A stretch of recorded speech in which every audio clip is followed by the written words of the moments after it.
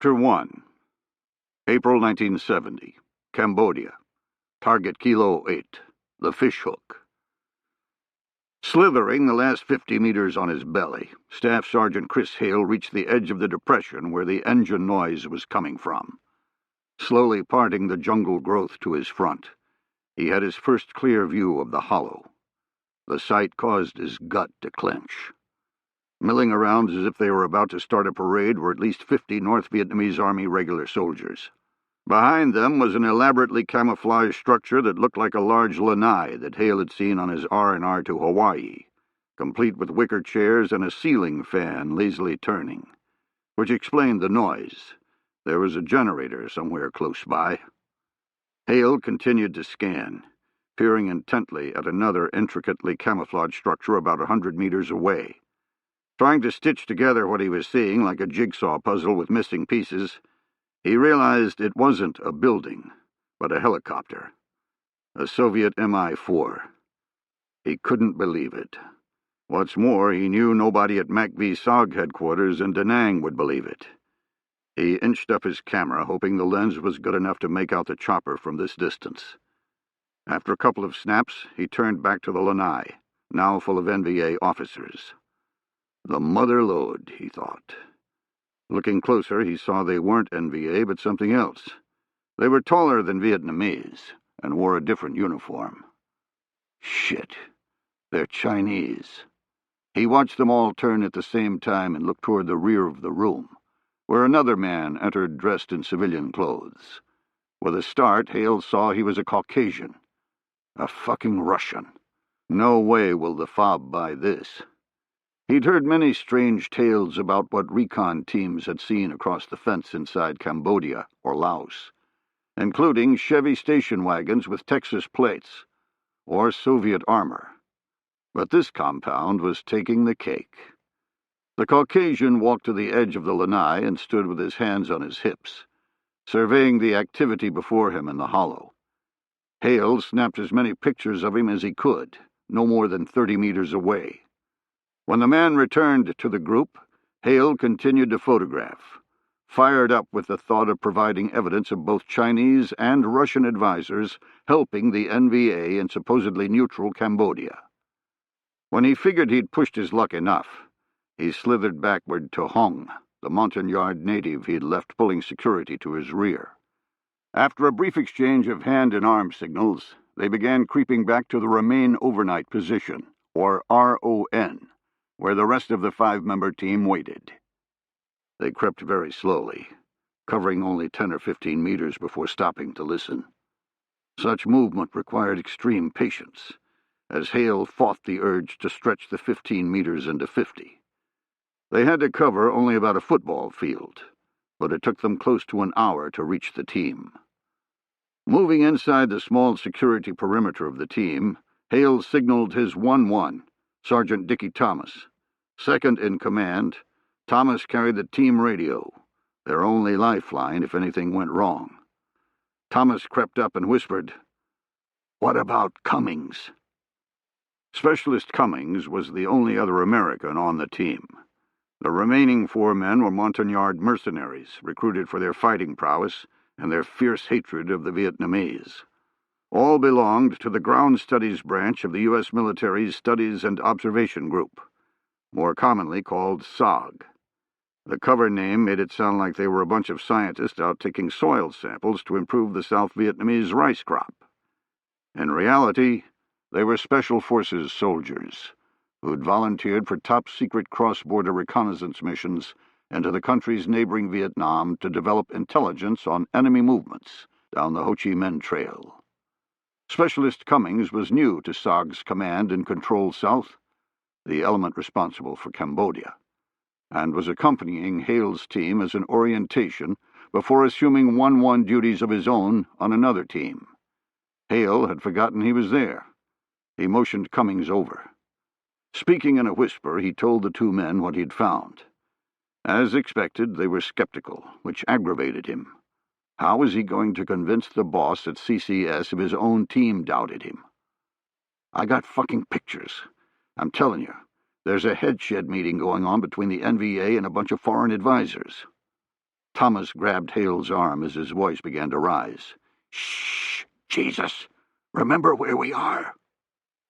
Hale abruptly became quiet, with the entire team straining to hear anything out of the ordinary in the jungle growth. His team was on day 4 of a 5-day mission, and the strain of working alone deep inside enemy territory was wearing them down, with last night bringing them to the breaking point. They had pulled up into the RON just as the sun began to set. After the darkness had descended, a black curtain that was claustrophobic in its intensity, they had noticed fires all around them, winking like fireflies and extending off into the distance. Cooking fires for a large number of people. Somehow they had managed to penetrate inside the perimeter of a large enemy base camp without either them or the enemy realizing it.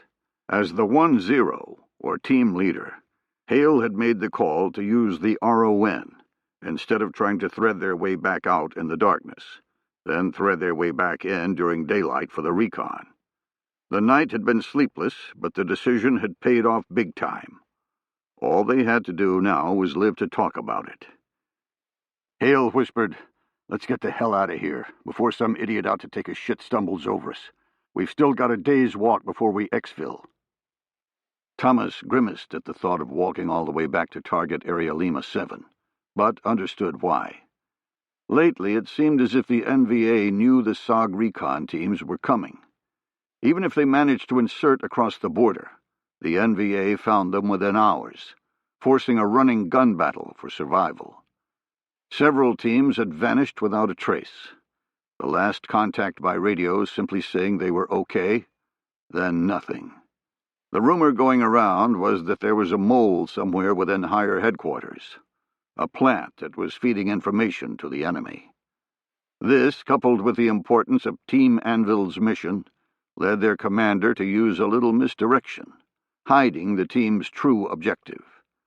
The operations plan was fake, detailing the team moving northeast into target area Lima 7 after infill.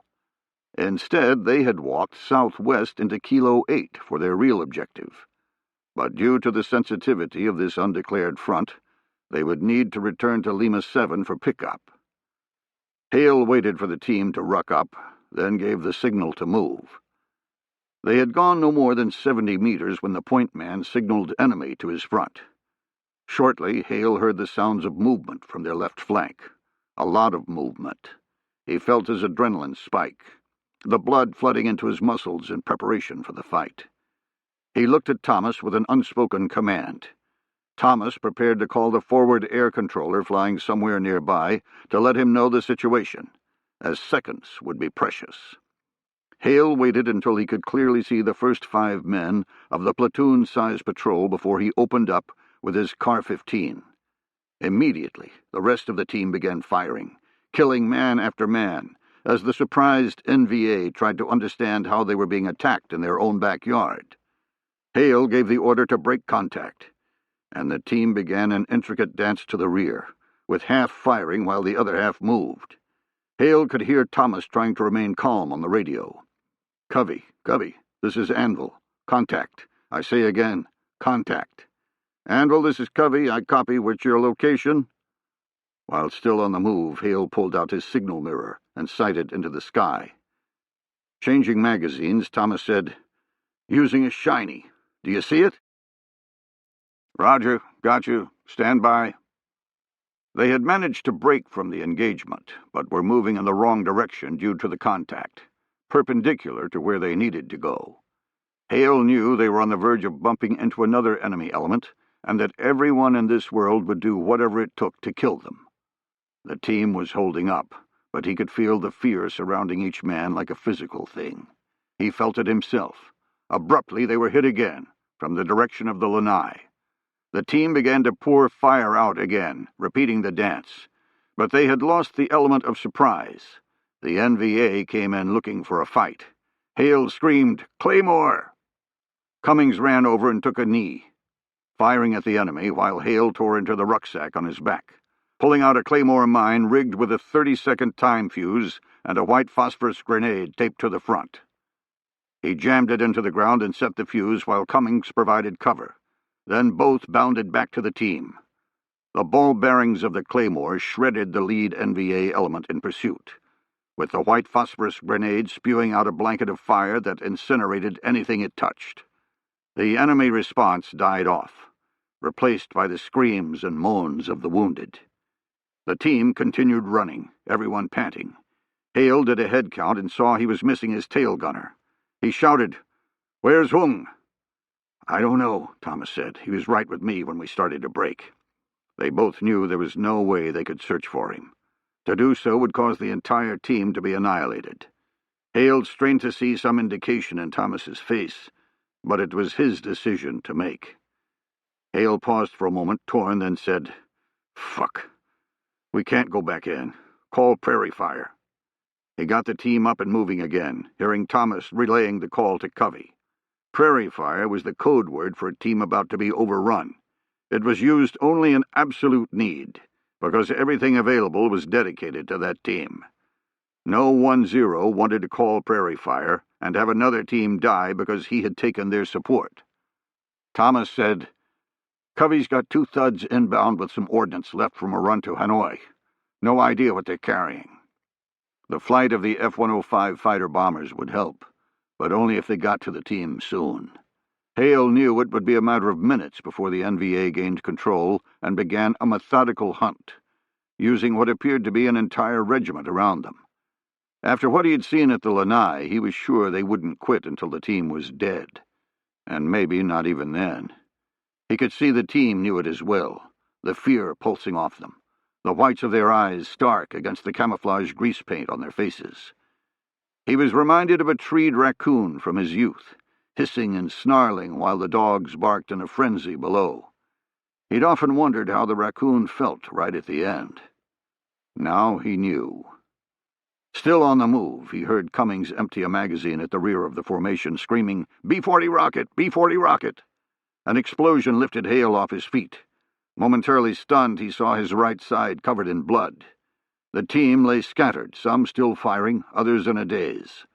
Shaking the haze from his head, he moved from man to man. Reorganizing the defense, he was relieved to see that despite various wounds, everyone with him was still alive and ambulatory. In front of him, he saw nothing but khaki uniforms darting between the trees, perhaps 100 NVA advancing toward them. The sight caused him to momentarily freeze, the sheer magnitude of their situation sinking in. "We're dead." The enemy unleashed everything they had, the rate of fire preventing the team from moving, the bullets snapping through their small perimeter like a swarm of angry bees and shredding the vegetation around them. Hale scrambled through the fire to Thomas, intent on breaking the NVA momentum before they realized they had it. He took over the radio, talking directly to the inbound F-105 pilots, giving them instructions on where to drop their load. He dropped the hand mic and shouted, "Hug the ground! Danger close! Danger close!" No sooner had he said it than the earth rocked violently, literally lifting the team into the air, the shock wave of the ordnance hammering them. The firing from the enemy slacked off to nothing. "Let's go! Let's go!" Hale said, urging the team forward before the enemy could recover. He heard Thomas asking Covey for an exfiltration LZ, and heard Covey reply that the closest one was 2 kilometers to the north. "We aren't going to make it 2 clicks through this." Hale said nothing out loud. After 10 minutes of movement without contact, Hale began to think that maybe they'd broken through, that now it was just a foot race, with only the team knowing the location of the finish line. He began to hope. 5 seconds later, something slammed into his chest, knocking him to the ground. The air around him erupted in pops from incoming rounds. The team immediately returned fire, with someone grabbing his combat harness and dragging him forward. The yard pulling him was hit, causing him to let go. Immediately another took his place, continuing to drag Hale to cover. Amazingly, the enemy fire grew fainter the farther they ran. After the experience with the Claymore, the NVA were pursuing cautiously, not wanting to charge into another wall of ball bearings and fire, giving the team some much-needed breathing room. Hale shook the hands off of him and tried to stand up, then sank back to a knee. He felt like he couldn't get any air, like he couldn't inflate his lungs. Thomas checked him, then began to work, putting a plastic strip over an entrance and exit wound on his breast. He said, "You got an in and out. It's sucking." Hale saw the look of fear on his face and nodded. He slowly stood up, adrenaline alone willing him forward. "Let's keep moving. Those fuckers will be back on us soon." To confuse the enemy tracking them, they took a right turn, walked for about 100 meters, then continued toward the LZ, now moving at a much slower pace. Hale was struggling to keep up, the gap between his diaphragm and left lung filling with air and preventing him from inflating it.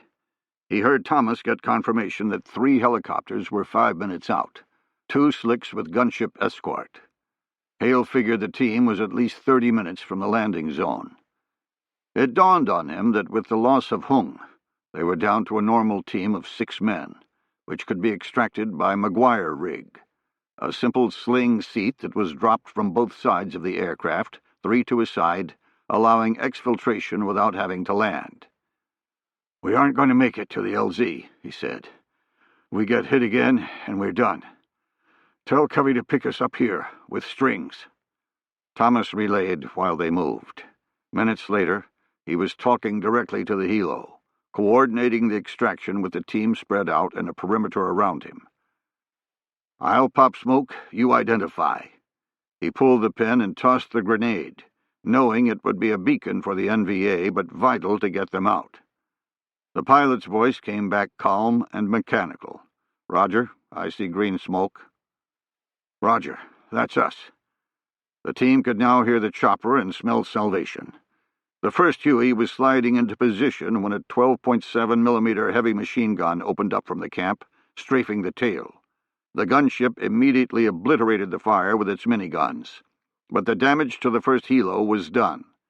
Hale watched it pull off and began limping back toward the South Vietnamese border. He prayed it would make it.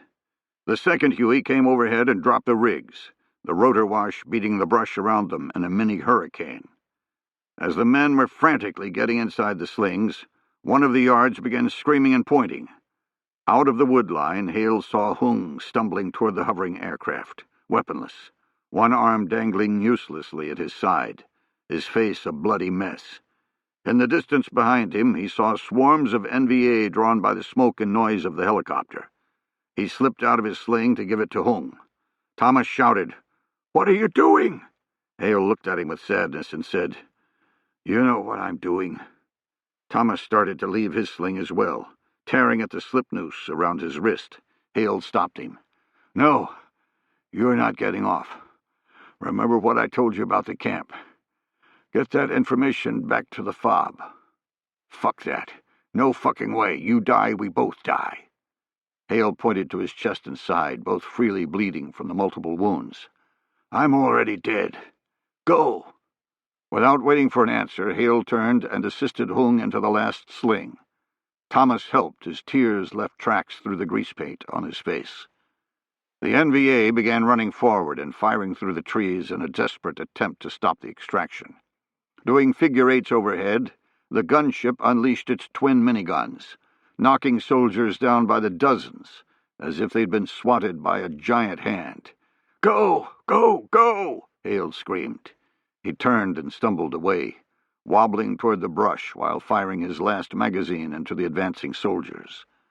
The enemy paid no attention to him, not even realizing he was there. Instead, they focused all of their fire on the helicopter as it lifted off. Hale crawled forward underneath a tree that had been shattered by lightning, pulling brush over his body in an attempt to hide himself, the fear of death coiling in his belly like a snake. Wheezing from his destroyed lung, he watched the team lift off, dangling beneath the helo like spiders on a web, heading toward safety, toward home. He remembered he still had the camera in his rucksack, with the proof of the meeting. Intelligence of tremendous value to the war effort. He cursed himself at the oversight, knowing the information would die out here with him. Disappear, as if it had never existed. At least Thomas would pass the basics along. As the helo got smaller, another heavy machine gun opened up. The tracers arced through the sky and cut into the aircraft, punching through the thin skin to the avionics beneath. Hale watched the bird lose tail rotor function and began spinning out of control, the team now flung out on the end of the ropes like a pinwheel from the centrifugal force. He watched in disbelief as the helicopter slammed into the earth in a fireball. He heard the NVA cheering. The fear left his body, replaced by despair at the futility of it all. He closed his eyes and drifted into unconsciousness. Chapter 2. 2 years ago, Central Sudan. Brett Thorne's head jolted forward, snapping him awake, as the decrepit Japanese pickup hit another rut. He gazed at the stars above his head as they drove through the Sudanese desert, the sky infinitely brighter than anywhere he had been in the States. He nudged a form in front of him with his boot. "How much longer?" The man, a tall, lanky member of the Zagawa tribe from the Darfur region of western Sudan, said, "Another hour, maybe less. Are you regretting your decision to ride back here with us? I can have him pull over." Brett shook his head. As a CIA operative, he could have easily traveled in the cab of the pickup, but he wanted the ability to fight and run without restriction. The cab was too confining, even if it meant being crammed in the back with 5 other men, all smelling like they hadn't bathed in over a month. It was like riding in a basket of clothes that had been dipped in sour milk. Brett leaned out into the wind, catching the dust from the truck ahead of them, but enjoying the escape from the fetid air. He sat back down and reflexively patted the rucksack at his feet. If they fight half as ferociously as they stink, we might not need this anyway. The truck abruptly slowed, shutting off its headlights and driving with parking lights alone. Brett stood up and noticed the lead truck had done the same. He heard excited murmurings from both trucks in the tribe's native tongue, something he couldn't understand. He turned to the tribesman who spoke English. "What's going on? Why are we stopping?" "Janjaweed, over there." He pointed to the north, and Brett could make out several sets of headlights bouncing across the desert, moving closer. "You don't know they're Janjaweed, and even if they are, this mission is more important than killing some low-level militia. If any get away, we're screwed. Nobody else drives around in convoys at night. It's Janjaweed." The tribesman smiled, his teeth gleaming white in the moonlight. "And I agree with you, Mr. Brett, but I cannot make the others agree. They have suffered many times at the hands of the Janjaweed, and will not be denied. We just need to make sure we kill them all." Brett muttered under his breath, cursing his boss at the Special Activities Division in Langley, and cursing his poor dumb luck to be born African-American. Because of it, he was always chosen for any mission in Africa that involved infiltrating with the natives, regardless of the fact that he was a 5-foot 5-inch fireplug of solid muscle, and the Zagawa were all 6-foot string beans. He looked nothing like them, although he had known that before he had crossed the border at Chad. At the time, he had laughed about it because all of his buddies in SAD had been denied a seat on the trip based on the color of their skin, no matter how hard they bitched that Brett looked about as native as they did. Bigotry at its finest. Now, as he often did when plans started falling apart 4,000 miles from help, he was wondering about his career choices. He tried one last time. "We lose a single man, and I'm aborting the mission. The refinery is much, much more important than a random militia patrol. Think about that. You're risking a strategic gain for a tactical one." The tribesman didn't answer. He simply slipped over the side of the truck and faded into the darkness, along with everyone else. Brett cursed again and jumped over the side himself. Instead of following, he hunkered down next to the cab of the pickup, intent on hauling ass if things went bad. The Janjaweed, an amorphous group of militias comprised of nomadic tribesmen, were responsible for a campaign of terror in Darfur, committing atrocities as a matter of course, in an effort to run out all of the sedentary farming tribes, such as the Zagawa. In response, the farmers had banded together, forming militias of their own. The Zagawa tribe belonged to the Sudanese Liberation Army and had formed ostensibly to take the fight to the Sudanese government for the perceived injustice of the government's lack of effort to stop the Janjaweed from raping and pillaging. The plan had backfired. Instead of stopping the Janjaweed, the government, fearful of the threat, began arming them. As has happened throughout history, the conflict had escalated out of control until it was genocide, with civilians bearing the brunt of the damage. Brett knew all of this, but he wasn't emotionally involved in any way. He was simply, as Clausewitz said over a century ago, the continuation of politics by other means. In this case, Chinese means. Over the past decade, China's appetite for resources had grown along with its economy, until it was now a rapacious beast. China had begun pouring money into Sudan, becoming the largest investor in Sudan's petroleum industry, and the largest consumer of Sudanese oil. Thus, China had more influence in Darfur's war than perhaps any other country. Unfortunately for the victims of the genocide, China had little interest in Sudan's conflict. Chinese arms kept the Sudanese government and the Janjaweed fighting, and because of it, a symbiotic relationship had been created. Sudan favored the Chinese for their support, and China used its sway within the UN Security Council to prevent any meaningful UN action. Brett hoped to change that equation, if he could keep these backwater natives focused on the mission. He patted the rucksack again, ensuring the device was with him, then crouched next to the cab of the pickup, hearing the tick of the engine and the clink of weaponry around him as the men deployed in a half-assed tactical manner. Eventually, he heard the groan of the Janjaweed vehicles, steadily growing louder. The Zagawa tribesman had tucked inside a small wadi, preventing him from seeing the approaching vehicles, which was the only tactical thinking that Brett could spot.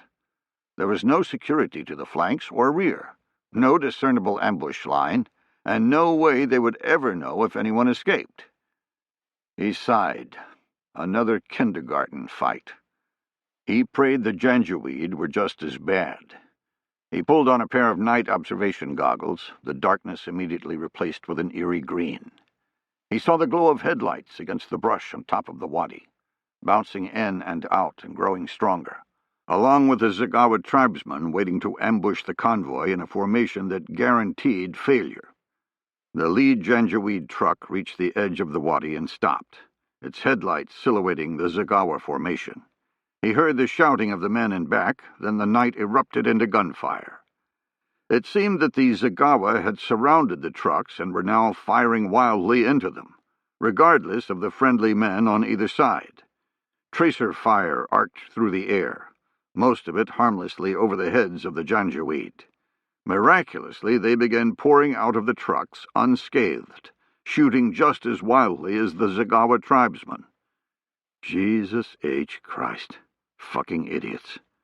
Brett threw his AK-47 to his shoulder and began firing controlled pairs, dropping everything he aimed at in the dim glow of the headlights, his NODs giving him an unbeatable edge. An RPG sputtered through the air and managed to find the lead Janjaweed truck, exploding the gas tank into a fierce ball of fire and throwing Brett backward. He rolled to the rear of his pickup, still snapping rounds, then realized he no longer had the rucksack. No way could he allow the Janjaweed to get it. If they lost this fight, he needed to ensure it was destroyed. He sprinted bent over, losing the depth perception in his NODs, forcing him to pat the ground until he hit the rucksack. He snatched it up and continued forward, climbing the wall of the wadi. Rounds were blasting from all sides, going both in and out, the tracers in the fire from the exploded truck causing his NODs to white out. He ripped them off and surveyed the damage. He was outside the ring of the fight and saw his intrepid Zagawa tribesmen leaping forward, spraying rounds, then leaping back again, from all sides. Jesus, a circular ambush. Are they retarded? The Janjaweed were more disciplined, controlling their fire in a synchronized manner. And they had an edge. Using their trucks for cover, they could fire indiscriminately out 360 degrees without worrying about hitting anyone friendly. With the Zagawa's poorly chosen formation, the fire would devastate any ability to mount an assault. In an instant, Brett saw they were going to lose. They had maybe a minute to gain the upper hand before the Janjaweed men began a systematic attack on a flank and rolled up the entire crew. Brett knew his men would either die or throw down their weapons and run off into the darkness. The second pickup of Janjaweed militia shifted attention to his side of the perimeter, the flames from the burning vehicle negating the edge provided by his NODs. He could hear the second truck yelling to the third truck, and knew the assault was close. Rounds ripped the air around him, forcing him to push his face into the desert floor, worming backward for any low ground that would protect him. Bullets snapped through the fabric of the rucksack on his back, causing him to freeze and wonder if he would even feel the devastation should the device go off. The shooting shifted to his right, and up the line he saw the men from the third truck massing to flank, unmolested because of the protection provided from the fire from Truck 2. Need to intercept them. He jumped up and raced through the darkness, screaming at any man he saw to follow him. None did. Shit, no English speakers. He reached the apex of the perimeter just as the men from Truck 3 began to move. He had run far enough to put the assault element from Truck 3 between him and the covering fire from Truck 2. He dropped to a knee and began pulling the trigger, his aim much more devastating than any of the tribesmen around him. He hit 5 before the assault was broken, the men retreating back to the safety of the vehicles, unsure of who was killing them. He followed at a sprint, needing to finish the job before they could regroup. He reached the trucks in the confusion of the enemy running back, with nobody realizing he was among them. He dropped the AK and pulled out his Glock 19, firing so close to the men that they didn't realize he was shooting out. Within seconds, Truck 3 was dead. Not wanting to lose momentum, he grabbed a PKM machine gun and sprinted the 40 meters to Truck 2, mowing men down from their unprotected rear like he was working a scythe. The last 2 men realized that someone other than a jittery tribesman was after them, and turned to face the threat just as the belt ran out on his machine gun. Brett threw the heavy weapon into one man, knocking him to the ground, while he dove into the other. He grabbed a fistful of hair and pounded the man's skull into the rocky ground until he felt no resistance, then turned and jumped on the other Janjaweed recruit, using his knee to crush his face. He rolled off and drew his Glock again, looking for another threat. None came, and the fire had slacked off to nothing from outside. Slowly, men came forward, looking incredulous at his actions. The English speaker found him, his eyes wide. "You are truly a lion among men." The adrenaline still burning, Brett spit on the ground and grabbed him by the chest. "Get me the leader." He saw that the tribesman's grasp of English wasn't strong enough to follow, so he got belligerent, like an ugly American tourist. He raised his voice, speaking slowly and distinctly. "Get me the fucking leader." 45 minutes later, he dropped down from the bed of the pickup truck, the land around him glowing from the myriad lights emanating from the refinery. The tribesmen themselves were milling about with little thought to security, making Brett antsy. This refinery was built with Chinese dollars, manned by Chinese engineers, and guarded by Sudanese government troops. He had no doubt they were better than the Janjaweed he had just fought, which meant they were exponentially better than the men who accompanied him. He needed to find the critical components of the refinery and trigger his device, then get the hell out. If the tribesmen here wanted to continue attacking, so be it. He wasn't going to stop them, since it would help him escape to the south, where his exfiltration vehicle was staged. He pulled in the English speaker, reiterating what he had said before. "Nobody fires until I initiate. When you hear my explosion, start tearing it up. You understand? Yes, yes, we will wait. Where will you go? I'm going to cross the fence. You guys wait out here. Whatever you do, don't initiate. Got it? Yes. We are lions, too. We will wait. Brett smiled and patted him on the shoulder, thinking he was about to take his life into his own hands. He turned and scaled the chain-link fence, then scampered into the first area of darkness he could find. He put on his NODs and scanned the refinery 100 meters away. He learned all sorts of terms when studying the critical components of the average refinery, from atmospheric and vacuum fractioning towers to fluid catalytic crackers. But the key wasn't learning how they worked, only what they looked like. He had determined that the fractioning towers were the components to attack, given the parameters of the device he intended to use. He saw a row of narrow columns to his front, 4 in a parallel line perpendicular to him, hissing steam out of the top. The target. All he needed was to take out one, and the refinery would be put offline for weeks. The end state would be a rebel success against a government facility, which would cause the Chinese to rethink their tepid efforts at stopping the civil war, rethink their support for the Sudanese government, because their own bottom line would now be affected with the loss of oil imports. They couldn't help but wonder if this wasn't a precursor to another successful attack by the rebels. Brett gave no thought to whether the strategy would work, only about the tactical method of engagement. The device he had brought was a test item, something that should take out a tower with little effort, but he had no real idea if it would work. One thing was for sure: if it didn't, the clowns he was with would get nothing done. He low-crawled forward until he was within 80 meters of the first column, then opened his rucksack. He pulled out a tripod and a device that was the same size as a gallon stew pot.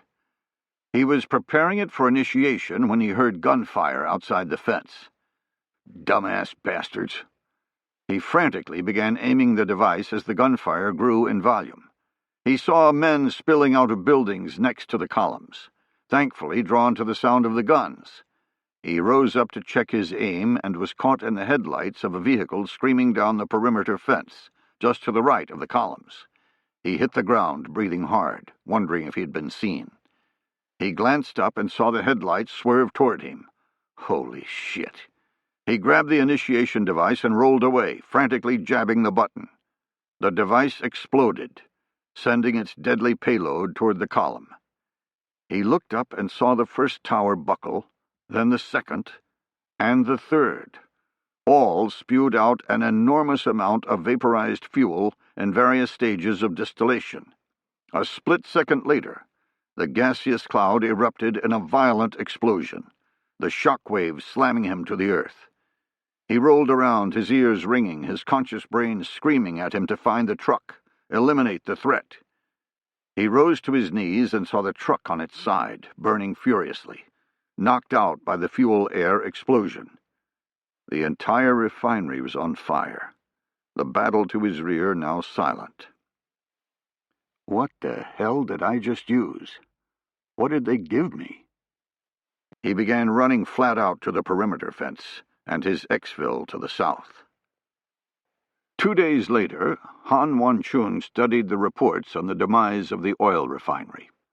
As a partner in the Great Wall Industry Corporation, purportedly a Chinese technology consortium, there was no reason for him to be privy to the secret satellite data showing the destruction wrought by the rebel band.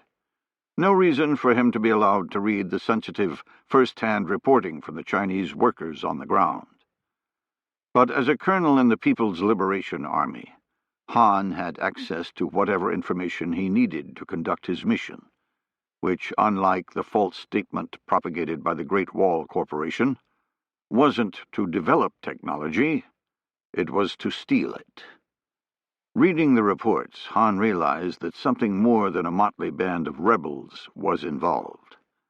There was no way the tribal members could wreak the havoc shown with small arms alone. He cared not a whit about the genocide occurring in Darfur, or about the loss of the refinery. Not his job to do so. But whatever had caused the damage was something to be concerned about. Maybe something to covet. The strike on the oil refinery was designed to get Chinese attention. As often happened in the hazy world of covert operations, it had accomplished the task.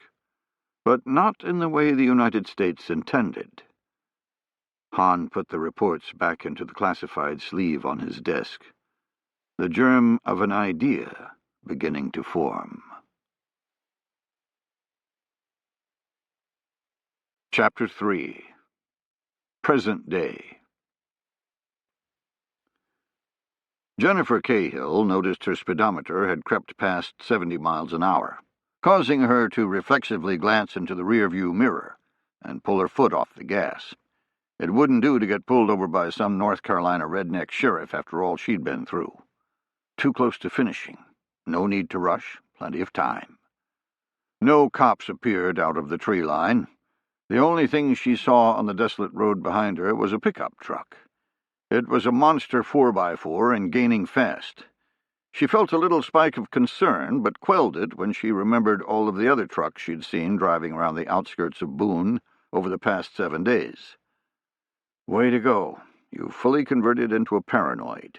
Even farmers cause you to flinch. The adrenaline subsiding, she felt the weariness seeping back through her like waves rolling into a beach. She'd been operating on little sleep for days, and she knew she would either finish this today or she wouldn't finish it at all. No way was she going back to the hole again. No way on earth. For the 1000th time, she wondered why she was stupid enough to agree to this. I could be on a dig in South America, or in grad school, sleeping all I want. Instead, I'm out here playing Jane Bond. The pickup had gained considerably in her rearview mirror, appearing behind her after every second bend or so. Like every other local, she knew he'd pass her in a cloud of dust, daring anyone to appear in the blind spot around the curve. She decided to let him pass, then track behind at his speed. Let him get the ticket. The truck drew close enough to allow her to see the farmer behind the wheel, a great big bear of a man with a full beard and the ubiquitous baseball cap. He pinned up right behind her bumper, apparently waiting on the road to straighten out long enough to allow him to test his luck. When it did, Jennifer slowed down and pulled a little to the right to let him pass. She saw him signal and veer out, then returned her eyes to the road.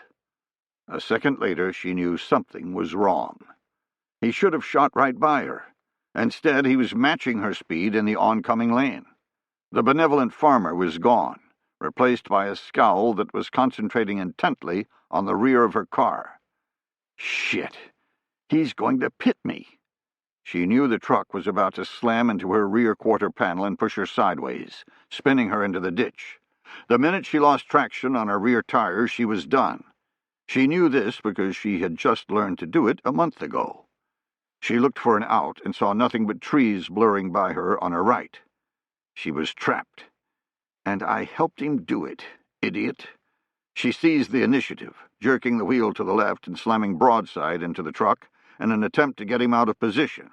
Her little sedan did nothing to alter the truck's trajectory. Instead, she ricocheted back into her lane, weaving left and right, making her manhandle the steering wheel to regain control. She felt the truck kiss the rear of her car and saw the driver crank the wheel to the right, forcing her rear end to begin to slide. She turned into the spin in a last desperate attempt to break the skid. She failed. A split second later, her car was rotating out of control. In a blur, she saw the truck rocket past and disappear as her car continued to spin into the right-side ditch. Her travel was brought to an abrupt halt when the front of the sedan hammered into a tree, causing her to crack her head into the driver's side window. Woozy, she fumbled with the door latch, desperate to get the package from the rear seat and run. She had no other plan than to get away from here, away from the bearded truck driver. A memory flitted across her consciousness. her hanging from a beam, naked. The room freezing cold. A woman with a foreign accent hosing her down with water, demanding answers. A man behind the woman, leering, waiting his turn. Not going back to the hole. She fell onto the ground, turned to the passenger door, and found herself facing the bearded man, much bigger outside of the truck, showing not a whit of compassion. "Where is it?" he said. She decided to keep to her cover, acting like she couldn't believe this idiot had just run her off the road. Anything to buy herself some time. "Are you crazy? You just wrecked my car. You're not even asking if I'm all right. Jesus, I ought to call the police right now. You better have some insurance." He cut her off by slapping her hard across the face, with a hand the size of a ham, knocking her to the ground. "I don't have time for this bullshit. Tell me where it is or I'm going to get rough. It's over. Don't make it any worse."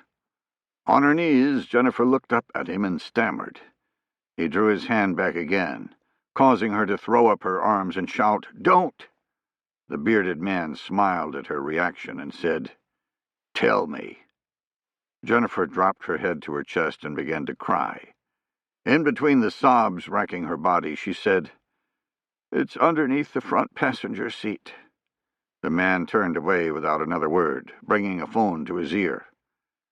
"It's Radford. She's done. I've got the package." He listened for a second, then said, "No, it didn't end well. She's sitting here crying like a baby, or like a woman. I told you this whole experiment was stupid. No way is any girl going to be able to do operator shit. I'll be back in 10 minutes. Send someone out for her. The car is pretty fucked up, and I don't think she can drive." Still making sobbing noises, Jennifer watched him circle around to the passenger side, tracking his movement like a predator. She waited until he bent over and disappeared from view before trotting lightly around the car. When she reached the door, she saw him face down in the footwell, craning his neck to see beneath the seat, his right arm down in the well, but his left arm holding onto the seat itself, right in front of her. As if it were day one of combatives all over again, and her instructor was giving her an easy gift.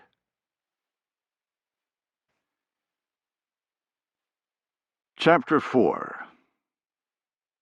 Keyshawn Jackson pulled next to the white coupe in the small parking area for substation 117. He stared at the vehicle for a second, making up his mind. The car was not supposed to be there. The substation was supposed to be deserted. For what he needed to do, it had to be deserted. On the other hand, he couldn't come back here a second time. The Baltimore Gas and Electric Company truck he drove had a built-in GPS to facilitate recovery operations after a storm or other disaster. It would register him being here. Once could be explained away, but twice would invite scrutiny. As an ex-con, he was a low-level worker, a cable dog, someone who did the manual labor of getting power back on, supporting the more experienced linemen. Not someone who had any reason to be at substation 117. It dawned on him that he was about to break the law for the first time in over 5 years. He felt no shame. Before his job at BGE, he'd been a gang member and a career petty criminal, in and out of jail for everything from drugs to assault with a deadly weapon. His last stint had been at the infamous Attica prison in New York, where he had found religion. As for many inmates before, God had saved his soul. He had identified what had been wrong with his previous life and found a reason to belong, and a reason to blame. Since then, he'd been on the straight and narrow, a model citizen, waiting to give back something for what his newfound faith had given to him. There were 3 others from his prison prayer group just like him, working in electrical companies in Washington, D.C., Pennsylvania, and Virginia. Making up his mind, he decided to go inside the small concrete block house. He was in his BGE uniform, so he wouldn't be completely out of place. If he saw someone, he'd throw out an excuse and leave. If not, he'd get to work. He dialed the combination on the chain-link gate and passed through, walking underneath the lines heading in and out and ignoring the myriad of transformers. What he wanted was inside the building. Substation 117 was one of a handful that had a server inside that allowed access into the BGE network. They were sprinkled throughout the service area to allow monitoring of the grid without having to travel to a central control node. He scanned the facility inside the fence line but didn't see a soul. Maybe the guy just parked here and went somewhere else, he thought, although the chances of that were unlikely, since the substation was out in the boonies, in a rural area west of Baltimore, Maryland. Not a whole lot of places to go from here. He punched in the combination on the metal door and entered the concrete structure. It was small, only 2 rooms with a closet. Most of the area was filled with analog equipment and circuit breakers to pull the substation offline in an emergency. He didn't see anyone inside the building, which caused him to let out his breath. He also didn't see the server, which made him wonder if his information had been wrong. He opened the closet door and smiled. Inside on a desk was a normal-looking desktop computer. The screen was off, but he knew it was running by the blinking hard drive light. He looked around once more, then pulled out a thumb drive and stuck it into a USB port. He had no expertise at all in what he was doing, but then again he didn't need any. His contact from the prayer group had told him to simply stick in the thumb drive, and it would do the work. The mass hysteria and multiple news reports of cyber threats and the vulnerability of the U.S. system to hackers had caused a phalanx of firewalls and other security measures to be implemented in the BGE power grid. All were directed outward, at the access points to the Internet, where the threat was supposed to live. Nothing had been done to protect from an attack on the inside, using BGE's own hardware. A lesson they would learn the hard way. Watching the erratic blinking LED on the thumb drive, Keyshawn was startled by light spilling in from the outside door. Before he could react, he heard, "Hey, what are you doing?" He turned around and saw a smallish man in a coat and tie. Shit, management. Blocking the view of the computer, he said, "Nothing. A buddy of mine did some work here yesterday and thought he'd left his sunglasses. My route was over here today, so he asked if I'd look." The man cocked his head suspiciously. "And he left them inside this building? What's he do?" "He's a cable dog, like me. I don't know what he did at this substation. Look, they ain't here anyway, so I'll just go." Keyshawn could tell the man was still suspicious, but the fact that he worked for BGE seemed to be tipping the scales. He turned to close the closet door, which was a mistake. The man saw the blinking thumb drive. "What the hell is that? What are you doing with the server? Do you know how bad you could screw things up?" Keyshawn said nothing. He simply reached out and clamped both of his hands around the man's neck, squeezing with all of his might. The man fought back, at first trying to pull Keyshawn's hands away with brute strength, then resorting to ineffectual hitting. When his face went bright red and his eyes began to bulge, he seemed to realize he was truly in a fight for his life. He began clawing at Keyshawn's face, scratching gouges on his cheeks. Keyshawn maintained the pressure until the man passed out, then continued on, kneeling on his chest and squeezing until he was sure the man was dead. Keyshawn slowly let go, looking deeply into the half-closed eyes of the body on the ground for signs of life. He saw none. He smiled and whispered, "Allahu Akbar." Finally, after years of waiting, he had begun his part of the jihad.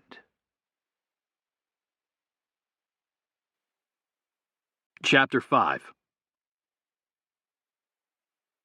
I heard Radford's transmission in disbelief. I just couldn't picture Jennifer completely breaking down.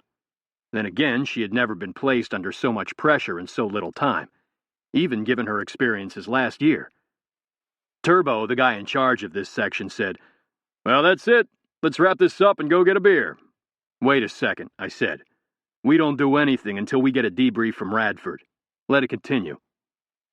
Turbo rolled his eyes and said, "Pike, are you shitting me? You think your chick's gonna come through that door? Radford's right, and you know it. This whole thing was a waste of time and money." Like most of the men inside the task force, Turbo was a He-Man woman-hater. Any thought of a woman encroaching on his meat-eater world caused a fit. He wanted Jennifer to fail with all of his heart. I used to be just like him, but after she saved my life, I became a believer. I had convinced her to do this, and wanted her to succeed more than I was willing to admit. Even if it looked like it was going to go Turbo's way, I wasn't doing anything until I spoke to Radford.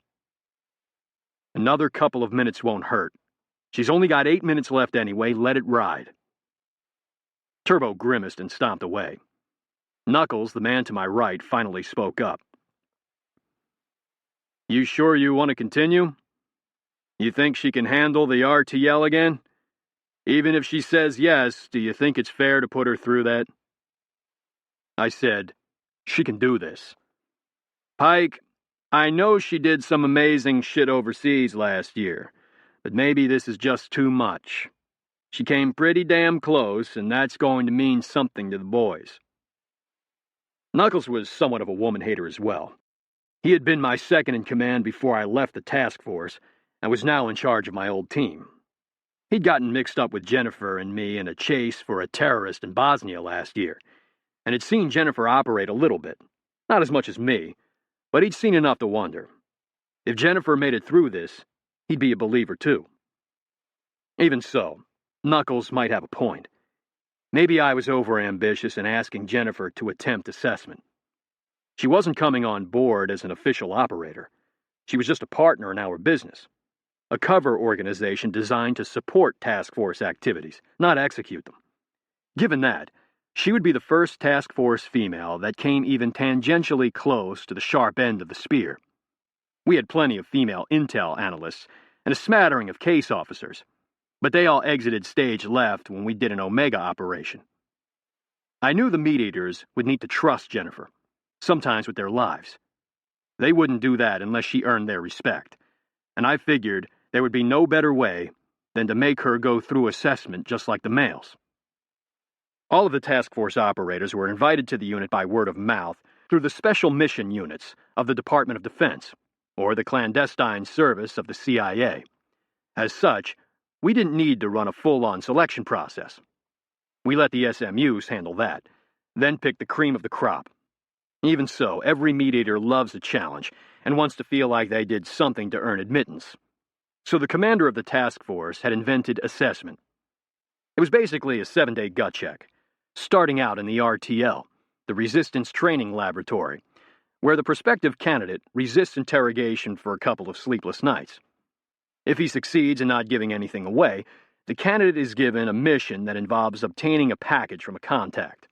From there, a scavenger hunt from hell begins, all with a hostile security force trying to capture him or retrieve the package. If he does everything right, he continues. If he screws up, he goes back to the RTL, or the hole, as the guys called it, and starts over. Knuckles was asking if maybe having Jennifer start over was just cruel. I was thinking about my answer when I heard Knuckles say, "I don't fucking believe it." "What?" I said, running around the desk to see the monitor for myself. My face split into a smile. Jennifer had just entered the building. Inside his office, Colonel Kurt Hale grinned when he heard the radio transmission from North Carolina. As the commander of the task force, he ordinarily didn't pay much attention to any single evolution of assessment, mainly because he'd already hand-selected the men who would try out. He knew they'd do fine, and had only invented the damn thing to give them some bragging rights for leaving their previous units. This assessment, however, was a little different. This one had someone who was really trying out, with a ton of people hoping she would fail. Kurt didn't hold that same hope. 2 years ago, Pike had been one of the best operators the task force had ever seen, until his family had been brutally murdered while he was on an operation. Blaming himself because he'd volunteered for the deployment, he'd fallen apart. Kurt had tried to help him, but Pike had continued self-destructing until he posed a detriment to the very existence of the task force. A classified organization operating outside the bounds of U.S. law, it couldn't risk having a loose cannon as an operator. At Pike's request, Kurt had cut him free. A year later, after Pike had averted a terrorist threat, Kurt asked him to return to the task force, but he had refused. Instead, he had broached a crazy scheme of starting a business with Jennifer as a partner. A business that the task force would use to facilitate their operations. It would be just another cover organization, like the myriad of other ones the task force used on a daily basis, from corporate air charters to shell boating companies. But with a distinct difference. This one would be run by operators. Kurt had thought the idea of a cover organization with a full-on operator at the helm had merit, and had agreed. Once that happened, Pike had sprung the assessment request. Kurt had drawn the line at that, but Pike was relentless. Kurt had finally given in, and Pike had spent the better part of a year teaching Jennifer a host of skills to get her ready. At first, the men had all just grumbled. When Pike finagled her into the same hostile environment tradecraft course that the men attended, the grumbling got louder. Teaching her some hand-to-hand was one thing. Pushing people out of the way so she could do HETC was something else. When he began to teach her to shoot, it grew into a howl. If she makes it through the next 10 minutes, people are going to scream like a baby. Kurt smiled at the thought, glancing up as a man entered his office. "What's going on, Mike?" Kurt knew Mike was tracking the assessment just like he was, probably down to the second. "You tell me, sir. Where's Pike's protégé?" "She made it to the House of Pain, the last hurdle." Jesus, Pike must have swayed it in her favor. When Mike saw Kurt scowl, he backpedaled. "Just kidding. I know it's legit. You got a call on the unclassified military line in the Ops Center." "Who is it?" "Some colonel from the embassy in Cambodia. Want me to transfer it?" "Yeah, go ahead." Kurt picked up the phone, wondering who on earth would be calling him from Cambodia. The line was rerouted from the Pentagon, so whoever was calling was dialing Kurt's cover job as a staff weenie in the J3 Special Operations Division of the Joint Staff. It could be anybody with a Pentagon phone book. He identified himself and asked how he could be of assistance. After the first sentence, he forgot all about assessment. Chapter 6. Jennifer stopped in the doorway to let her eyes adjust to the gloom of the sleazy roadside saloon. It wasn't that impressive. Just a large open area with a smattering of chipped tables and the overpowering smell of stale beer. To her front was a cheap pine bar that ran down the length of the room, dead-ending into the wall. The ceiling had no tiles, just open rafters made of 2x4s. The wall behind the bar didn't even extend to the top, looking like it had been made as an afterthought, with a 4-foot gap between it, the roof, and the room beyond. Not counting the bartender, there were 5 other people in the bar, all men, and all staring at her. One of these guys should be the contact. She waited for a pregnant second, hoping someone would approach. She really didn't want to use her vetting phrase on a stranger. When nobody looked up, she went up to the bartender and got his attention. He looked at her like he'd just wiped something off his shoe, but came over. "You lost?" I don't think so. I'm looking for someone." The bartender simply stood mute.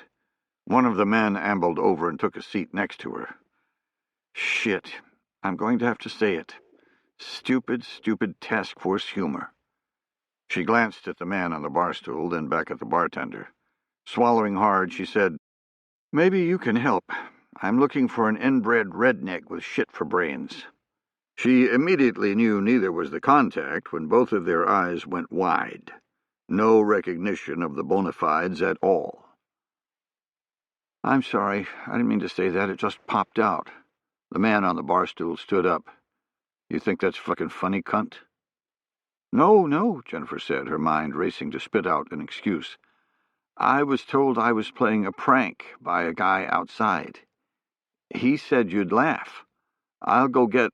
Before she could finish her sentence, the man punched her hard above the right temple, snapping her head back and causing an explosion of light.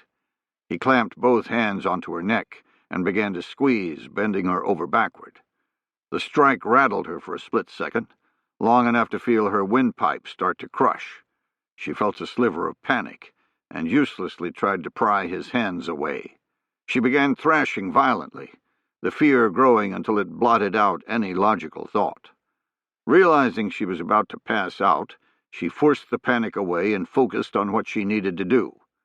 Rotating to the right, she raised her arm and brought it straight down against his elbow joints, breaking the stiff arm. Sliding forward, she used her weight to fold his arms, getting within striking range of her attacker. She began to see sparks of light, the man's grip relentless.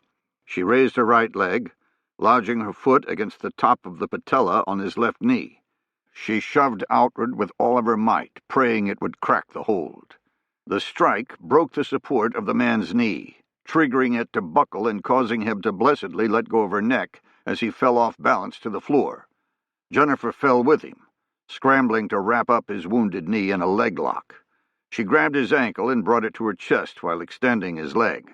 Rotating her legs over his body, she leaned backward, thrusting forward with her hips against his knee while twisting the ankle, desperately trying to damage him enough so that he couldn't catch her when she ran. If done right, she knew he wouldn't be catching anything without help for the rest of his life, but she was out of position. She couldn't get the leverage to break something and was about to be in a stalemate, unable to let go but also unable to hurt him. She heard him yelling from the pain and slapping the ground over and over, the noise finally penetrating her survival instincts. Oh, my God, he's tapping out. He's task force. She let go and warily rose. The man slid backward, remaining on the ground.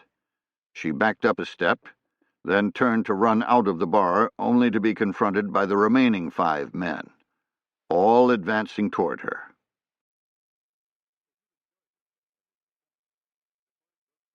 In the room next door, I lost control when Jennifer got whacked in the temple, jumping up and yelling at Turbo. "What the hell is that? You know the rules. No head strikes to the candidate. What's he doing?" Turbo backed up, recognizing that I'd kick his ass all over the room in the next few seconds. No question of whether I could or not. "Whoa. Wait, I know. Cleary just gets emotional. He's a little pissed to be supporting this. You know headshots happen every single evolution." I advanced on him, my fists balled up. Not on the first fucking punch. Maybe in the heat of rolling around, but he deliberately hit her. Knuckles yelled from behind me. "Let it go, Pike. Don't stop the evolution. She's doing okay." Still glaring at Turbo, I said, "What do you mean?"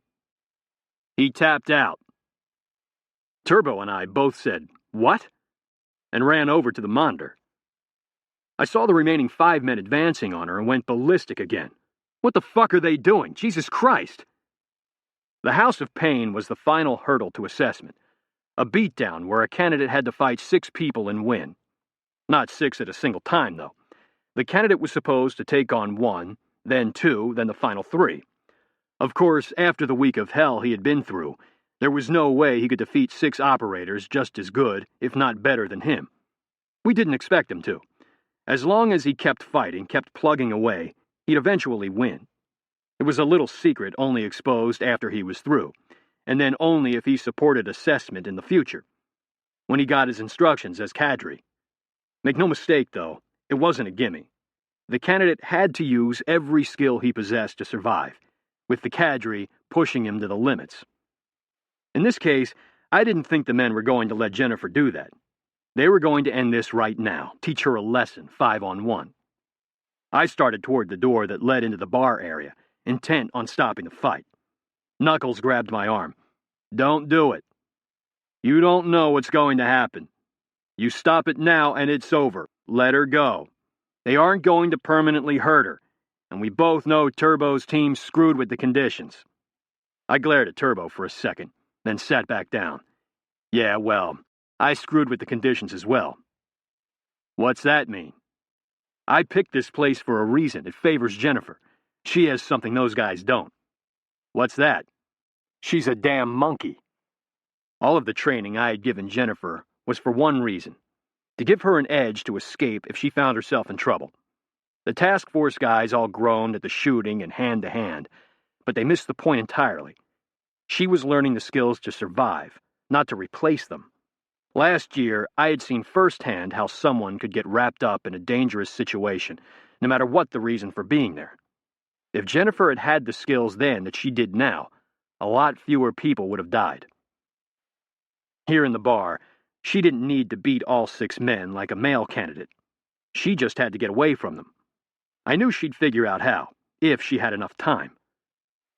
I watched Jennifer throw a chair at the group of men and raced to the door leading outside, a thermos on a sling bouncing against her back. I knew the door was locked.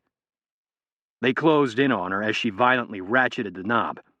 At the last second, she ran to the other end of the room, the men right behind her. She reached the wall and sprang up, planting one foot and pushing off. She clawed the air for a rafter but came up short, landing on the other side of the men. That a girl. She's found the way out. She'll be here shortly. What are you talking about? All she's doing is running in circles. They'll catch her sooner or later. I pointed to the gap between the roof and the wall, the bar on the other side. She'll be coming through that hole in about a minute. Jennifer hit the ground running, putting a table between her and the men. They slowly circled around. When she had 2 on each side and 1 in the middle, she leapt up on the table and split the gap, jumping full force into the single man. They hit the ground together, with her springing to her feet and running to the bar. We watched her leap onto the bar and race to the end, where she repeated her wall jump maneuver. This time, she was high enough to snag a rafter. She began going hand over hand toward the gap.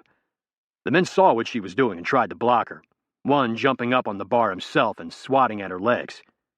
Without breaking speed, she flipped underneath the rafter, swinging her legs up and over it, until she was crouched on top. She moved with astonishing speed on the 2-inch beam, scuttling right to the gap. I saw her poke her head through the hole, then fall to the ground on our side of the wall. She advanced to the table warily, recognizing me and Knuckles, but unsure if that was good or bad. Our faces were stoic. She didn't sit down. Without fanfare, she said, "I'm looking for some inbred rednecks with shit for brains." I replied, "I can understand why. They can be quite handsome." The correct answer caused her to visibly sag. She pulled the strap over her head, set the thermos in front of me, and collapsed into a chair, her head coming to rest on the table. I leaned over and rubbed her shoulder. "Congratulations, you're done. I was beginning to worry about our trip to Angkor Wat. Looks like you get to go after all." She looked up but said nothing, the exhaustion on her face giving me a pang of guilt, and a little pride. "How'd you get past Radford?" I asked. She smiled, the blood between her teeth and gums making her look feral. "He slapped the hell out of me. Just about knocked me out. I started faking crying and blubbering, and that chauvinistic son of a bitch actually turned his back on me and walked away." I glared at Turbo, who was studiously studying a computer monitor. "Where's Radford now?" "Unconscious in the rental car. You might want to get a medevac to him. His arm's out of socket." "That's one I won't have to deal with." Turbo came over and shook her hand, which must have pained him, but not as much as the pain I was going to bring him in the next few minutes. "Jennifer, why don't you go clean up?" I said. "There's a trailer out back. I'll come get you in a minute." When she was gone, I said, "Turbo, go into the bar and line up your team. I'd like to talk to them about following instructions." Turbo looked at the door, then back at me. I can handle that." "No, I don't think you can. If they'd like to put on protective gear, I don't care, although they didn't give Jennifer the same chance." He looked a little incredulous. "You think that piece of ass is worth taking on my whole team by yourself?" Out of the corner of my eye, I saw Knuckles scowl at the verbal slight, then slowly rise like a wraith. That's gotta look scary. He said, "I want the asshole that hit her first." Chapter 7. Hassan Rafiq booted up his Skype account and clicked the call button for a cell phone in Montreal. When a man answered, all Rafiq said was, "Call me back on your computer." 5 minutes later, he was hooked up via voice-over Internet protocol through his laptop. It was completely unsecured, but with the enormous amount of digital traffic on the Internet, it might as well have been encrypted by the NSA. There was no way the Great Satan would be able to randomly pluck this call out of cyberspace, even if they were already listening to Rafiq's cell phone. Discovery would have to be luck, because Rafiq changed locations, and thus his IP address, every time he called. He had the contact do the same. It was like having a cell phone that changed numbers every time he dialed, thwarting the ability to monitor it. The contact gave Rafiq good news. All of the cells had managed to penetrate their respective electric companies' security and plant the virus. It had not gone without incident, however. He relayed what had happened to Keyshawn. Rafiq frowned. "Yet you said all were successful. How did he prevent the discovery from getting out?" The contact paused for a minute, then said, "He killed him. Don't worry, though. Keyshawn knew what to do with the body. He's experienced in law enforcement techniques. It'll look like a robbery in a poor section of Baltimore. One near another substation that the man had visited earlier in the day. So it fits." Rafiq grinned. He felt like shouting in triumph. Al-Qaeda had been trying for years to recruit members that didn't look, talk, or act Arabic. Men who could easily pass into the lands of the far enemy and wreak havoc. All that had gotten them so far was a couple of fat Americans who created a lot of press but couldn't fight their way out of a baby's crib. Rafiq had taken a different tack. Instead of trying to get non-Arabs to come to Al-Qaeda, he went to them. The idea came to him when he learned that Richard Reed, the so-called shoe bomber, and Jose Padilla, the so-called dirty bomber, had both converted to Islam in prison. Planting a Muslim chaplain in the New York prison system, he began to recruit in earnest, using America's own freedom of religion against it. The prison had turned out to be the perfect recruiting ground. All of his converts could blend in anywhere precisely because they were Americans born and raised. The recruits also had no compunction about breaking the law, and were used to using violence to obtain their goals. Finally, they came to his chaplain already despising their country's authority. There wasn't a lot of quibbling over innocence. At the core, they were all looking for someone to blame for their own failings, something to identify with that would provide them honor and a reason to exist. It was no different from a Palestinian living in squalor in a refugee camp. Rafiq had gladly provided that something, first through the pacifist teachings of Islam, then when he had culled out the potential mujahideen through the concepts of jihad and a smaller prayer group. No one in the prison system monitored his chaplain's preachings. His idea wasn't just to convert as many as he could to the jihad, but to build a cohesive fighting cell for a spectacular attack. It had taken years, but now it was paying off in unexpected ways. No infiltrated transplant could have averted discovery as Keyshawn had done. The mission would have been over. The contact asked, "When will we insert the real virus? Like I said before, we should have done that initially, instead of this test case." "That is the real virus," Rafiq said. "We won't be risking a second insertion. You can initiate it remotely, right?" The contact's voice became agitated. "Yes, of course, but that virus will only disrupt their early warning software. It won't do anything to the system itself. What good is that? Was I supposed to give the men a different one?" "Calm down. You did what I asked. Computer attacks can be fixed in hours. Worst case, they go without power for a day or two. We need to physically destroy parts of the system to cause a long-term effect. That's the same problem. They'll just put in repair parts. That'll take less time than cleaning out a virus. Why on earth would you risk such a complicated plan? I can do the same thing using my computer. There are some components that don't have spares. Some critical components. The contact persisted. If it's so critical, it will be heavily protected. You'd think so, Rafik said. But the Americans don't do anything until after an attack. I found the components in their own vulnerability assessments. How will you attack them? I'm working on that now. It's why I'm in Egypt. Just be prepared to receive an airplane in the next couple of weeks. I'll give you the details when you need them. Rafik could hear the disbelief in his contact's answer. We have worked together for a long time, but now I fear you're misleading me. I won't continue like this. You have never kept things from me before. It's for your own safety. You live inside the far enemy. If you get captured, I want to be able to continue.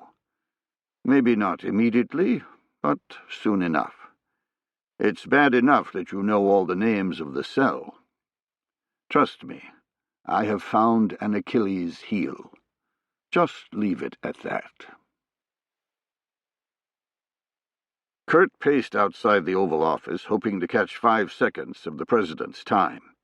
He'd never done anything like this before, only coming to the White House when summoned. The phone call from Cambodia had changed that. He knew it was incredibly frowned upon to attempt to ambush the president, but he really didn't have a choice. He was about to divert the next task force mission for personal reasons, and he needed the president's approval. He also needed a little of the president's big stick to cut through some army bureaucracy. You sure he's coming back here before his meeting with the Finance Committee? Sally, the president's secretary, smiled. Yes, he always comes back here before heading out again. Gives him a breather without interruption. Kurt inwardly winced. I won't be long, I promise. What I can't figure out is how you got past the chief of staff in the first place. Nobody else gets to ambush the president. Nobody else runs an organization that can bring down his entire administration with one mistake. I don't know. Just lucky, I guess. Sally was rolling her eyes when President Peyton Warren entered the reception area, talking with a scrum of people bringing him up to speed for his budget meeting. He did a double-take when he saw Kurt. Without waiting for Kurt to speak, he said, Okay, everyone have a seat out here. I'll be back in, Kurt said. 5 minutes, tops. After closing the door and shaking hands, President Warren said, This must be bad news. Did Jennifer get sent to the hospital or something? When Kurt had agreed to let Jennifer attempt assessment, the biggest obstacle had been that she was a civilian. They could camouflage the death or injury of any military or CIA member simply by claiming a training accident. But a civilian would be exponentially harder. Friends and family would have to buy the story, something that would be very, very difficult to control. No, nothing like that. Believe it or not, she passed with flying colors. President Warren smiled. Good for her. I'll bet that's caused a little barking. Yeah, it has, but they'll get over it. In the end, they all respect ability, and she has it. Actually, she is part of the reason I'm here. Okay, what do you have? Well, Pike's taking her along with Knuckles' team on a cover development trip to Cambodia in 2 days. Get the business ready for operations. I need to divert them. And you came to me? Sounds like Oversight Council business. President Warren was referring to the council that supervised task force activities. Made up of 13 people, including the president, they were the only ones who knew of the task force's existence, and they approved every mission as a single body. All the council members were either in the executive branch of government or private citizens. None came from the legislative branch. It's personal and not worth the council's time. I got a call from the defense attaché at the embassy in Cambodia. He's a friend of mine. Kurt paused a second, then continued. Apparently, someone turned in some artifacts that belonged to my father. It may lead to his body. Because of the task force bond, the president was as close to Kurt as to any of his advisors. In some ways, closer, since Kurt wasn't part of the political machine. The president could relax around him, be himself without being on stage as the head of the most powerful country on the planet, or worrying about leaks for political gain. After getting used to being in the president's presence, Kurt had relaxed as well. One night, late after an Oversight Council update, Kurt had told him the story of his father becoming MIA on a secret mission during the Vietnam War. The Army had recovered the remains of the entire team minus Chris Hale, the team leader. No one knew why he wasn't among the others in the wreckage of the helicopter. Kurt had been 10 years old at the time. It had eaten at his soul every day since. He knew the president would understand. "That's great news, isn't it?" President Warren said. "What did they find?" "It's not great news yet, just good news. They found a rucksack pretty much destroyed by the elements.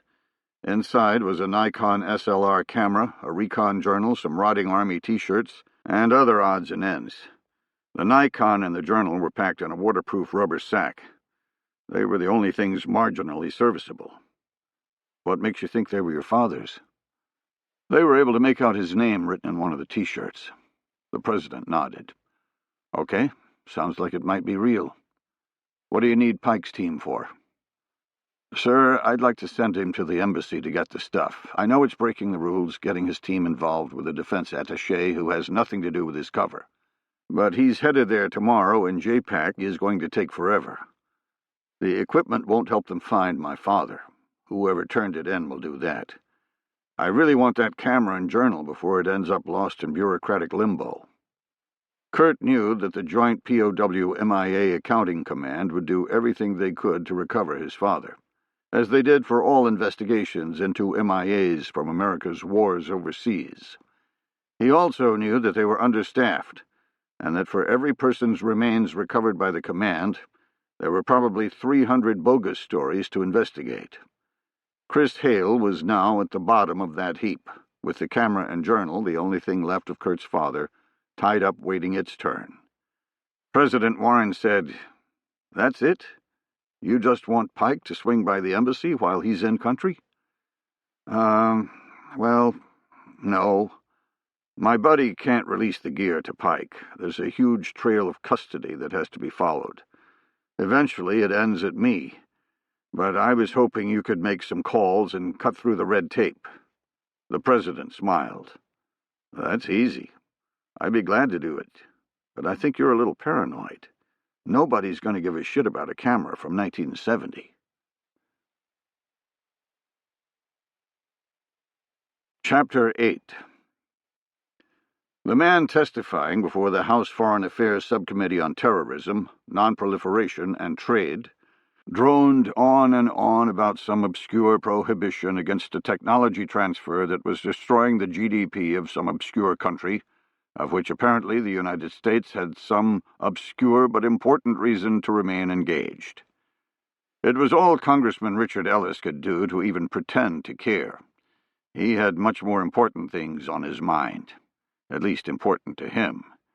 He was thankful that this hearing was taking place in the Rayburn House office building, where his workplace was located, instead of the secure, compartmented information facility buried underneath the Capitol Visitor Center, where the House Intelligence Committee met, his other committee obligation. It meant he could steal away to his office on the breaks. A large, jovial man, he had a classic patrician's face. He looked like a politician should, at least from the left. The profile on the right was marred by a 3-inch birthmark that rose from his right eye and ran up into his hairline, like he'd smeared lipstick on his brow. He did his best to cover it with hair, and was always particular about camera angles. Ellis was well liked on both sides of the aisle, but this conference was testing even his patience. He must be breathing from his ears. Finally, the man shut up, allowing Ellis time to whisper some nothings into the chairman's ear and bolt. As he arrived at his office, his secretary handed him a list of calls he had missed. He thumbed through them until he found one that simply said Oak Park Industries, with a number. The number was new, as expected. Every time he called Oak Park, he would dial a new number. Those were his rules, not theirs. Rules learned from a lifetime of practice. It was why he was still around.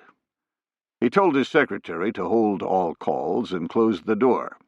Pulling open a drawer, he withdrew a brand-new pay-as-you-go cell phone. His number would be new as well. After this call, the phone would go in the trash. Ellis knew that the only way anyone was listening to phone calls, either from him or from Oak Park, was through a court order, which would dictate in no uncertain terms the number to be monitored. There was no way they could monitor a new phone every time he dialed the company. Well, they could, but nobody would let them. Call it a business expense. A man answered on the third ring. Ellis wasted no time on pleasantries, not wanting to remain on the line any longer than necessary. "Did you get the cargo?" "Yeah, we got it. No issues." "Is it properly packaged, like you were instructed?" "Yes, I told you. No issues. Nobody will be able to tell what it is. We broke all the kits down into separate components, then lumped the like parts together. It looks like a bunch of metal plates and plastic containers, just like the bill of lading says." Ellis relaxed a little bit. He'd facilitated the game many times, but this would be the first time he was a player. "What about the landing on the far end, for the transfer? Is the coordination complete?" "Hey, come on, we're leaving tomorrow. Do you think I'd fly if I didn't have it squared away?" "Yes, for the money you're getting, I think you would." Ellis wished the man on the other end knew he was dealing with a United States congressman, but a little impertinence was worth the security. "Last time we spoke, you had mentioned complications. Have they been resolved?" "We're good. It wasn't a complication. It was just a matter of finding the right guy. We've got the airport to ourselves for 3 hours. Plenty of time. It's not in Cairo, but it's close enough." Ellis couldn't believe the man had just said a location. He wanted to scream into the phone, but he knew that would only attract attention to the mistake, should anyone be listening. He let it ride. "All right. Go ahead and stage. When I contact you, you need to be on the ground in the following 48 hours. Don't get boozed up on European beer with my per diem." Rafik left his hotel room and exited into the crowded streets of Alexandria, Egypt. It was hot here, but the breeze off the ocean made it much more bearable than the heat around Cairo. He walked north along the shore, passing a coffee shop just off El Geish Road, and entered the Rushdie food court. He cared little about eating at one of the great Satan's hegemonic restaurants, but the food court allowed him to watch the cafe unimpeded, looking for threats before his meeting. Taking a seat in a Kentucky Fried Chicken, he grimaced at all of the Egyptians waiting to scarf down the infidels' recipes. He turned toward the window facing the cafe, disgusted. Already crowded, the coffee shop had several small round tables underneath an awning, all holding men smoking the ubiquitous shisha water pipe. His contact was a member of the Egyptian Muslim Brotherhood. Once an underground organization that had been hunted relentlessly by the Mubarak regime, it was now the strongest political party in Egypt, torn between an old core responsive to its radical roots and a new egalitarian base. Even as the party struggled to decide its vision of the future, the radical elements continued. They cherished their heritage as the umbrella group that had spawned and connected just about every Islamic terrorist organization in the world, including Rafik's own organization, Al-Qaeda, in the Islamic Maghreb. Originally called the Salafist Group for Preaching in Combat, or GSPC, Al-Qaeda in the Maghreb was formed during the civil war in Algeria, a particularly brutal conflict.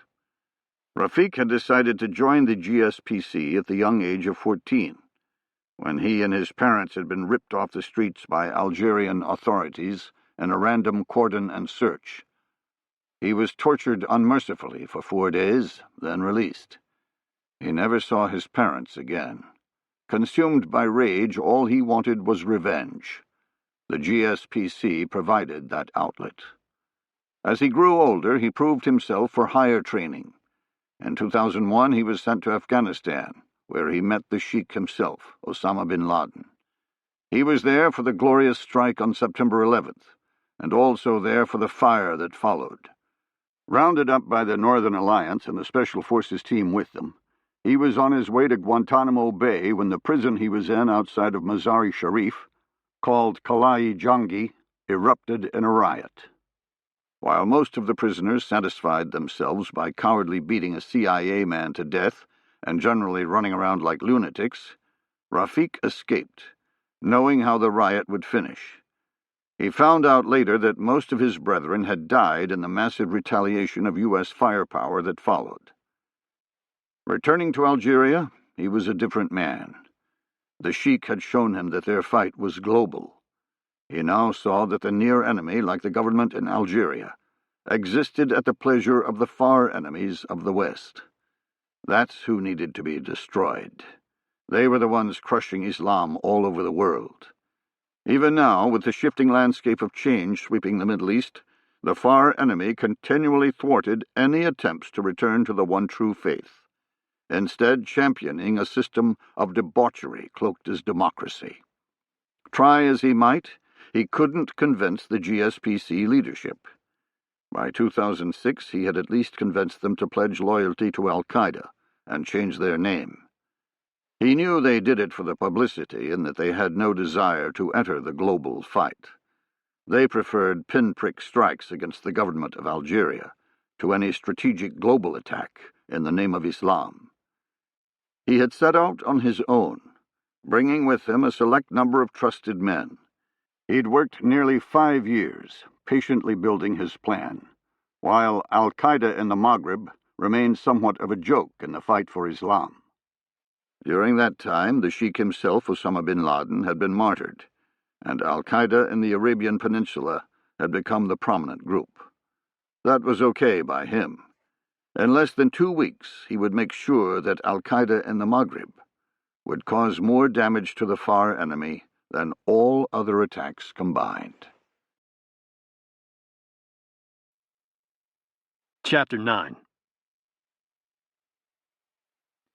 Jennifer came into the office as I was digging through a scattered pile of outdoor gear, looking for my neck light. I was hoping to be done packing before she arrived, because she'd just give me shit about procrastinating. When I looked up, she was leaning against the door jamb with her arms crossed. I said, "Did you put my neck light back in my duffel after you borrowed it?" We both knew she hadn't touched the neck light, but it was worth a shot. As usual, I was packing on the fly. She, of course, had packed her stuff perfectly in one small suitcase before she even left for assessment in North Carolina. "Pike, if you'd plan ahead more than 5 minutes, you wouldn't be flinging stuff all over the office tonight." Yesterday afternoon, we'd flown straight back to Charleston, South Carolina, to our little business called Grolier Recovery Services. Situated in an office complex on Shem Creek, just outside of Charleston, we specialized in facilitating archaeological work around the world. Jennifer had the anthropology degree to talk scientist, and I had the military background to talk to anyone who had an issue with the scientists. We did everything from laying the groundwork with the host nation and U.S. Embassy to providing security on site. A one-stop shop, so to speak. Just add pencil necks. It was a great cover, because it gave us a plausible reason to travel anywhere that had something of historical significance, which was just about anywhere on Earth. You'd think that a business plan with those parameters would be dead on arrival. I mean, really, how many Indiana Jones expeditions could there be at any given time? But we already had real requests for quotes. Our splashy publicity hadn't hurt. We had started the business with the proceeds we earned from finding an ancient Mayan temple in Guatemala. For about 60 seconds, we were all over the news, but much longer for people who actually cared about such things. Because of it, we now had respectable people beating a path to our door. Not that we needed the work, since we could count on a task force paycheck. I quit trying to find the neck light and shoved everything back into the duffel bag, slinging it into the closet on my side of our small office. Jennifer came inside and took off her sunglasses, exposing the bruise around her right eye. The sight caused a confusing mishmash of emotions in my gut, making me feel guilty, angry, proud, protective, and shameful all at the same time. I said, "Want me to screen your bag? Make sure it's clean?" She knew what I was asking, saying, "Yeah, I guess, but this is my first trip. How could it have anything compromising in it?" Good point. Just force of habit. I'll have to get used to a permanent cover. You could check my bag, though, just to be sure there's nothing left over from my past. She took the backpack and zipped it open, going through the pockets, looking for receipts, business cards, or anything else that could cause a question on this trip. Our purpose was to camouflage task force activities, so everything on us had to support our business, with nothing leading to the unit. It would be bad form to have an ATM receipt from a military post when you were claiming to be a civilian. When I was operational, the hardest thing was making sure my real life didn't intrude on my cover. I couldn't believe the clutter I'd accumulate. Just check your wallet to see what I mean. I no longer had to worry about that, because my life and cover were now the same. I was no longer ping-ponging back and forth pretending to be something different every mission. The people who came with us were different. We would be the skeleton that the task force would fall in on. We had a roster of TF operators who were included as our employees, but we'd only see them when we were tasked with an operation. Knuckles and Bull, our employees on this trip, would be the ones with the risk. Lord knows where they had been in the last 6 months. In a nutshell, that was the purpose of our travel. As a company, we had to build a record with task force personnel acting as employees, so we were doing what we called a cover development trip, otherwise known as a boondoggle, or a vacation on the government dime. Basically, we just wanted to start populating air travel databases, getting our passports stamped, and collecting business cards from overseas, all of which would support that we were who we said we were. It was a really sweet gig because we'd be forbidden to do anything that wasn't part of our cover, and it was truly necessary if we wanted to fool anyone with an internet connection for more than 5 seconds. Jennifer, who was really into what our business did, had picked the temple of Angkor Wat in Cambodia, so that's where we were going for a week, with Knuckles and Bull as our employees. As Jennifer worked through my bag, she asked, "How many companies are there like us?" Honestly, I don't know, a lot.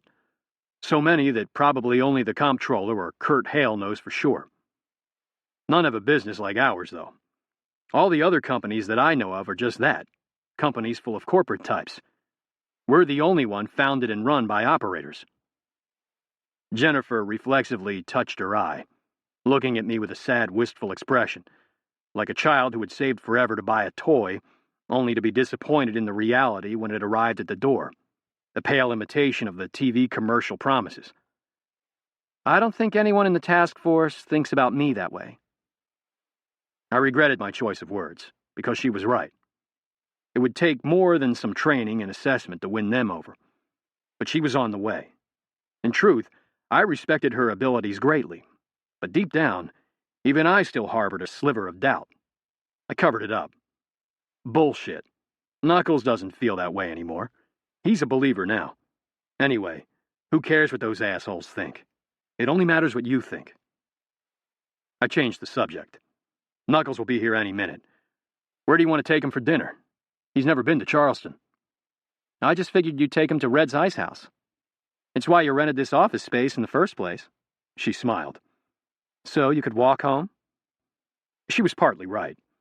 I had snapped up an office on Shem Creek in the town of Mount Pleasant because the depressed economy made it a steal, but being a stone's throw from my favorite haunt hadn't hurt the sale. We can go wherever you want. No bars. I'll even dress up. She zipped up my bag and stared at it for a second like she was trying to figure out what to say. What came out took me completely by surprise. Pike, I've already got plans tonight. I'm meeting someone downtown. I figured you'd want a boys' night out. Plans tonight?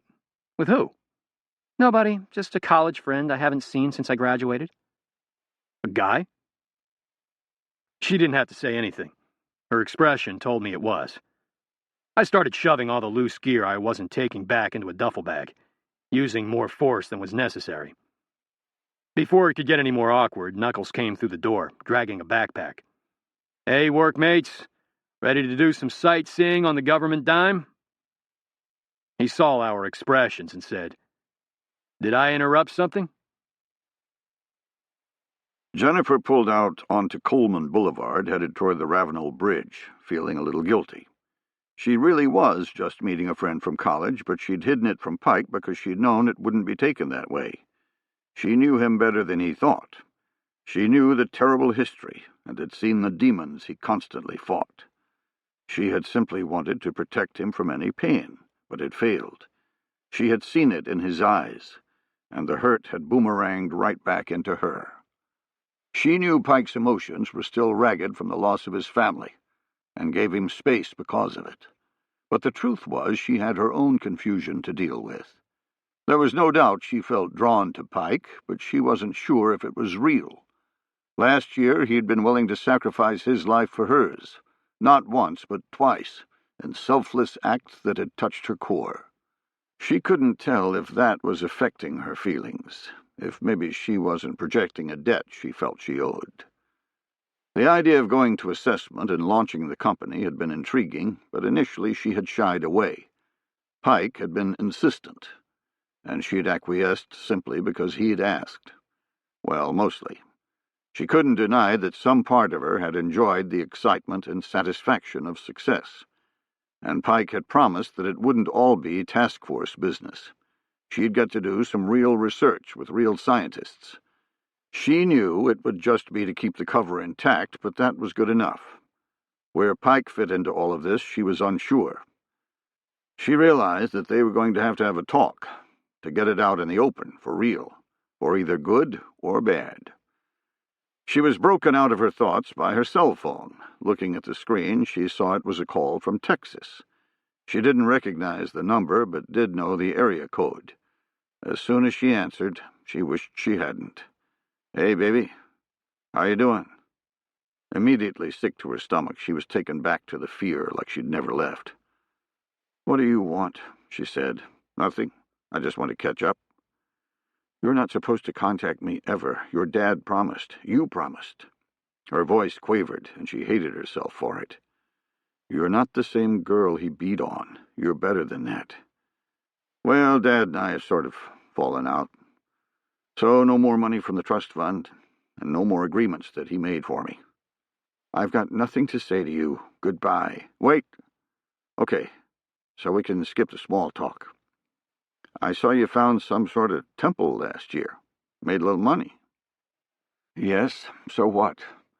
"Well, I was hoping you'd be willing to share a little of your good fortune with me. Not a lot. Just enough to get your ex back on his feet." She couldn't believe the audacity. "Chase, forget it. Forget this number, and forget we were ever married. You're not getting a dime." His voice went from silky to rabid. "You little bitch. I'm just asking for a little help. Consider it payback for all of my money you spent when we were married. It's only fair." "I hear you, and I'm hanging up. Stay away."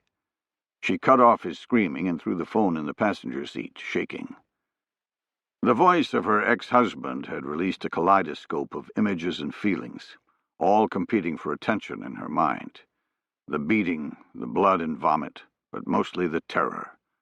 Something she'd run from and thought she'd left behind, but his voice was enough to take her back. It dawned on her that she had felt this same way in the saloon. Not as extreme, but a knife edge of terror facing a room full of men all intent on beating her. Just like her ex-husband. Maybe even taking joy in it like her ex-husband. The difference had been that she had learned how to fight back. She'd been so intent on survival, she hadn't made the connection. Now it left her a little disgusted. The task force was supposed to be made of heroes. Pure, with her being Tonto to the task force Lone Ranger, both only doing what was necessary for the defense of the nation. She'd seen Pike's selfless side, but also seen him act in ways that were borderline homicidal. She'd put it down to the torture of his past. Now she wasn't so sure. Maybe the difference between the black hats and the white hats was simply the interpretation of the artist. Maybe they're all like my ex-husband, but they've just found an outlet for the violence. She wondered again if she'd made the right choice. Chapter 10. It was a little bit early, but Congressman Ellis told his secretary goodbye and left the Hart office building. He still needed to pack for tomorrow's travel to the International Trade Fair in Cairo, Egypt, and the hearings had worn him out. He strolled at a leisurely pace up Delaware Avenue away from the Capitol. When he reached Union Station, his heart picked up a bit. He'd either see that his instructions had been passed and the meeting in Cairo was set, or he'd see that he'd wasted 6 months' worth of work. While in D.C., he lived in a luxury condominium complex at Judiciary Square, just inside Interstate 395 on Massachusetts Avenue. It had taken quite a while to find a location close enough to a metro station that allowed him to walk to work, and he'd looked hard. His business had to be put on hold until he could, which was a distinct motivator. There was no way he was going to attempt contact with a driver watching his every move, and going out for a walk every day would have raised someone's suspicions. Walking home from work, however, was just a congressman judiciously using his taxpayers' money. No driver for him, no sir. He'd rather use his God-given legs. He went straight through the station and took the escalator down to the food court. Walking toward the Union Station metro stop, he scanned the wall of the up escalator. There were 3 food court tables against the wall, and between the second and third table, both occupied with tired tourists eating a hasty meal, he saw a Chinese character scribbled in chalk. He recognized it as the character for victory, and felt the tension leave his body. The transfer was a go. If he'd seen the character for fail, he would have known the transfer was off. No character at all meant his Chinese contacts hadn't gotten the instructions. He'd worked for the Chinese for close to 40 years, and found them just as confusing now as when he'd first made contact. They insisted on this archaic method of communication, as if it were still the 70s. Originally, they had simply used different-colored chalk to denote messages, but there was so much intrigue going on in Washington that once they had actually confused signals with some other group. The Chinese had settled on chalking characters from their language, and had steadfastly continued doing so while everyone else had gone high-tech. They would order food, sit at one of the 3 tables, and sometime during the meal scribble out the message. Invariably, the tile of the wall would be wiped clean within 24 hours. Ellis found the old-fashioned tradecraft ironic, because his job involved transferring cutting-edge U.S. technology to China. He had asked to change tactics to begin using the very technology he was transferring, but the Chinese had refused. He assumed it was because they knew nobody could hack a chalk mark, and that they liked him taking all the risks. He didn't really mind. He had to walk through the food court to get to the metro, so it was a natural movement he took every day to get home. Nearly impossible to prove he was doing something else. So far, the risk had been worth it, with only one close call, and it hadn't involved chalk messages. In the 1990s, 3 separate Chinese rockets with U.S. satellite payloads had crashed. The U.S. satellite companies, in an effort to prevent future losses, had helped the Chinese with their rocket systems, without going through the proper channels in the State Department for release of possible military technology. The ensuing political carnage had spawned a select committee on Chinese industrial espionage, which had caused Congressman Ellis a great deal of concern. After all, he knew that the crashes were done on purpose. The transfer of technology had been the satellites themselves, supposedly obliterated by the explosion. While they were, in fact, destroyed, the specific computer chips that regulated their functions were not. Unwittingly, the satellite manufacturers had almost caused his downfall with their stupid release of data, all in the name of profit. Of course, the Chinese had gleefully accepted the information, getting a 2-for-1 deal. Ellis had managed to become a member of the investigating committee and had diverted attention away from himself, but it had been close. He didn't consider himself a spy. Well, not in the traditional sense. He would never sell U.S. military or diplomatic secrets to the Chinese. Only technology, letting them sort out how they would use it. He wasn't naive. He knew the information could enhance China's military systems. But in his own mind, he had to draw the line somewhere. He had started out as a case officer in the CIA during the Cold War and had become jaded at how the game was played. And to him it was just that, a game. Friends one day, enemies the next. And it hadn't ended with the Cold War either. It had just carried over. Arm the Afghans with stingers to defeat the Soviets, then invade the country 20 years later, fighting the same damn Afghans we had cultivated as friends. It was just a game, and he'd make a profit on it, just like Raytheon, Loral, or Halliburton. Going up the elevator in his condominium complex, he reflected on the risks of this latest venture.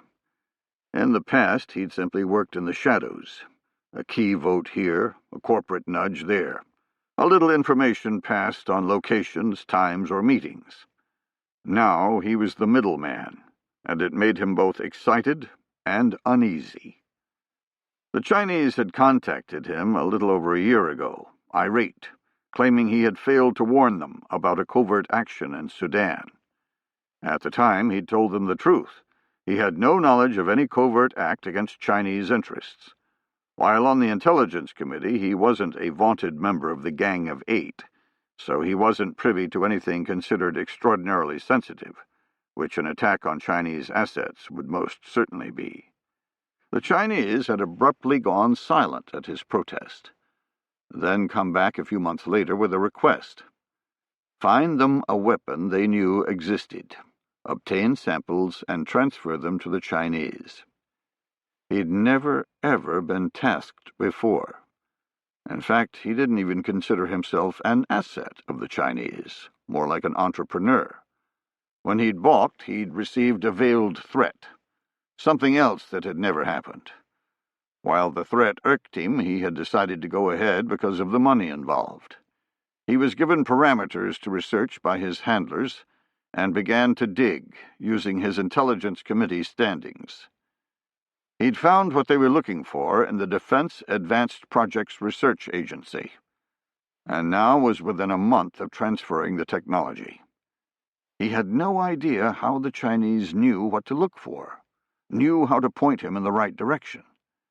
Maybe there were more like him in America, but he didn't think so. If there were, and they were feeding the parameters to the Chinese, why wouldn't they just feed them the device? Why make him dig and risk exposure?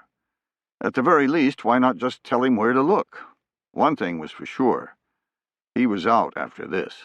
The risk was just too great, and the Chinese were now treating him a little like a doormat instead of the rock star he had been. He'd had enough of their ungrateful shit. Opening the door, he felt his BlackBerry chime with a message to check his email. Probably a change in the flight schedule. He connected securely with his Senate account and saw a note from his aide, short and to the point. You said to keep tabs on this guy. Attached was a report from the Joint POW-MIA Accounting Command detailing possible information regarding the location of Christopher Hale, MIA in 1970, Cambodia. The name brought a flash of nostalgia. A comfortable blanket he found himself wanting more and more as he grew older. So they finally found him. He remembered the disbelief he had felt when the North Vietnamese had said a reconnaissance team was in the area. At first he had dismissed the alarm, since he knew for certain where every recon team was targeted and had routinely passed that information on to the NVA. The nearest one was a full day's walk from the camp. After the gunfire erupted, he had fled with his Chinese counterparts, desperate to beat the bombing that was sure to come. Returning to his job as CIA liaison to MACV-SOG, he had been relieved to learn the team had died, then mortified to hear one man was MIA. He had lived in absolute terror for weeks, waiting for Chris Hale to pop out of the jungle and finger him. As time went on and the man never appeared, the terror faded, only spiking briefly in 1973 when the POWs were released by North Vietnam. Chris Hale wasn't among them. Returning to the United States, he had forgotten all about the man, until the drive for MIAs in Vietnam had reached a fever pitch in the U.S. consciousness. He'd used his position as a newly minted congressman to be updated on the status of Hale, and had done so every year since, more out of a perceived connection to the man than anything else. He opened the report and felt a small sliver of fear. The only items listed were a reconnaissance journal and a camera. He immediately willed himself to calm down. No way any film has lasted this long, and even if it has, the odds of it having anything besides some bamboo bunkers is nil. Just to satisfy his curiosity, he Googled "processing old film" and felt the fear return. Apparently, it not only could be done, but it was done routinely. There were whole websites dedicated to finding old cameras at garage sales, developing the film, then trying to determine who was in the picture. Several companies were solely dedicated to developing outdated formats, and claimed success with film from the early 1900s. A roll of film from 1970 was well within the art of the possible. He returned to the JPAC report, seeing the items were currently located in the U.S. Embassy in Cambodia, and that the investigation was labeled initial, which meant JPAC wouldn't get to it for at least 6 weeks. He closed out his account. He had too much on his plate to worry about it now. Just have to beat JPAC to the camera when I get back. Chapter 11. Peering out of the grimy Kentucky Fried Chicken window, through the growing throngs of Egyptian tourists, Rafik saw a young man wearing a white shirt enter the cafe and look at his watch. At precisely 1 o'clock, he sat down and removed his sunglasses. Rafik waited. The man pulled a tattered paperback book from his pocket, thumbed through the pages, then placed the book face down on the table, still open. So far, so good. Rafik had never met the contact from the Muslim Brotherhood and didn't know what he looked like. The only way he could be sure he wasn't walking up to a stranger or into a trap was if the contact followed his instructions to the letter.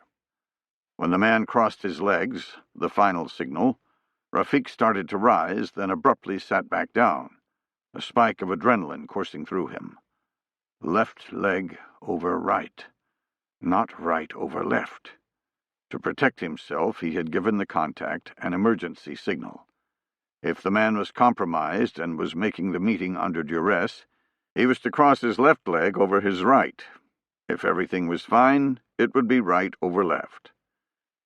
Rafik stared in disbelief, running through his mind all of the connections that could have led to compromise. He came up with very, very few. He saw the man give a small start, then recross his legs right over left. Rafik debated. The idiot probably just screwed up. Rafik knew he should leave and re-establish contact. He was running out of time. A new meet might take another week to set up. There was one more check he could do. The book was supposed to be on page 100. Anything else, and he'd leave. Approaching was a risk, but a small one. If the contact had been turned, the authorities would want the meeting to continue for the information they could glean. They wouldn't make a hasty arrest. Rafik left the KFC and circled around to the contact's blind side. Walking as if he had another destination, he slipped into the seat next to the contact at the last second. He grabbed the book before the man could react and saw it was on page 100. He tossed the book on the table and said, "I'm the Falcon. Follow me." He stood up without looking back and wound through the close-packed alleys surrounding the food court, getting lost in the dumpsters and garbage. When he was sure they couldn't be seen from any street, he turned abruptly, pulling a knife and thrusting the contact up against a grimy cinder-block wall. "Empty your pockets." The man struggled for a second, until the knife bit into his neck. Then he sagged, doing nothing. Rafik backed off a foot. "I said, empty your pockets, and open your shirt." In short order, Rafik had determined that the man had no recording or transmitting gear. "Why did you swap your legs?" The man clasped his hands as if he was praying. It was a mistake. I made a mistake. I didn't mean to do that. I'm with you. I'm one of you. You make a mistake like that again, and we might all die. Rafik raised the knife until it was a millimeter away from the contact's left eye. Understand this. If it happens again, one person will die for sure. The man twitched his head vigorously, attempting to nod without putting out his eye. Rafik said, I'm told that you are the man who can help me get into El Nuja Airport. The contact nodded his head but said nothing, apparently afraid to speak. And that there is a plane coming with special cargo. The man nodded again. Exasperated, Rafik said, Tell me something I don't know. How are you, a mistake-prone child, capable of this? It's coming in at night. We don't know when. My boss will get a call 24 hours before. I'm in the Army unit that provides security for the airport. Nobody checks anything there. I could dress up my mother in a uniform and put her on the gate. It's a closed airport after all. Nothing really to protect. Rafik knew that the aging El Nuja airport had been closed for close to a month, with all commercial traffic diverted to Burg El Arab Airport, outside of Alexandria. Whether this was for renovations or was a permanent condition, Rafik could never determine. And how is this plane landing at a closed airport? I don't know. Someone was given bakshish, I guess. I only know that we're being paid to turn on the runway lights for a period of 3 hours. The plane will land, do whatever it's going to do, then take off again. Rafik already knew everything being said except a 3-hour window. That would make things tight. He knew that an American private air contractor had leveraged the chaos of the current Egyptian government by bribing several government departments to use the decrepit airport without any official knowing. Well, at least any official who was not on the payroll. He also knew the cargo, something this low-level foot soldier did not. Somewhere during the 6 months of complex secret negotiations, using intermediaries throughout the Egyptian government, the cargo had been revealed. This knowledge meant little to most of the people involved, but one man, another member of the Muslim Brotherhood, had understood the significance and had sent a message to Al-Qaeda. Rafik had been lucky enough to be one of the many in the nebulous chain of the reporting used by the terrorist network. He was supposed to pass it along in its complex path to the Al-Qaeda leadership, but he instead chose to use it for his own plan. For 6 months he had wondered if the message was real, if maybe he was basing a plan on a chimera. Sometimes, lying awake at night, he hoped it was fake. The mantle of responsibility was enormous, weighing him down like a wrought iron chain around his neck. He had no grand organization like bin Laden's. Outside of his small circle, men who would follow him into hell, he had to rely on others for help.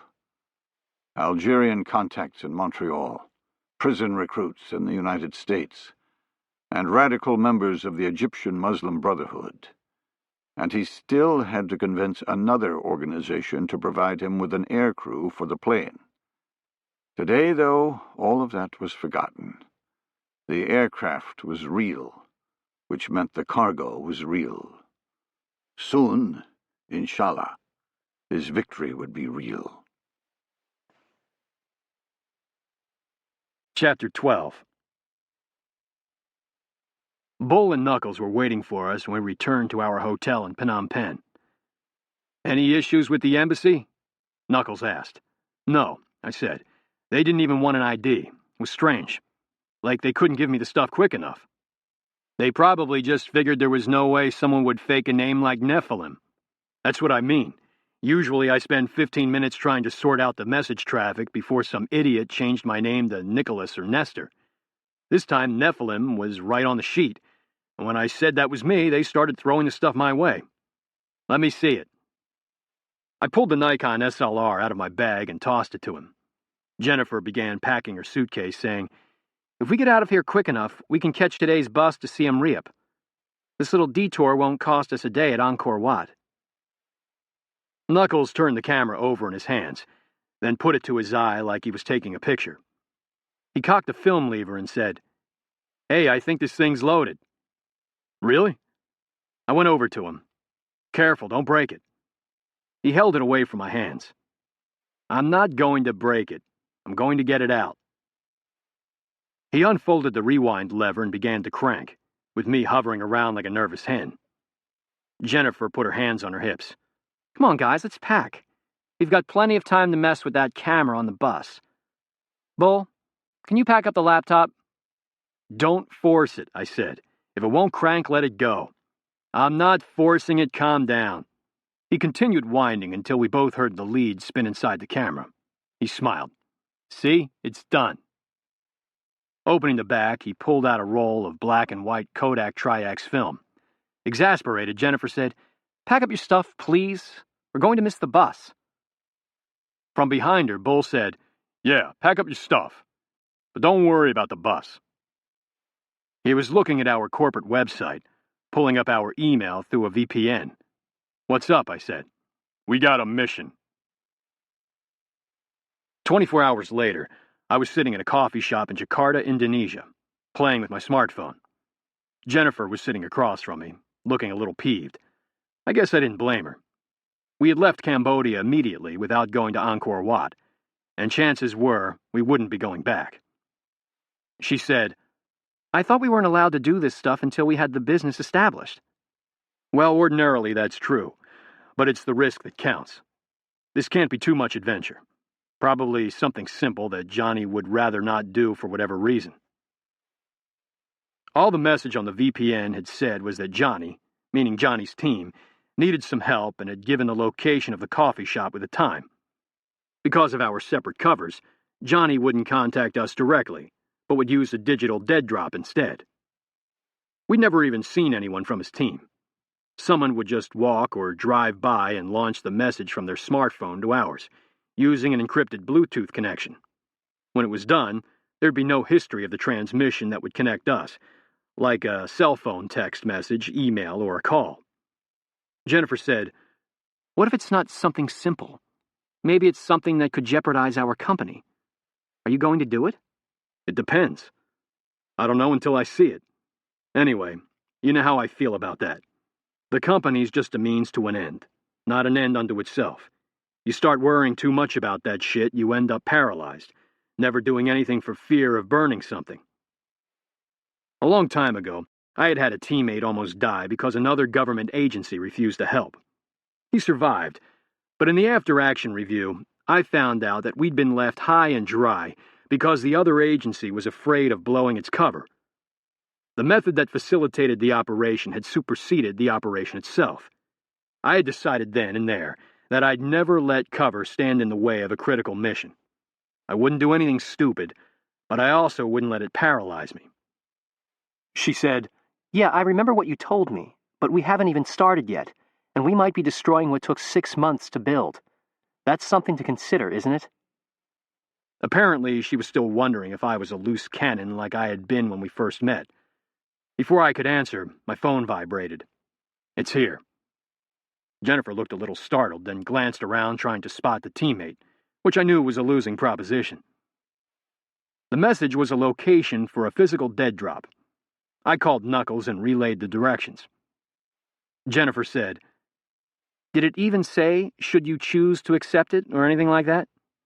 I smiled. "Nope. Let's get Bull and Knuckles their coffee orders and see what this is about."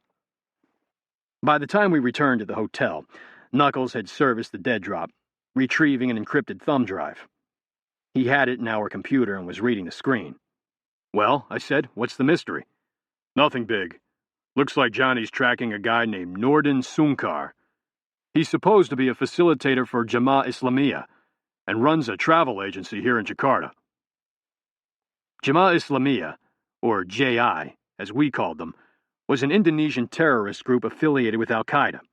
Like every other fanatic associated with AQ, they wanted an Islamic state based on Sharia law, and were constantly blowing shit up to accomplish it.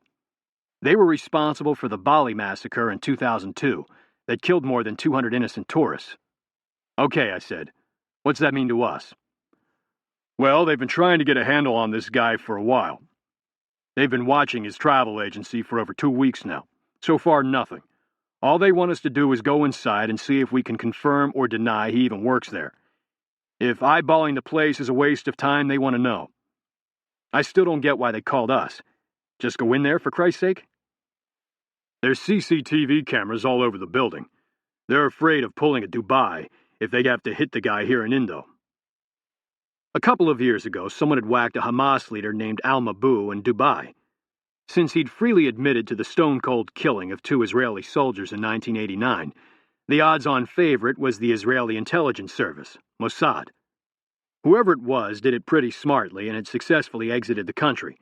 But the Dubai police unraveled the plot by looking at every CCTV video in the entire city, piecing together who had done what, starting with the dead guy's hotel.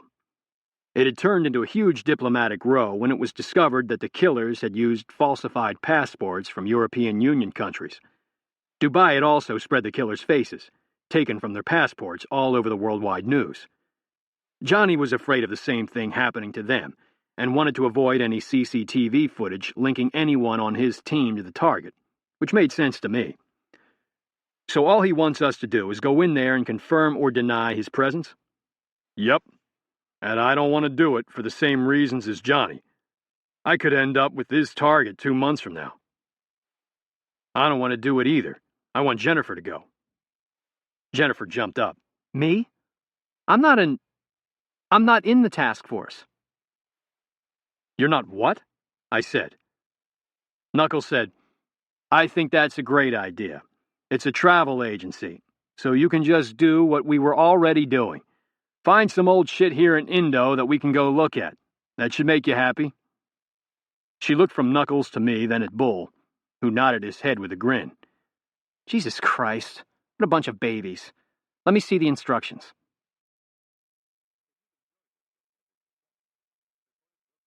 Chapter 13. Congressman Ellis looked at his watch. He had rushed over to the Cairo Convention Center to meet his contact, while the rest of the delegation got over jet lag at the hotel. But he couldn't spend a great deal of time here before the delegation began to wonder where he was. He expected a quick meeting, and now didn't like the answers he was getting. "What do you mean you can't do anything?" he said. "This guy has a camera that might have my picture on it with Chinese officers. It could destroy our relationship." Han Wan-chun gave a little shrug. "What on earth do you want me to do? I'm a simple businessman. I cannot help it if you get in trouble. Don't give me that shit. I have a copy of his passport and his last itinerary. He's in Jakarta right now. That's close enough for your people. We need to get that camera." Han was attending the International Trade Fair in Cairo as a representative of the Great Wall Industry Corporation, hiding his association with the People's Liberation Army. "You wish me to track someone down in Jakarta while I'm in Egypt? I think you're growing a little paranoid. Is there something else I should be aware of, something to do with our business?" "I'm not paranoid, just careful. The camera was in the U.S. Embassy in Cambodia. It should have stayed there until I could get to it. But somehow this man managed to get them to hand it over against regulations. I did some digging on him, and he owns a company that has no history. No travel, credit purchases, or anything else. It stinks." Hans smiled. "So you think this company is fake? A costume for something else?" Exasperated at the dance, Ellis said, "Yes, just like your damn company. I'm not asking you to fly to Indonesia. Get some friends in the MSS to do it." Han looked at the booths to his left and right, making sure nobody next door had heard the outburst. Ellis realized he'd overstepped. While they both knew how ludicrous the pretending was, Ellis had never outright called any of his Chinese contacts liars, or mentioned their association with the Chinese Ministry of State Security, the organ that conducted foreign espionage. "Watch yourself, Mr. Ellis. You fear what's on the camera when the real danger is in front of you. If I had contacts with state security, I might be inclined to call them for other reasons." Ellis backpedaled. I just meant you have a lot of pull with the Chinese government and could probably help. Nothing more. It would be conducive to our business. Let's discuss that first. When and where will we transfer the equipment? Here in Cairo. I'll give you specific instructions later. A plane will land at the airport in Alexandria, and I'll transport the equipment here. From there, I'm out of it. It's up to you to get it out of the country. When? We're only here for 1 week. Ellis passed him a local cell phone he'd purchased. I'll call you 24 hours before the transfer. It'll be within the week. He glanced at his watch. Look, I have to get back to my delegation before they wonder what happened to me. I don't want to meet again. Are we good? Han said, Yes, up to a point. If I haven't heard from you in 5 days, I'm going to find you. You won't have to worry about the camera. Ellis felt sweat trickle down his sides. Hey, no need for threats. I've always been good. Ask your other folks. We go back a long ways. The proof may be on that camera. I'll make some calls. Forget about the camera. Focus on the transfer. Give me the information on the man. Ellis gave him all he knew and left, winding his way back through the maze of booths. As he walked, he replayed the conversation in his mind. He realized the power scale had shifted. Somewhere along the line he had fallen from a valued asset to a tool to be used. He had always called the shots, with the Chinese accepting whatever he offered. Now he was being outright threatened to produce. Even with the risk of the camera, an uncomfortable truth settled in. His greatest danger was no longer his own country discovering his activities. He'd never seen that coming. Chapter 14. Keyshawn walked through the woods around the substation, sketching what he could see of the interior. This was a distribution point, one of the substations around the state that took the power from high-voltage lines coming from the generation plants and stepped down the voltage to something the residents and businesses could use. He was looking for the piece of equipment that made the step-down possible, an extremely high-voltage transformer. He didn't know why, but he'd been tasked to gather information on every substation that housed an EHVT. So when his daily rounds took him by one, he stopped and sketched. Not many of them did, but enough to keep him busy. He'd been specifically told to look at the line of sight, to find a vantage point where he could clearly see the transformer from outside the chain-link fence. A position where the view wasn't blocked by the myriad of other components inside the substation. The contact had said, "See where you could attack it from the outside with a rifle."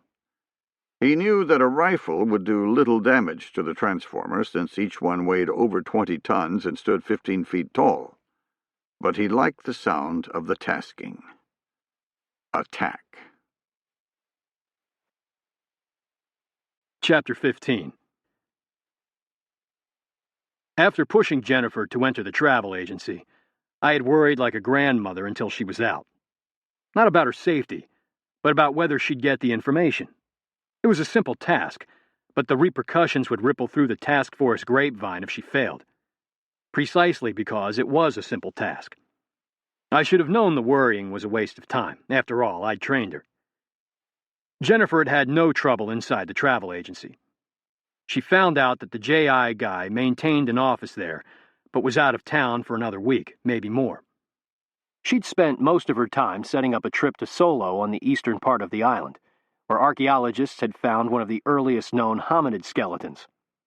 Whatever the hell a hominid is.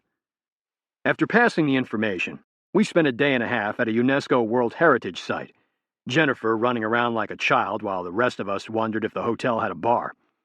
Fortunately, before Jennifer could find other sites to go explore, we got another message, which meant another mission. Johnny was really wearing out his welcome, but it did get us out of the jungle and back to Jakarta. Knuckles got the coffee this time. He wants to meet us to talk about it. I didn't get any instructions. Where? A place called the Barfly Club. It's on Jalan Jaksa. Apparently it's where all the expats hang out, so we'll blend in fine. Contacting Johnny or his team face-to-face was a risk, because it would tie our two covers together when they had no business meeting, like a Wall Street banker having lunch with a pimp. It would have to be carefully managed. What's the plan? Pretty simple. He'll be playing darts. We'll get a beer, then go play darts with him, introduce ourselves as fellow Americans, bullshit a little bit, then get down to business. It was plausible. Expatriates naturally congregated, so our actions wouldn't draw too much attention. As long as neither of us was being targeted, it should work. Knuckles read my mind. He's sure his guys are clean. They've done nothing to Spike. He'll have the team wash us. Once we get to the bar, we just get a table and wait. If we see another teammate join Johnny at darts, it means we're clean and the meeting's a go. If nobody shows by 7:30, we walk out, meeting canceled. We spent the rest of the day scouting the area. At precisely 7, we entered the bar. It was a seedy little place, consisting of outdoor seating and a small inside area with a pool table and a dartboard. It was already crowded with backpackers staying in the hostels on Jalan Jaksa, and expats from all over the world lined up at the bar. Johnny was at the dartboard, throwing with another man I didn't recognize. We got a few beers and took the only inside table that was open, trying to talk over the groan of the overworked and useless air conditioner. Jennifer watched the dart game for a minute, then said, "Is Johnny religious?" Knuckles laughed. "Hell no. Why?" "His baseball cap has a Bible verse on the back." Knuckles looked at me, passing the ball for the answer. I said, that's just an inside joke, a task force joke." Before I had to explain further, a man I did recognize joined Johnny's group. I couldn't recall his name, but he was task force. Knuckles said, "That's our cue." We got up and sauntered over to the dartboard, spending 20 minutes introducing ourselves, throwing darts, and generally playing the where you from game like expats always did. Finally, Johnny said, "You're clean.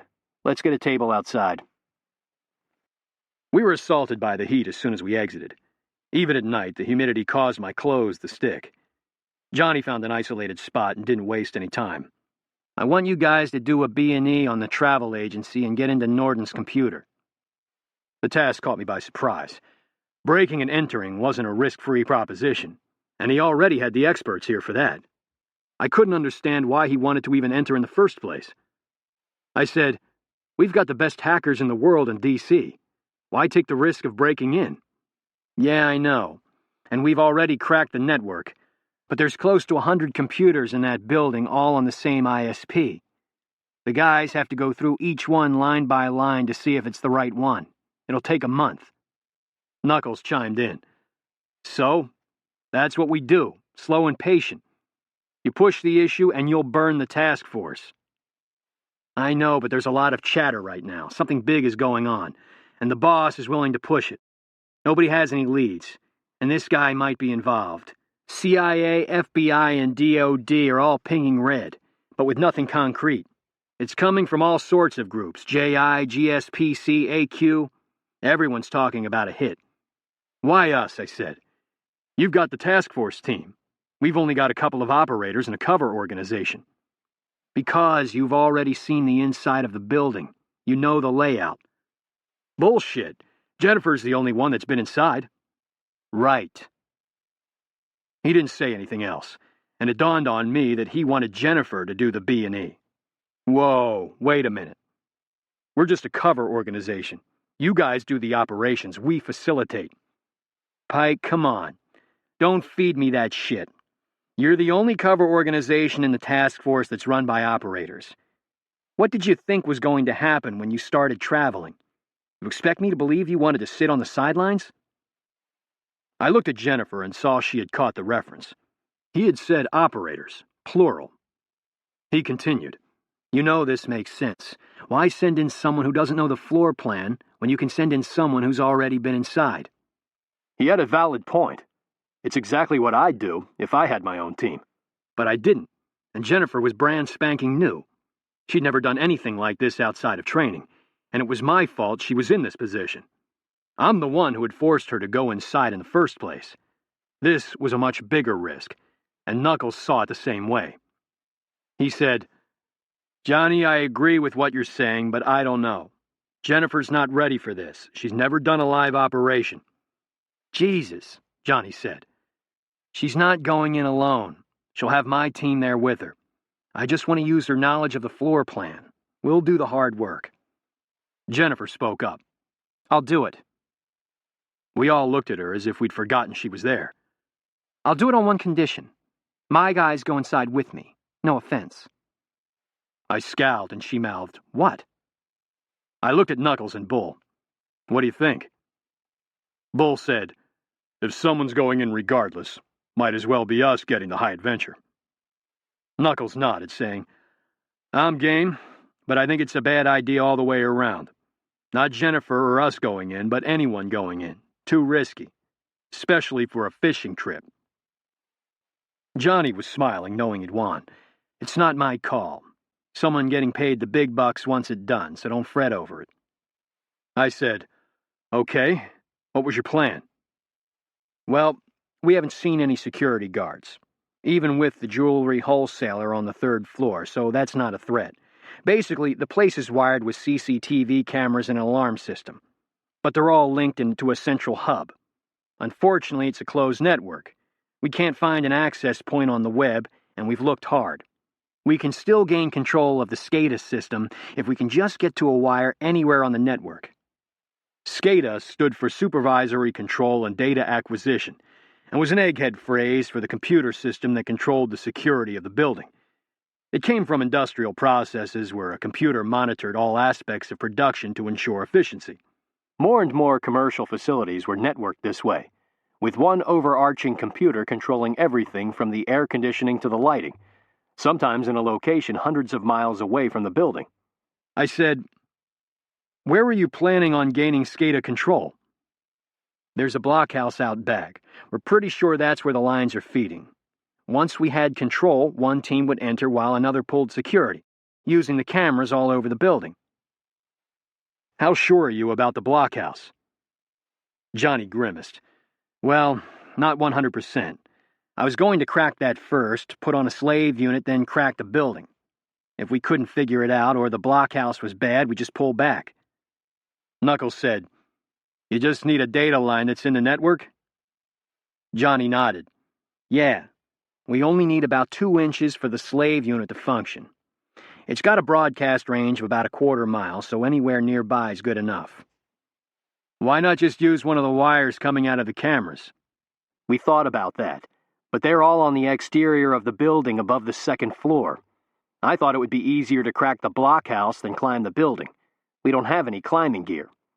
But if you tagged the camera, you'd know you had the network, right? Yes, Johnny said. But I just told you, we don't have any climbing gear, and I'm not risking a guy trying to do that freehand.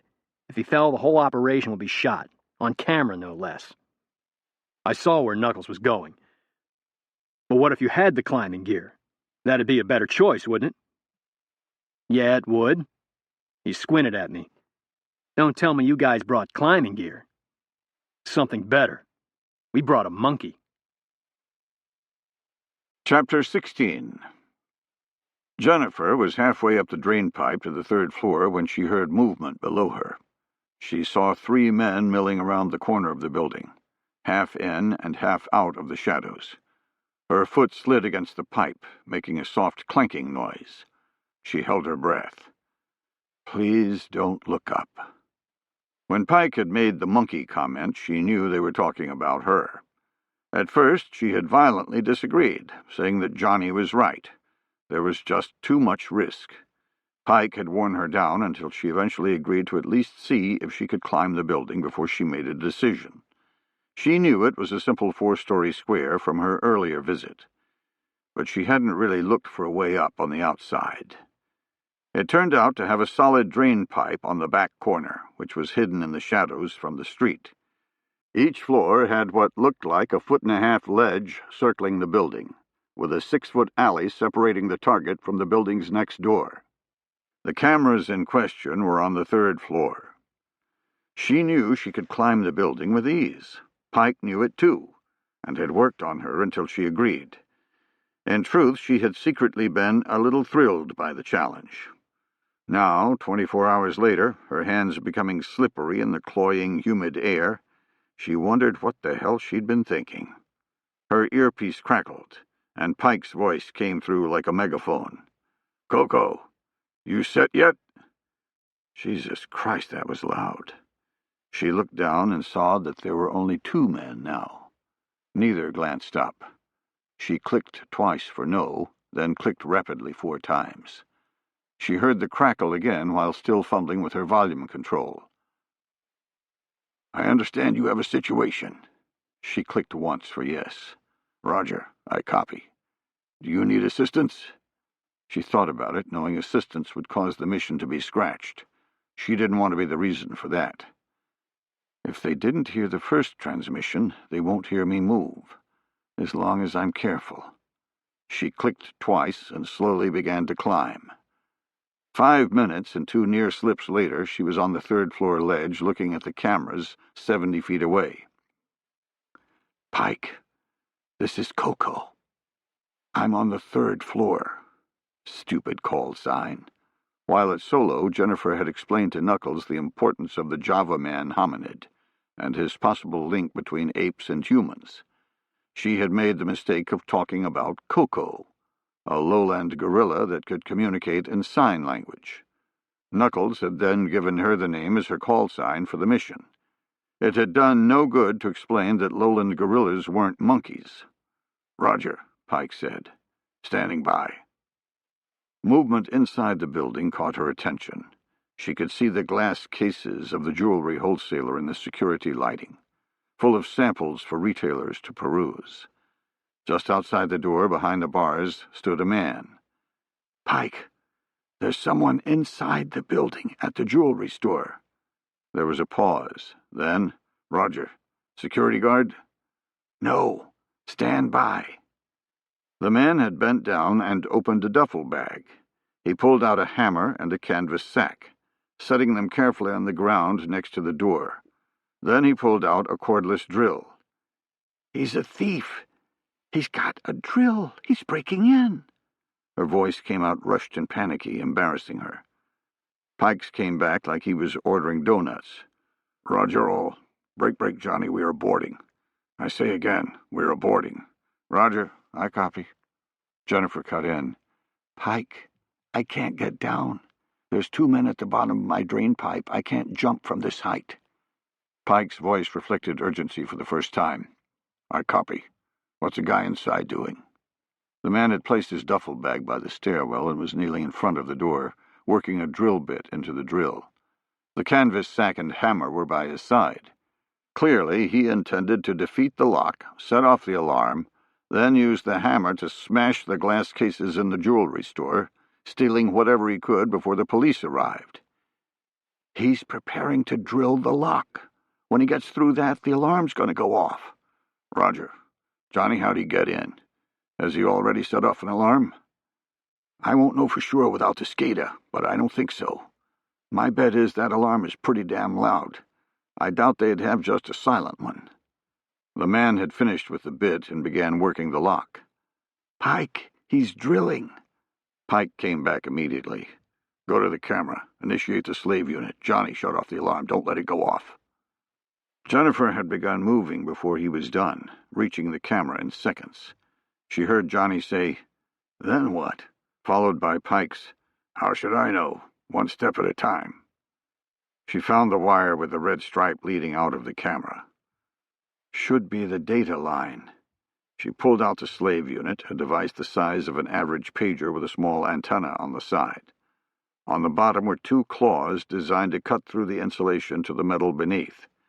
She clamped the unit onto the wire, seeing a blinking red light.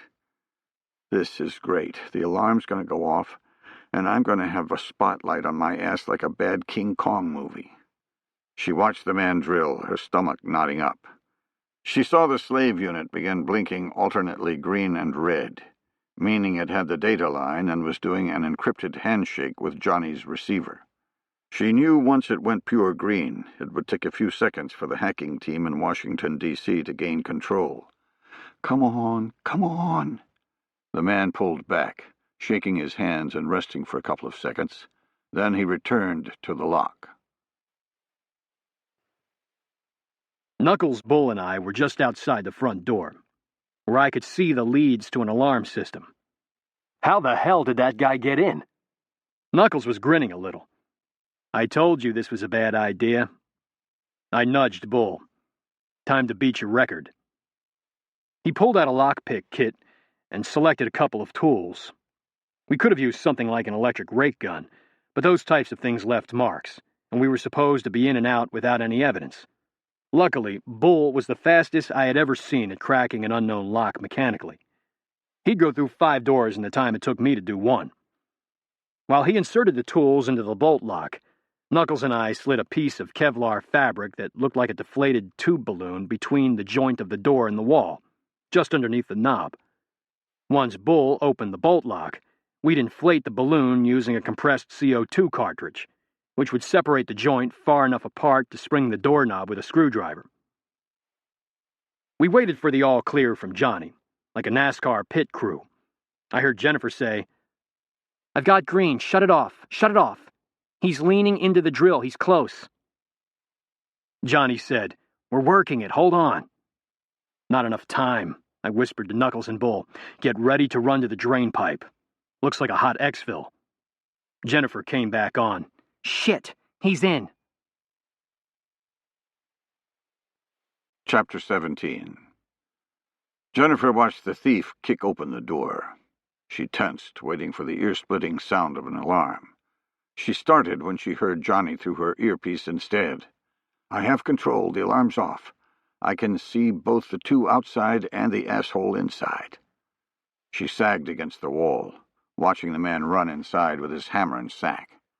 After a few steps, he stopped, looking at the ceiling and wondering why the alarm hadn't triggered. Then he sauntered over to the first glass case and smashed it with a hammer. Reaching inside, he began stuffing his sack. Pike came on. "All elements? We're going to take care of the burglar, then get Jennifer inside the building through a window. We'll exfil together out the front." Seeing the bars on the windows of the jewelry wholesaler, Jennifer said, "Pike, the windows here are sealed for security. I can get down to the 2nd floor without those guys seeing me. Then you wouldn't have to mess with the burglar." "Sorry. I'm not helping these assholes clean out that jewelry store. We shut off the alarm for them. Find another window while we deal with him." Didn't expect that. She looked up and saw a window above her cracked a few inches. "The 4th floor is good. I see an open window." "Okay, we're inside. Wait until I call again, then meet us in the jewelry store." Johnny cut in. "Coco, didn't you say the travel agency was on the 4th floor?" Jennifer clicked once, not stopping her climb. "You still have the thumb drive?" Now on the 4th floor ledge, she stopped and said, "Yeah, I'll see what I can do." She snaked through the window and retraced her steps from a few days ago. Within short order, she was inside Noorden's office, waking up his computer. When it came to life, she saw a password screen. She shut down the computer, inserted the thumb drive, and rebooted. When the screen came back up, she was inside his system. She accessed the internet and typed in the web page Johnny had given her. The only thing on the screen was a button that said, "Enter." She clicked on it. Nothing appeared to happen. "Johnny, I'm inside," and clicked on the web page, but it didn't do anything. "It's not supposed to. We got it. We're good." She left the office exactly as she found it, rebooting the computer to bring up the password screen. She reached the stairwell and was about to head down when her radio crackled again. "Pike, the other 2 assholes have entered the building. They're in the stairwell headed up." We had just finished tying up the first thief when the call came in. Shit, Jennifer's going to run into them. A second later, I was thinking that wasn't a bad idea. "Coco, this is Pike. Come down the stairs until you see them. Let them get a good look at you, then haul ass to the jewelry store. Come right through the door, you copy?" After a pause, I heard, "Okay. You'd better be right there." "We'll be there. Hurry." Bull and Knuckles looked at me as if I'd started smoking crack. "Bull, get over by the counter. Knuckles, grab that chain."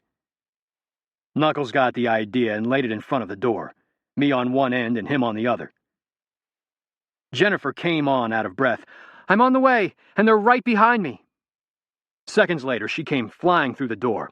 Once she passed, we raised the chain to ankle height. Both thieves hit it at a dead sprint, sending them sailing across the floor and crashing head first into the wall.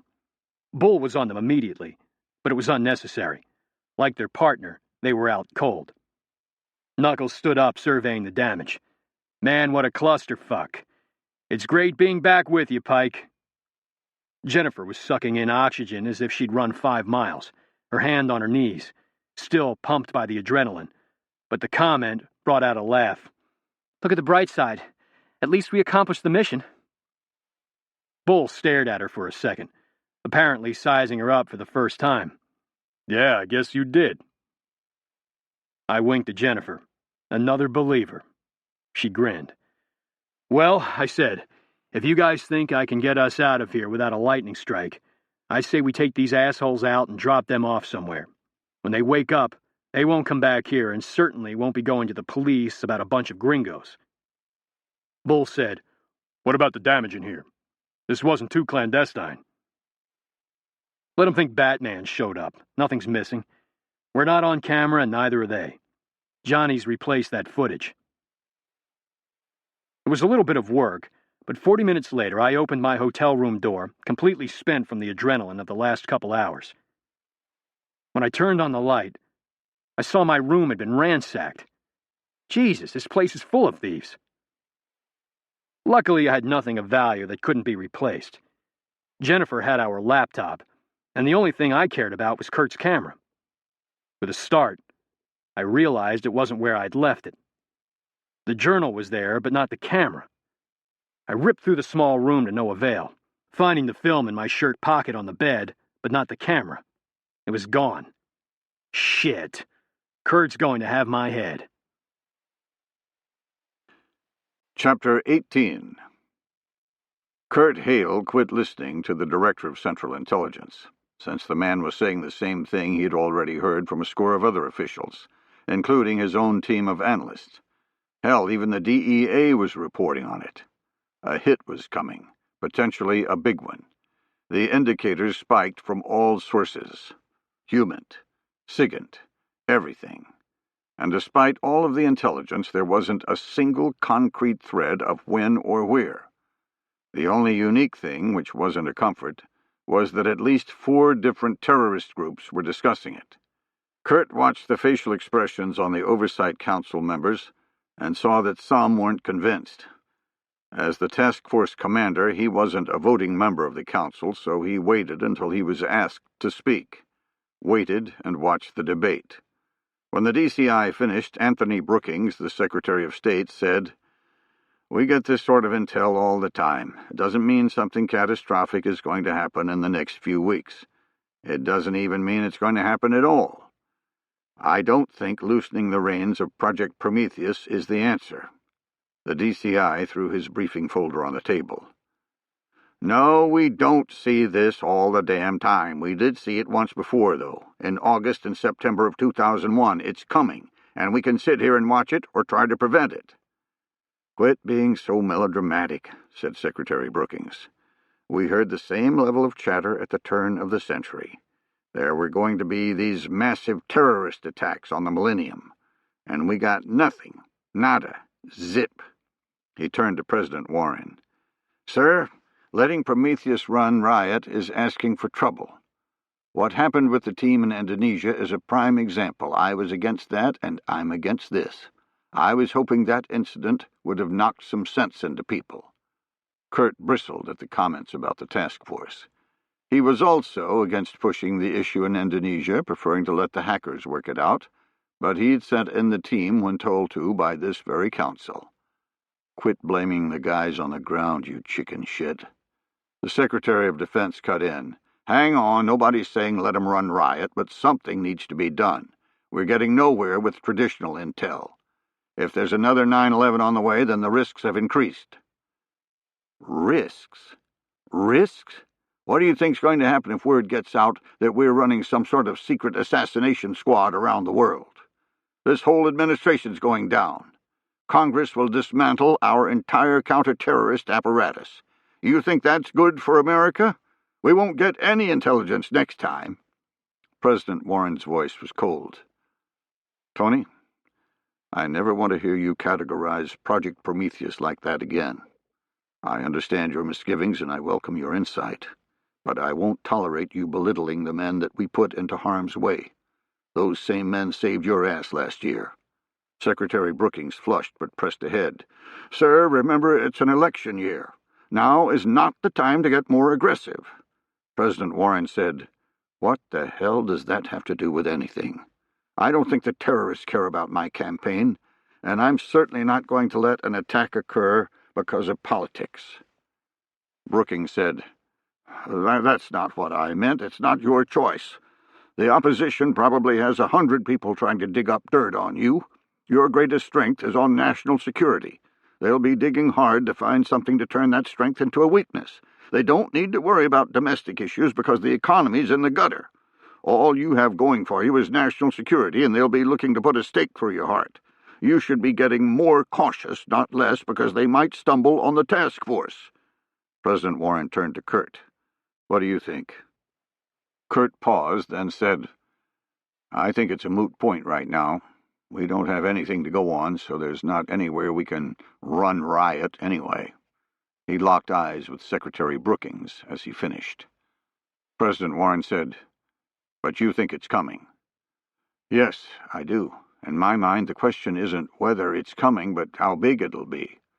All of the groups talking about it have subordinate affiliations with al-Qaeda. That indicates they're cooperating, which is something we haven't seen on this scale. Cooperating with AQ, yes, but not horizontally with each other for a single attack. They do unilateral attacks, then claim it was done on behalf of AQ. Does that help us in any way? Maybe. With that much chatter, we should have some leaks somewhere, which is what really concerns me. How can all these groups be talking about it, yet we never get anything we can sink our teeth into? Whoever's the head honcho is very, very good, compartmentalizing everything. Or, said Secretary Brookings, there isn't an attack on the way." President Warren ignored him. "What did you get out of the Indonesia op?" Kurt said, "The guy's a facilitator, no doubt about it, but he's pretty small time. His travel company has some airframes that I'm sure have been used for bad reasons, and he's got offices in Prague and Bangkok, along with a ton of financial information we've turned over to the FBI. But nothing related to this." The Secretary of Defense said, "What about rolling him up? The team's still there, right? We do an Omega operation and then ring him out. If he's a terrorist facilitator, he needs to be gone anyway." "Johnny's team's there, but he's not. He's in Cairo at some international trade fair. If you guys give me Omega authority, I can lay the groundwork for when he returns." Secretary Brookings said, "Cairo? We've got a congressional delegation there right now." He looked at President Warren. "Attending an international trade fair."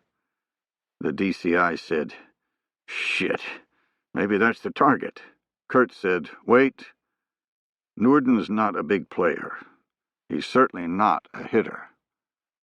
But he could be facilitating someone else who is." President Warren said, "Can you shift Johnny's team in Indonesia to Cairo? At least keep an eye on this guy?" "Well, not without a large amount of risk. They're supposedly contracted to an Indonesian company for cellular phone infrastructure.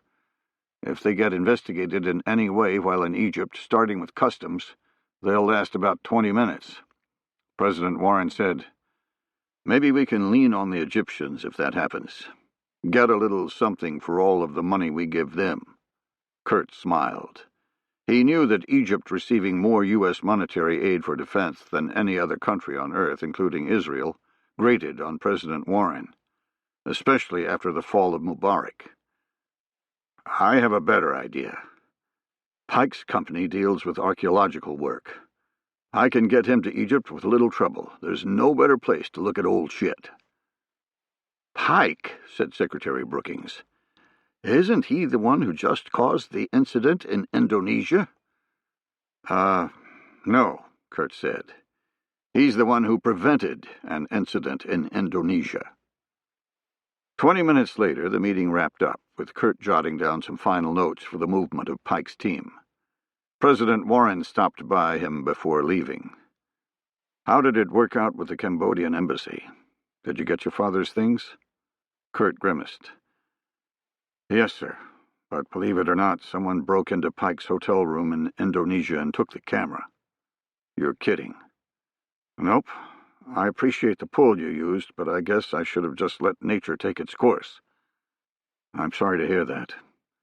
I know how much those articles meant to you." "It's not all bad. The camera had some film in it, which is more than I would have hoped. Pike's mailing it to me. With any luck, there'll be something interesting on it from my father." Chapter 19. Congressman Ellis laughed politely at the banter of his congressional brethren as they stood in a circle waiting for their transportation. Glancing across the lobby of the Conrad Hotel, he visibly blanched. Walking purposely across the floor was a man who looked remarkably like the passport photo of the guy from Cambodia. He watched the man all the way to the elevator, only pulling his eyes away when he felt someone tugging on his sleeve. "Hey, you all right?" Yeah, I'm sorry. I thought I saw someone I knew." "Well, you have any input in where we go for dinner? Jack here wants to go to some belly dancing place the consulate recommended." Ellis felt queasy, wanting to run. "Oh, that sounds fine. Could you hold the limo? I left something in my room." Before the man could answer, Ellis began swiftly walking toward the elevators. He exited at his floor and moved straight to the house phone on a table. If that was the man, a phone call would confirm it. There was no way two people would have the same name. Yes, could I get the room of Pike Logan, please?"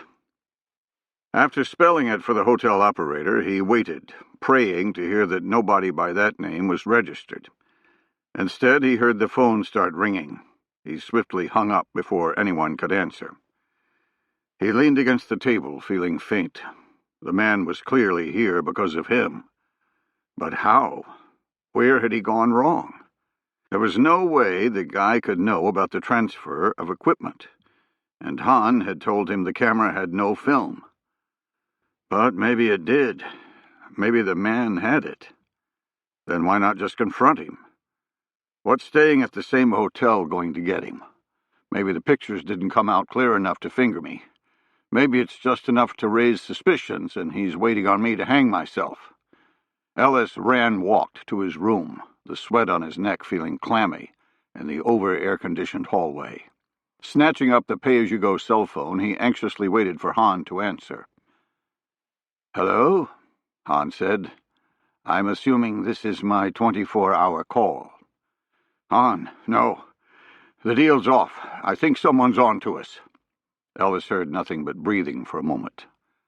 "Congressman Ellis, the deal is not off.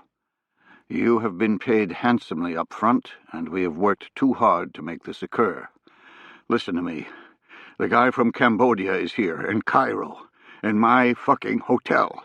He knows, or he at least suspects. No way am I going to do the transfer. I'll be playing right into his hands." Han said, "The man from Cambodia is a nobody. We checked him out. His company has no history because it's brand new. But he did find a lost Mayan temple last year. He spent his time in Indonesia looking at old fossils. He is what he says he is." "That's what he wants you to think. Jesus, you guys shouldn't be fooled that easily. I used to do this shit for a living, and I'm telling you he's on to me. We need to postpone." "Listen to me closely. We will not postpone.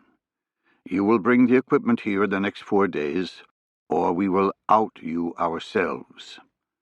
So you have a choice. Maybe get caught by this phantom because of the transfer, or definitely get caught by not doing the transfer." Congressman Ellis couldn't believe what he was hearing. Two absolutely impossible choices. Clearly, the Chinese felt he was of no more use. They must be looking at my poll numbers. Ellis was in trouble for re-election, and was considering simply not running again after learning how much money he could make on this score. But he had never considered the second-order effect. that the Chinese would throw him away. He squeezed his eyes shut, running through options. Okay, I'll do the transfer if you take care of the man. Get rid of him. You'll do the transfer, period. No, I won't. I will not call the plane. You said he was a nobody, so it shouldn't matter. Just get rid of him. Ellis waited, praying that Han agreed. You will hear something in the next few days. Then I will hear you tell me the aircraft is on the way. Ellis hung up the phone and sagged onto his bed with his head in his hands. I entered my room on the 7th floor and found Knuckles already there. He asked, "How's it look?" "Not too bad. The front's got plenty of standoff for any sort of vehicle-borne IED, and the circular drive has a pretty good chicane leading up to the front door. The south side's the issue. It butts up right against an alley, with a neighborhood starting right on the other side. Easy to get a large V-bid there. What about you?" "Interior security's pretty good. X-ray and metal detectors on all doors, and manual baggage checks for any workers coming in. I talked to the concierge. They've stepped it up some because of the guests, doubling the security force." When Kurt had diverted us to keep an eye on Norden, he'd also tasked us with checking out the security posture of the congressional delegation's hotel. Knuckles and I were doing that while Bull and Jennifer went to the Cairo Convention Center to get a handle on our target. "So," I said, "all we need to do is make sure that none of the delegation has rooms on the south side. I'll pass that and let Kurt sort it out." I heard someone fumbling with a card key outside and opened the door. Jennifer came through, smiling like she'd found another hominid. "I take it things went well?" Bull said, "Better than well. We've got him for the next few days with little work on our part." Jennifer said, "He's going on sightseeing trips. Tomorrow's the pyramids, then a day trip to Alexandria on the coast." Bull said, "Coco here got us on the same trips, so we don't have to work at all to keep him in sight, and we get to look at old shit. She's in heaven." Jennifer's smile left her. "Okay, I get the use of a call sign on the radio, but would you please use my name in normal conversation? Coco's a damn gorilla." She didn't understand that the call sign was a good thing, something that was earned and proof of further acceptance. I let it ride. "Did you get a facial ID?" I said, meaning did they have a photograph. "No," Jennifer said, "but I did see him. He was wearing a name tag for the convention." "Did he see you?" "No. I was in a crowd walking by. No way he saw me." "Okay. You two stand down. I don't want to risk burning you. Knuckles, head over to the convention and get a shot of everyone in his booth. We'll have Jennifer ID the right guy, then we'll all know what he looks like."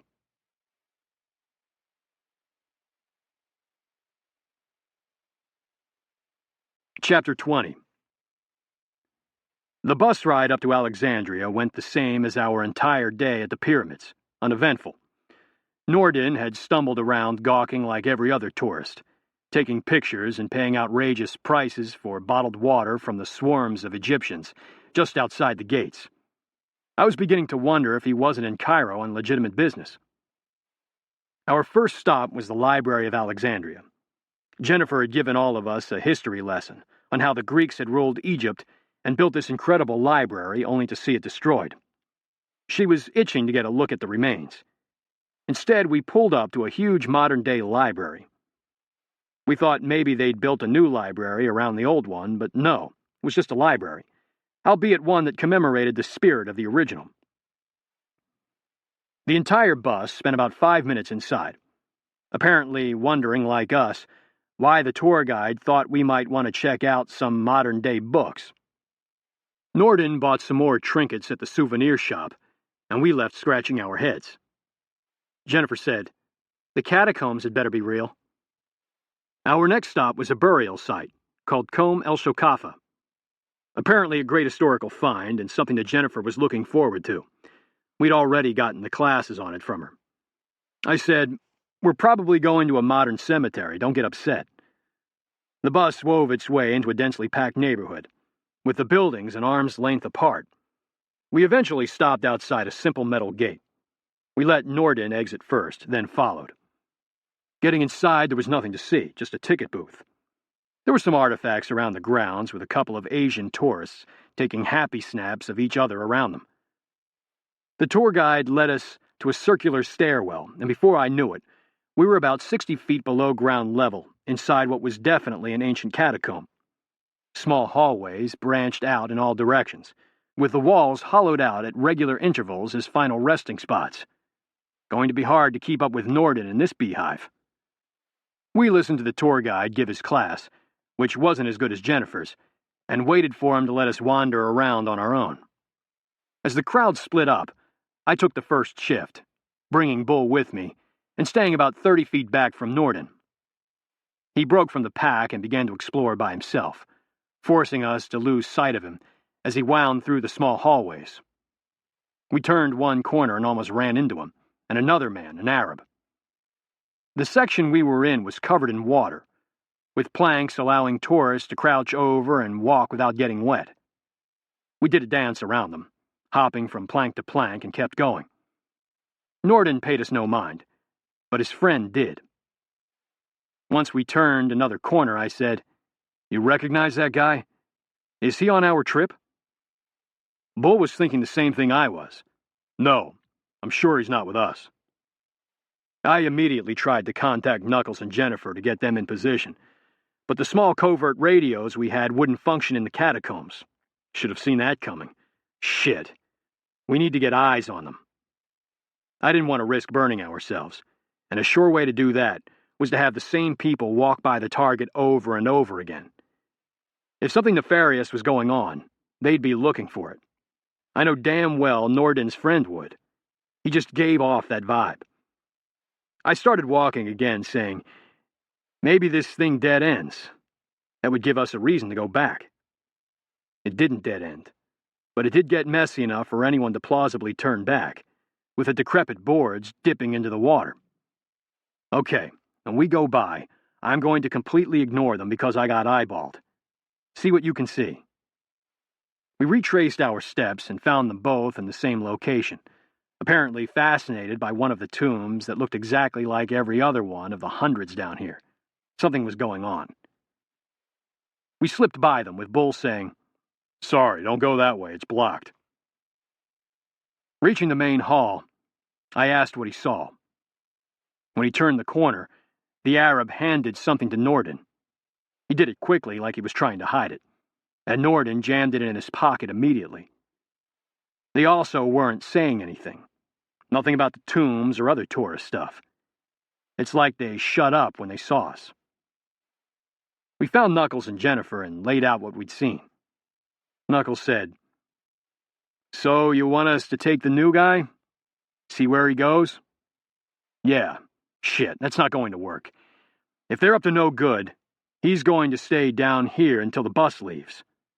I won't be able to point him out to you because I'll be on the damn bus following Norden." Knuckles said, "How bad is your heat state?"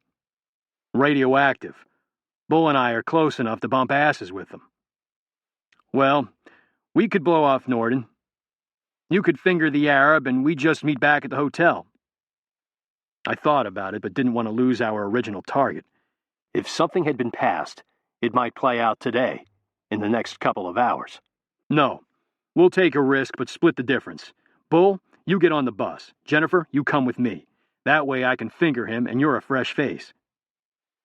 Jennifer and I left the catacombs, finding a cafe on the corner across the street, with a view of the metal entrance gate to the park, currently blocked by our tour bus.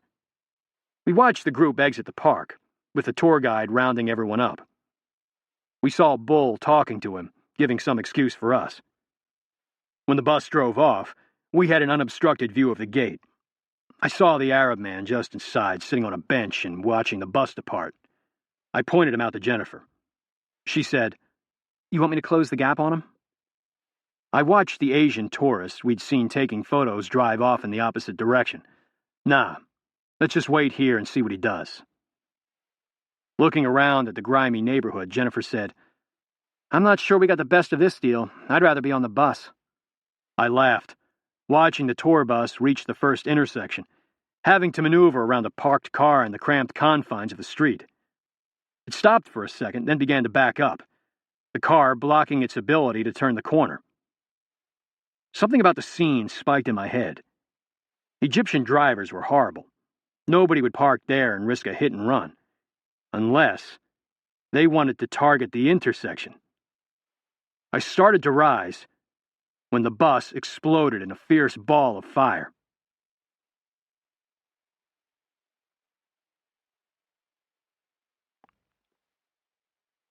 Chapter 21.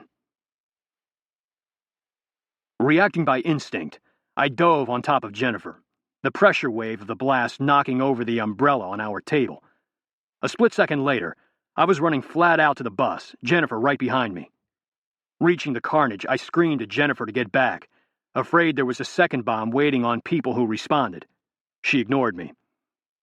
The badly parked car on the right side of the bus was peeled open like an empty beer can, black and burning. The bus was knocked over on its side, the middle compressed as if a giant hand had squeezed it. The smell of charred flesh and burning rubber mixed together. I grabbed a piece of metal and began tearing into the wreckage. Once I had a hole, I started pulling out the pieces.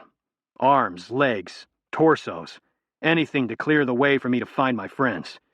Please, dear God, be on the left side of the bus. A crowd had gathered and begun to help.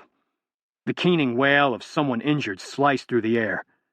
I kept going, now pulling out whole bodies. Eventually, I reached someone alive. I got him out and saw Bull's jacket underneath a seat. I screamed for help and found Jennifer by my side. I'm going to lever that seat up. Pull him out. I jammed a broken piece of metal underneath the frame and leaned into it with everything I had, raising the seat a foot. Jennifer dragged him out. I was relieved to see he was whole with all of his limbs. I ran to him and began immediate first aid, checking for breathing and a pulse. He had neither. The side of his skull was cracked open, with his brain matter falling onto the ground. I shunted the image to the back of my brain and returned to the bus, looking for someone who still needed help, looking for Knuckles. I was pulling another body from the wreckage when I heard Jennifer scream my name. She was yanking on a piece of smoking metal, blood on her arms, her hair singed. Racing over, I saw my friend face up, a vicious slice running down his torso, exposing his intestines underneath, and the rise and fall of his chest. Rafik felt the blast from inside the courtyard, the shock wave shaking a cloud of dust from the walls. He scrambled out into the street, seeing a huge plume of smoke rising to the west. He ran toward it. Fighting his way through the crowd around the wreckage, he circled looking for Noorden. He reached a makeshift morgue, with the bodies unceremoniously thrown one on top of the other, and a small stack of arms and legs looking like cast-offs from a wax museum. He saw what might be Noorden's clothes, and moved the corpses for a clear view. The head was missing, the neck a mass of torn tissue with the spinal cord sticking out stark white against the red.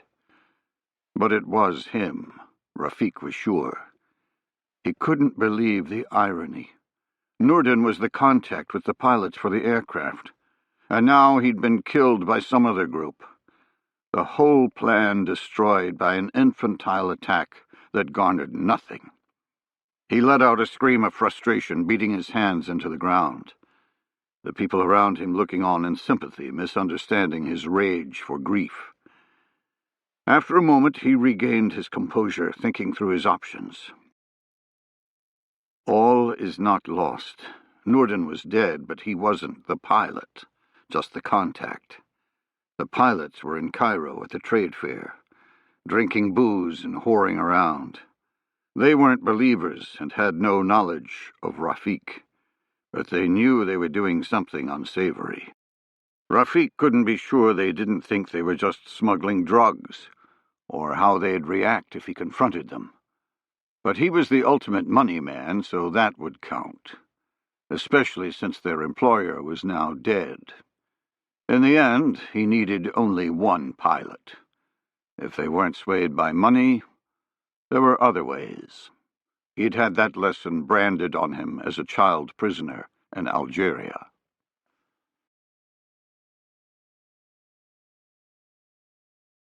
Chapter 22. Eating dinner on a two-story boat anchored in the Nile River, Congressman Ellis wasn't enjoying the belly-dancing floor show like the rest of the entourage. Since his last conversation with Hahn, he hadn't enjoyed much of anything. His appetite had dropped off to nothing, and he felt permanently sick to his stomach. He told his aides that he'd caught something, and they'd seemed to buy it. He felt his phone vibrate in his pocket. Excusing himself, he went to the bathroom and read a simple text message. Check the news. Call the plane. He pulled out his worldwide BlackBerry and accessed the web. Within short order, he located the terrorist attack in Alexandria.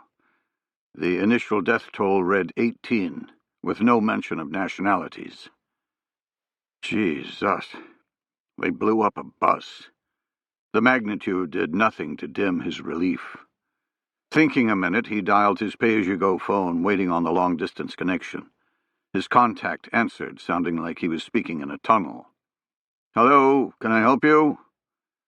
Yes, I'd like to speak with Carlton Weber. He's not here at the moment. Can I take a message? Now that they were no longer in the States, they had established a code to ensure that each was who they said they were. Congressman Ellis had no doubt that Egypt maintained a pretty healthy capability for listening in on domestic cell phone calls, so their entire conversation would be benign. Congressman Ellis said, Yes, tell him that he can come as planned, but I had a question. What's that? How long can he stay? He's only paid for 3 hours. I know. I made the plan. Can he stay longer? Possibly, but it will cost more money. And he won't stay past the night. He has to be back here the following morning. Congressman Ellis realized the pilot was afraid of being at the closed Alexandria airport when the sun came up. He wanted in and out in one night. It was the best Ellis was going to get. Fine. Make that happen. Call me before you cross the Mediterranean. He hung up the phone, feeling a little release. Barring any hiccups, I'll give Hahn his 24-hour call tomorrow night, and be done with this. He returned to the table and flagged an aide.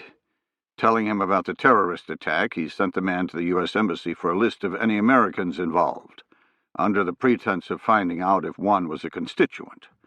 After the aide left, he relayed the news to the rest of the delegation, who all immediately began banging away on BlackBerries and talking to aides, just as he had. Congressman Ellis heard nothing from the aide until he returned to the hotel. The man entered his room with a smile, saying, Not your constituents. No worries. Were there any Americans? Yes, 4 on the tour, 1 dead, 1 in the hospital and expected to die. Then wipe that fucking smile off of your face. The aide's glee disappeared. How sure are you of the information? Now, all business, the aide said 100%. The embassy had the manifest of everyone who paid for the tour and has already confirmed the information about the Americans. He handed a sheet of paper to the congressman. The deceased have a line through their name. The wounded have an asterisk. The Americans are 4th from the bottom. Ellis looked at the list and felt his bile rise. There were annotations next to every name but 2. Nephilim was one of them. Jesus. He's still alive.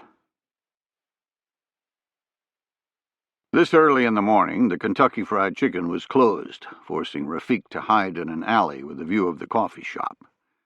He had originally planned on giving the details of his operation to the Muslim Brotherhood contact no earlier than the day the aircraft arrived, but with Noordan dead, he would need to go to Cairo himself, forcing him to give out the information early.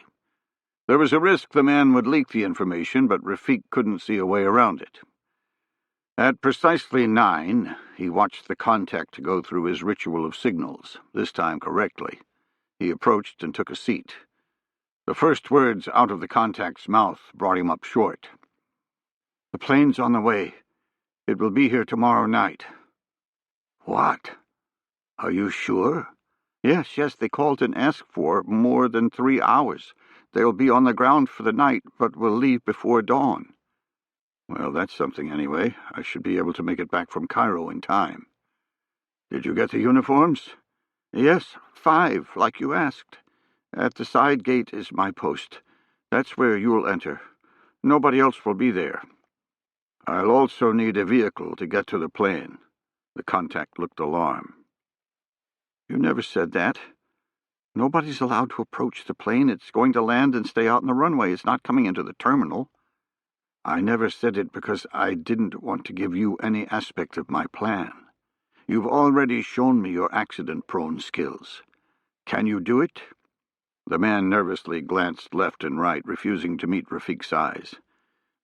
"I'm just letting you in. I don't want to be a part of your plan." "I didn't ask what you wanted. I asked if you could do it. You are already part of the plan." The man said nothing. Rafiq leaned forward, forcing the contact to meet his eyes. "Can you do it?" The contact hesitated, then nodded. Rafiq smiled. "Can you remember my instructions without writing them down?"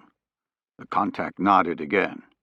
Rafiq gave him the bare minimum of information he would need to accomplish the mission. Getting back to his hotel, he accessed his Skype account and called the one man on Earth he trusted. When his face appeared on the screen, Rafiq felt a calm settle over him. Camille had bled with him in Algeria and was the touchstone he needed to keep going. Rafiq said, "Peace be upon the Prophet. It's time." "Thanks be to Allah," Camille replied. "The men are ready." "Did you get the weapons?" "Yes, you were right. Al-Fayoum was the perfect place to wait. We had no trouble finding weapons. An old oasis a couple hours southwest of Cairo. Al-Fayoum had some of the strictest security restrictions in all of Egypt. In 1997, a group of terrorists had massacred more than 60 foreign tourists at the Luxor archaeological site. Most of the terrorists had come from Al-Fayoum, and the town itself suffered the repercussions. It was a counterintuitive choice to place his trusted friend and the team in the heavily patrolled area, but Rafiq didn't worry about the security. Instead, he had leveraged the reason the security was there in the first place. The town was ripe with sympathizers. Rafiq said, "There's been a complication, old friend. I'm afraid I must put more on your shoulders than I wanted, in addition to your requirements in Europe."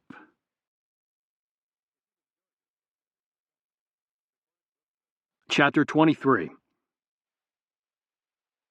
Knuckles looked like a caricature of someone injured. He was covered in bandages from his head to his waist, with irregular red polka dots splotching through where the wounds were still seeping, like oil spots trying to join together. In the 24 hours he had been in the hospital, he hadn't gotten appreciably better. But he hadn't gotten any worse either. The doctors kept marveling that he was alive at all, which was something I didn't need to hear.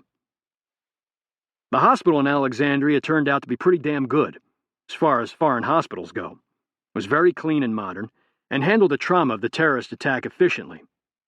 We had been given the presidential suite because they'd run out of room, which was small compensation. It gave Knuckles an anteroom he couldn't use, with a TV he couldn't watch. I'd been conducting a vigil since we'd arrived. Not for any emotional reasons, but because I was petrified the staff here would miss something if an alarm went off on one of the plethora of machines hooked to them. So far, we'd been okay. Jennifer had stayed as well. I could tell she wasn't sure what to do, and was probably traumatized by the carnage she had witnessed. I knew I was being an asshole by letting her flounder, but I didn't have the energy to help her cope. It was all I could do to deal with my own emotions. Seeing Knuckles' body torn was eating at me like acid. I felt a darkness coming back. After the murder of my family, I had lived in an abyss, full of rage and hatred. The senselessness of their deaths had consumed me, bringing on a blackness that wanted to take over my soul. Those days were now a distant memory. I had tricked myself into believing they weren't even that, but just a bad dream that had no substance.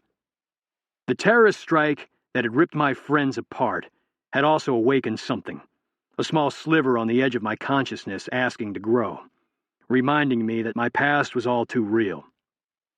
Had my friends been killed or injured on an operation, in combat, I would have been able to handle it differently.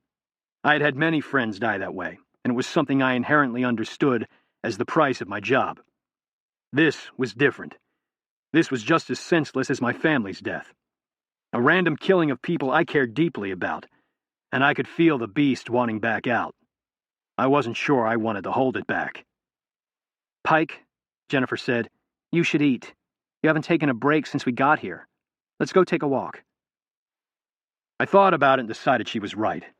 I needed to get out of here. "Yeah, okay. I want to stop by the nurse's station, though. Let them know we're leaving." We exited the hospital onto a tight, busy street. The buildings crammed together without any space, and the sunlight blinding me.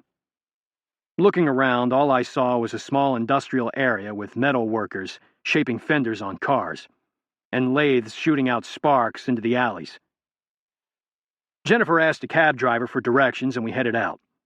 4 blocks later, we had left the industrial area and entered a congested shopping district. We stopped at a roadside stand and ordered some local food. Sitting down at a coffee table, Jennifer said, "Pike, I think someone's following us." I didn't alter my demeanor, just asked, "Who and where?" "There's an Asian guy at your 9 o'clock. He was outside the hospital when we left, and now he's across the street at the other cafe. I only noticed him because he was Asian. He stuck out." "Can you see him by looking at me?" "Yeah." I didn't bother to try and ID him. Let me know if he leaves. If Jennifer had called it, he was probably surveillance. She had an uncanny eye for this type of thing, and I had never seen her call a ghost. We ate our lunch at an unhurried pace, staying longer than any ordinary patron would. When the man didn't leave, the chances of a mistake became smaller and smaller. We finished up and began walking away from the hospital. The man followed. We entered a pharmacy and bought some aspirin, just as an excuse, then began walking back in the direction of the hospital. The man reappeared on our tail. The glimpse of him brought irrational anger. The motherfucker's going to follow me when he sticks out like a whore in church? "Jennifer, I'm going to find out what this guy's doing." She looked at me sharply. "How?" There was an empty warehouse in the industrial section. When we turn the corner to it, I'm going to stop and jerk his ass inside. She became alarmed, seeing where I was going. "Then what?" I stopped and locked eyes with her. Then he tells us what the fuck he's doing. Don't you think it's strange that we're following a guy from Indonesia who gets killed in a terrorist attack, and now we're being followed by an Asian guy? He's probably fucking Indonesian. "Pike, let's call the police. I don't think this is a good idea." We turned the corner and I stopped. "Tough shit, we're here. Go inside and see what's there. Pike, get inside now." She opened the door and disappeared. I squeezed inside the door frame and waited on our tail, my fists clenching and unclenching spasmodically, the blackness spreading. He came around the corner and reacted instantly, throwing his hands up and stumbling backwards. I batted him away and grabbed him by his throat, slamming him against the brick wall. Then I threw his ass through the doorway, all 130 pounds of him. I stepped into the gloom of the warehouse and smacked him in the head, stunning him again. I ripped off a satchel he was wearing and opened it, finding a beat-up Chinese Type 67 semi-automatic pistol.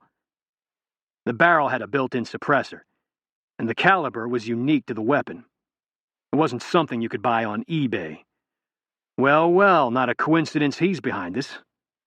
I checked the chamber, saw it was loaded, and pointed it at his head. "Empty your pockets." He sat up and did nothing, just stared blankly at me. He looked familiar, and it clicked. One of the tourists from the catacombs. I cracked him in the head with the barrel, splitting open his scalp and knocking him to the ground again. I heard Jennifer say my name but ignored her. I said, "Empty your fucking pockets." He still did nothing. I raised the pistol again, and Jennifer moved to him, pulling on his pockets. Get the fuck away from him. She did, but said, I don't think he speaks English, Pike. Don't hurt him. The man was now emptying his pockets onto the ground. Bullshit. That's the first line of defense. Play like you can't understand. He was at the catacombs when the strike happened. He knows something, and he speaks fine, I promise. I looked around the warehouse, seeing a table and chair. I pointed the pistol at him and said, Take off your clothes. Pike, Jennifer said, what are you... Quit questioning me in front of the detainee. I wanted to get the man feeling as vulnerable as possible, and being completely naked was a quick way to get there. But I couldn't tell Jennifer that in front of him. I repeated, Take off your clothes. He didn't move, until Jennifer mimicked unbuttoning her shirt. Then he began to undress. Jennifer, quit playing into his hands. Let me deal with this. Go find something to tie him up with.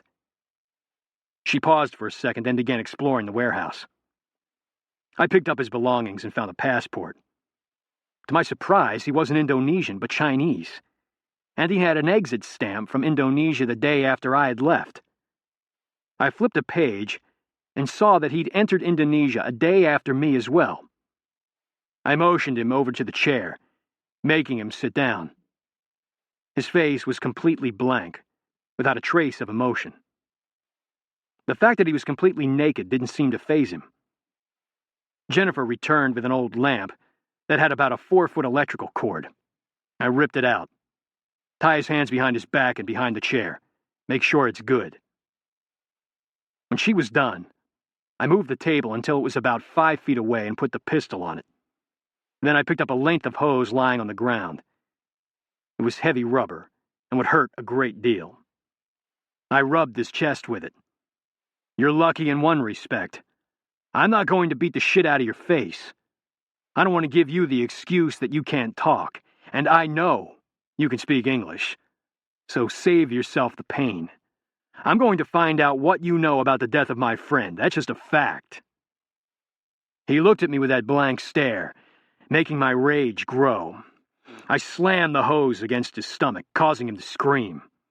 I picked up a rag and shoved it in his mouth, then swung 3 more times. His eyes squeezed shut and he screamed again, but only a muffled sound came out. Jennifer shouted, Pike, please stop, please! She looked sick to her stomach. I said, Go to the door and watch for someone coming. Pike, go! She left and I returned to the man. He was sweating profusely and breathing hard. I'm not going away. You nod your head and I'll remove the rag. We'll start with an easy one. What's your name? I waited for him to nod. When he didn't, I striped his thighs, feeling the rage build, blaming him for making me give him pain, taking out my grief over a dead friend, taking out my rage over another friend who would probably die today. My vision blurred, and I hit him again and again, almost missing him nodding. I removed the rag. His head sagged for a second. Then he whispered, Camera. What the fuck? Speaking gibberish to get me to stop? His pathetic attempt to act like he didn't understand broke through the small bit of sanity holding back my blackness. The beast came out, looking for pain. Jennifer kept her eyes glued to the street through a crack in the door, not wanting to witness what Pike was doing, not wanting to be a part of it in any way. She flinched every time she heard the hose strike flesh, her conscience screaming at her to stop it, but a fear of what Pike might do overweighing her impulse. She'd never seen him like this. She'd watched him sit in Knuckles' room, morose and brooding, and somewhere during the wait he'd crossed a threshold. For the first time she feared him, feared what he was capable of. She heard Pike ask the man his name, then heard the hose whipping into his flesh, her eyes involuntarily squeezing each time. Then the sound stopped. When it resumed, it was no longer the crack of the hose, but a dull, meaty drumbeat. She turned from the door and saw Pike straddling the chair, his fists a blur as he pummeled the man's face.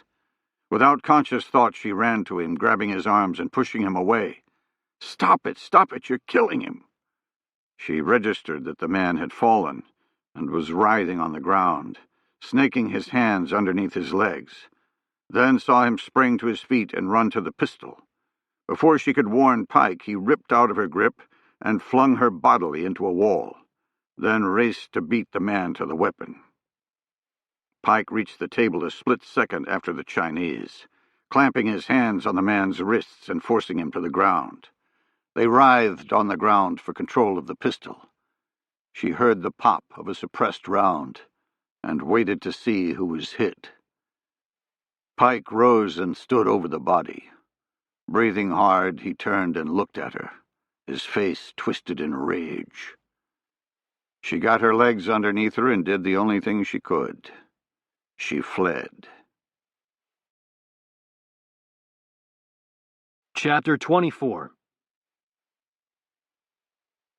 The terror on Jennifer's face devastated me, smothering the rage. I tried to talk, but got nothing out before she ran. I turned back and looked at the man on the ground. He was no longer human. A body topped by a popped balloon of blood. I threw the pistol across the room in frustration. What the fuck just happened? I'd lost control, something that had never occurred on a mission. When I was operational, I was always in control. It was what made me the top 1% of the top 1% in the world. And I had just killed the only lead I had into the murder of my friend after beating the shit out of him, because I'd lost control. Damn it, Jennifer. If she hadn't tackled me, he wouldn't have gone for the gun. I knew blaming her was bullshit. She'd done exactly what I would have if the situation had been reversed. The right thing. For the first time since I had come back to the task force, I questioned my ability to serve my country. Maybe my psyche was too damaged to do this work. Maybe I was now too sensitive to the price the job might entail. Maybe you can't separate the consequences from your emotions anymore. Jennifer's expression returned. The memory of her fear and revulsion sliced through me like a razor. She had literally run from me, afraid that I'd hurt her. I grabbed the man's satchel and shoved everything in it, then ran out to find her, to explain, although I had nothing to defend what she'd seen. It was what it was. Amazingly, the neighborhood was going about its normal business. I shoved everything but the passport into a dumpster and started in the direction of our hotel. As I walked, the one word the man said finally penetrated my brain. Camera. I had thought he'd just uttered nonsense, but now, with a clear head, I put together the utterance with his passport entries from Indonesia. Jesus. Surely this has nothing to do with Kurt's father. I picked up my pace. Entering our room, I startled Jennifer. I noticed her bag on the bed with clothes in it. I immediately held up my hands. Hey, I don't know what to say. I lost control. She looked at me warily, like she wanted me to give her a clear shot at the door. Pike, I'm going home. I don't know what that was back there, but I want no part of it. The words drove like a spike into me. Jennifer, please don't do this. That guy was bad. He was in Indonesia the same time we were, and was at the catacombs 2 minutes before the bus blew up. He had something to do with it. I'm leaving. She threw a shirt into her suitcase. I'm not like you. She said nothing for a second, then continued. I don't want to be like you. I thought I did, but I don't want to cross that line. Maybe it's necessary, I don't know. I just don't want any part of it. That wasn't me, it wasn't. I don't like it either. Something happened. I would never hurt an innocent person. I would never hurt you.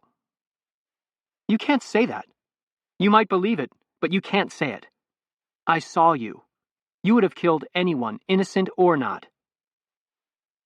The unspoken accusation hammered me. That the man I had killed might not have done anything wrong. You can't believe that. The guy murdered Bull. I wasn't going to kill him, just make him talk. You've worked with the task force enough, you know that's not true. She stopped what she was doing, facing me head on. Bullshit! You're all alike. I'm not sure who's the good guy and who's the bad guy. Terrorists kill people and the task force reacts, running off killing people. Maybe you both just found an outlet for your psychopathic tendencies. They use God as an excuse to bomb, and you use them. Maybe there are no white hats. I couldn't believe what she had just said. Jesus, you can't think that we're like terrorists. We've never driven a plane into a building, for Christ's sake. I've never enjoyed killing. We do what we do to protect people, nothing more. If they'd quit, so would we. The opposite isn't true. If we quit, they'd just keep killing. She backed off a little. I'm sorry. I shouldn't have said that. I don't know what to believe, but I know I'm not cut out to be a part of it. I'm going home. I remembered the camera and the possible connection with the bus strike. I couldn't do what I needed to do on my own. I needed a team, and I could use Jennifer's help to get one. I knew that was just an excuse to keep her here, but I had to do something. She had seen something good in me a year ago, when I was drowning in the abyss, and I needed to prove she wasn't wrong. I needed some time, some space from what had happened to mend the rip between us. And I really could use her help. Okay, I won't stop you. But I need you to do something first. What? The man mentioned a camera, and his passport showed him in Indonesia at the same time as us. Something's going on here. The bus strike wasn't random. I'm going back to that convention center to find out what. I need a team on the ground, and I need you to bring them in. Bring them in? Why? Because they'll be falling from 30,000 feet. Chapter 25. Rafiq kissed Camille on both cheeks, saying, Assalamu alaikum. He shook the hands of the men with him, then touched his heart with his right hand. Good to see you, Rafiq said. Any issues getting here? None, said Camille. But I'm anxious to hear why you called us to Cairo. Rafiq told him what had happened in Alexandria, and the dilemma the plan now faced.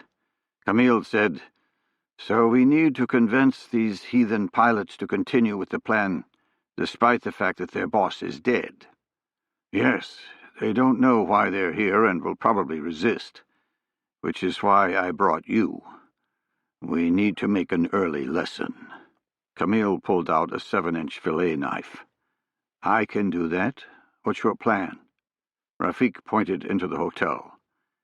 The elevator's right past the reception desk, but we'll be taking the stairs on the other side. The head pilot's in room 232. We take him, have him call the others, then hold a meeting. There's a loadmaster and 3 pilots.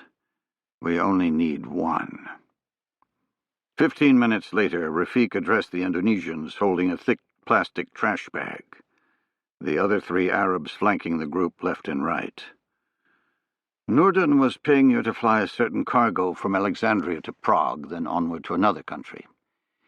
He is no longer here, but I am the one who hired you. I wish you to continue.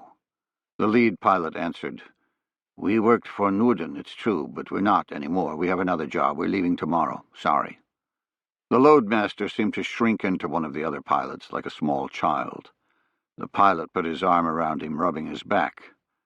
Rafiq was disgusted to realize they were partners, and decided the loadmaster would be the lesson. Then he grasped that the connection could be useful later. He said, I'm not going to threaten or beg. I'm going to show you what will happen if you say no. I only need 1 pilot. Rafiq turned to Camille and said, The one who spoke. Initially, the Indonesians looked confused. When the Arabs pulled out pistols, they showed their first signs of alarm. But by then it was too late, their conscious minds failing to sense the extent of the danger. As had happened throughout history, whether facing a mugger in New York City or being pushed toward a shower by a Nazi guard, they acquiesced without a struggle. Camille grabbed the lead pilot and forced him to his knees. He shoved the man's head into the trash bag and pulled out the fillet knife. The pilot, unable to see anything, remained still. Camille placed the knife under his neck and began to saw. The blade bit deep. Before the pilot comprehended the danger, he was already dead. His body just didn't realize it. He began flopping around like a fish on a dock, but Camille held him down and stroked 3 more times. Camille dropped the body and stood up, watching it continue to whip, causing a spackle of red to spray out, as if someone had stomped on a ketchup packet. The sounds coming from inside the bag made the other Indonesians flinch in horror. First, a wet wheeze. It grew into a gurgling rattle as the pilot's lungs fought for air through the torrent of blood. In seconds, the body was still. The only sign of life, a twitching left foot.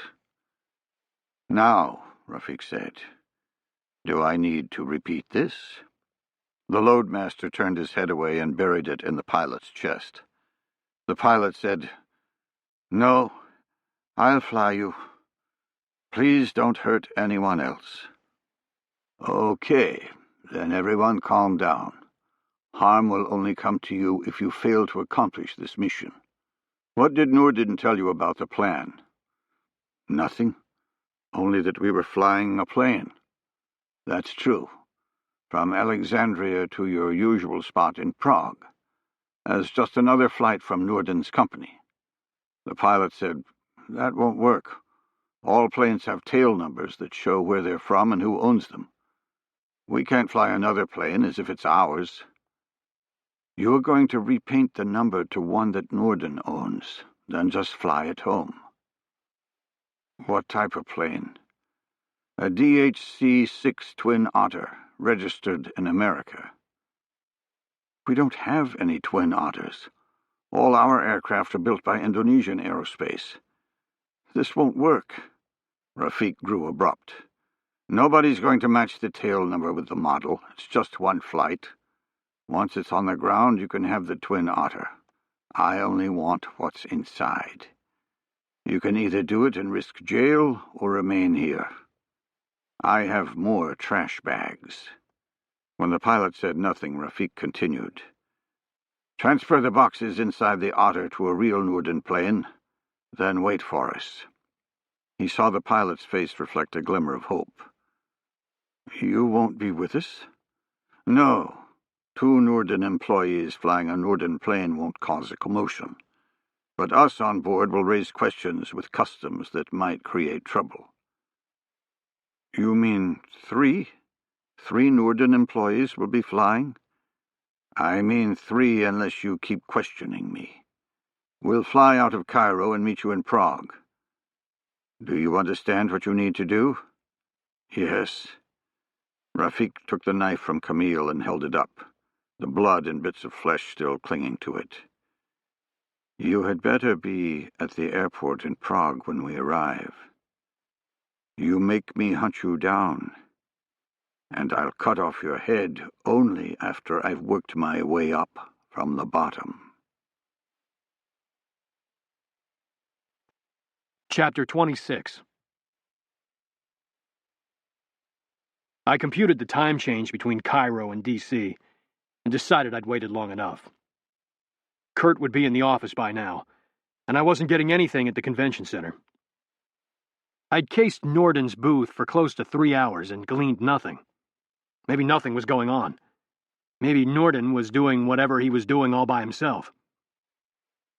The booth itself, in fact the whole convention, was moving slow, like Vegas at 9 in the morning. It stood to reason since the terrorist strike had killed Noorden and 17 other participants. I pulled up our VPN on the company website. Once I was secure, I instant messaged my secretary in the rear, really just someone who was pulling radio watch in the task force headquarters. When he came on, I asked him to find Kurt, then put on the headset and waited. It had taken a little doing, but Kurt had finally agreed to send over some more operators. The connection with the terrorist strike and his father's camera had been weak, but it was enough. Everyone in D.C. seemed to be shitting their pants over the intel indicators, and ultimately, it had swayed Kurt's decision.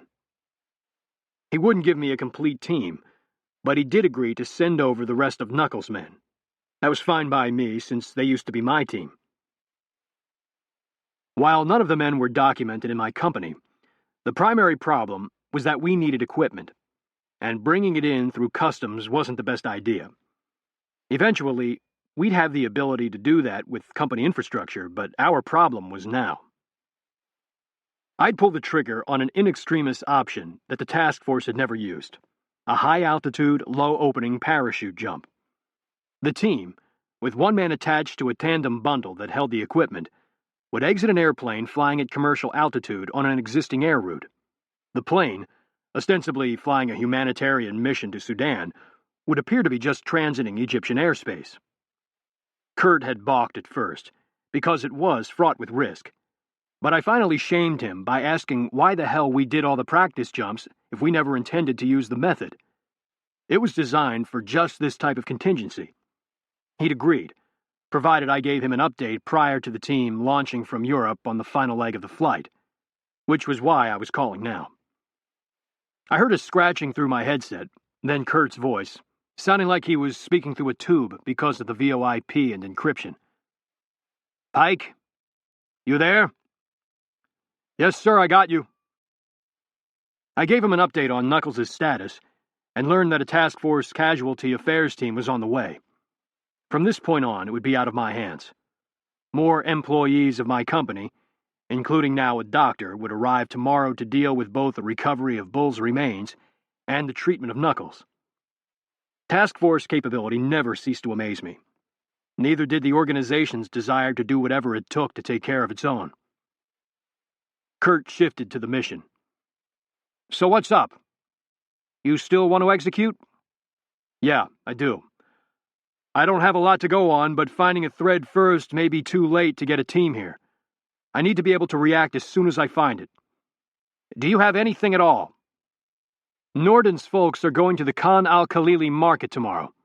3 females. It's probably nothing, but I can't follow all 3 by myself. The market's a tourist trap nut house." Kurt paused, then said, "You know, if we weren't all pissing in our pants here in D.C. over the indicators of a strike, I'd cancel this. The infill alone's dangerous enough." "Sir, I got it. But we both know there's a link to something here. Did you get the film?" "Yeah, we developed it. Only 17 of the 36 frames were exposed. All of them pretty much shot by the heat and humidity in Cambodia. We managed to get an image out of 6. And nothing right now, just a bunch of shadows and light. A couple have a man in them, but nothing identifiable. We're digitally working them." "Okay, I know it sounds nuts, but those pictures mean something. We'll keep working at it. How's Jennifer doing?" "Fine. She's doing the recce for the drop zone right now. I'll have the coordinates by this afternoon before the team launches from Europe. And she's going home after that." I realized I couldn't keep stalling about what had happened to the Chinese man. I hadn't told Kurt how I'd made the connection between the camera and the strike, but I knew I had to. I wasn't looking forward to it. I knew what he'd think. Get it over with. "Actually, sir, she's not fine. She's coming home tomorrow after the jump." "Why? Was it Bull's death?" "No. It's something I did. I killed a guy." I heard nothing for a second. "Were you in the right?" "Well, not exactly."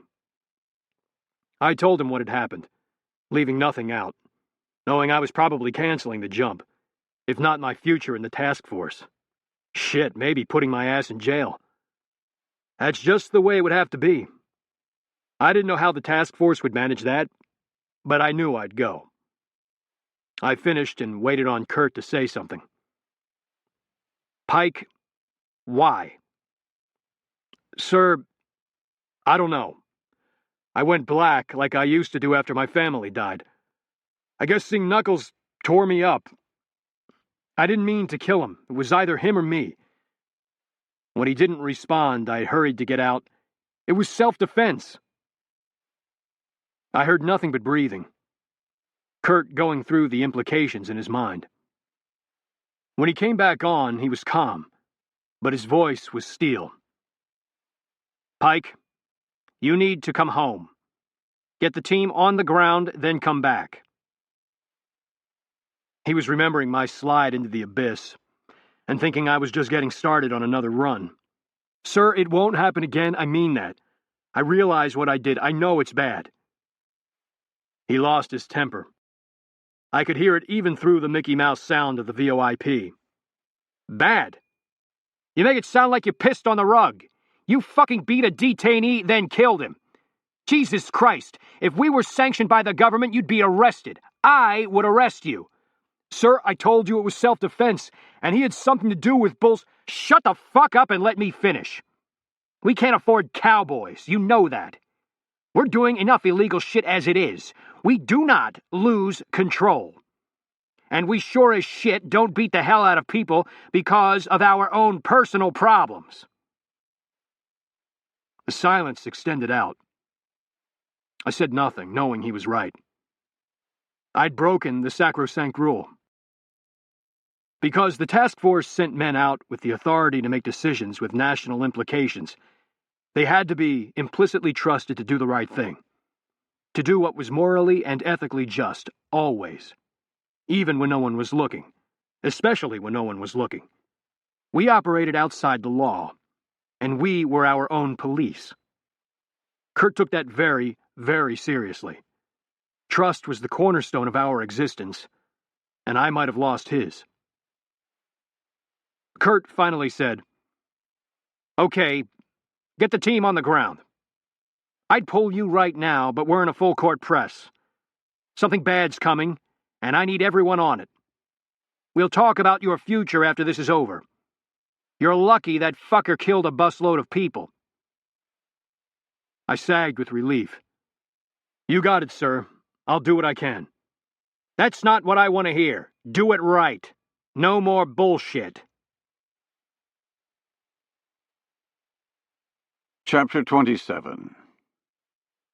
At precisely 9 o'clock that night, Rafik pulled the nondescript van up to the south gate of Alexandria's El Nouja airport. His calm demeanor belied the adrenaline pounding his temples. He relaxed slightly when he saw his contact exit a guard shack, carrying a garbage bag. Within 5 minutes, he and Camille's men were dressed just like the contact, as Egyptian soldiers, complete with AK-47s. The 2 pilots and loadmaster were cowering in the back, dressed in Noorden's travel agency uniforms. They entered the airport and waited, checking and rechecking their weapons. Rafik said, "There'll be another vehicle somewhere. They'll go to the plane to unload. We need to beat them to the rear of the aircraft." They saw the lights of the runway spring to life, bathing the ground in a soft glow. The Arabs tensed, scanning the sky for the aircraft. Camille saw it first, a blinking dot getting closer and closer.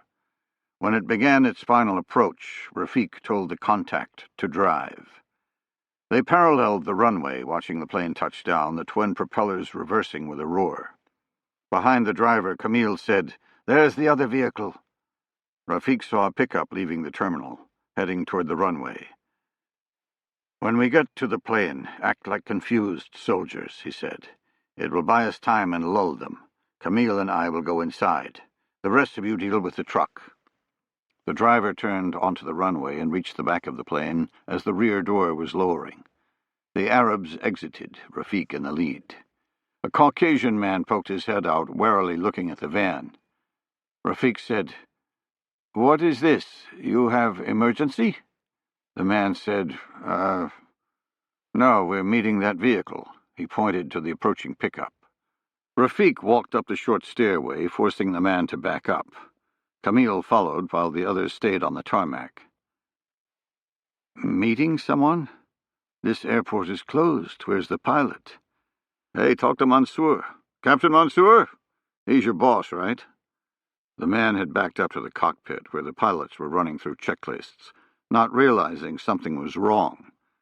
He got their attention. Both the pilot and co-pilot turned and faced backward. Rafik now had 3 heads in a neat row. Perfect. The pilot said, Hey, come on, you want more fucking money or what? A deal's a deal. Without a word, Rafik raised his AK and pulled the trigger, splitting the man's head open. He heard Camille fire twice on his left as he shifted his aim to the co-pilot. The man raised his hands in front of his face, as if that would stop the high-velocity round from tearing through his brain. Rafik squeezed twice and saw the man's head snap back like it was yanked on a string.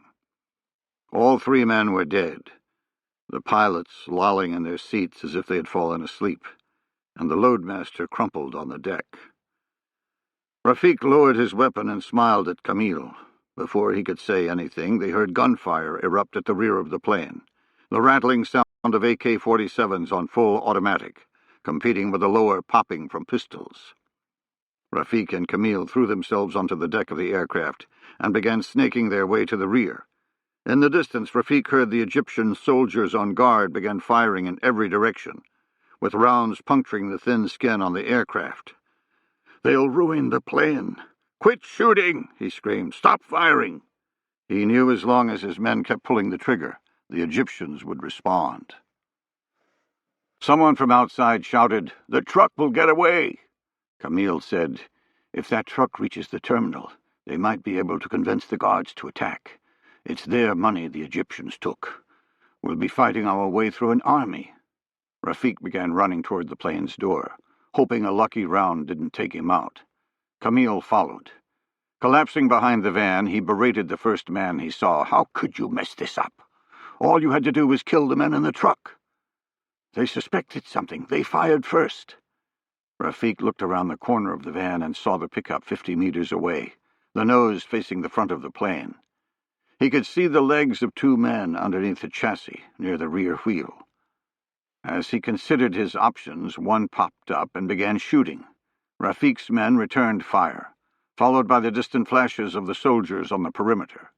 Rounds began sprinkling around them, most striking the biggest target available, the airframe. Every bullet that ripped through the skin caused Rafik to cringe. "Stop pulling the trigger! Now!" Underneath the truck, he saw one man move for the cab. He'd have to crawl across the seat, but once he was behind the wheel, they'd be gone.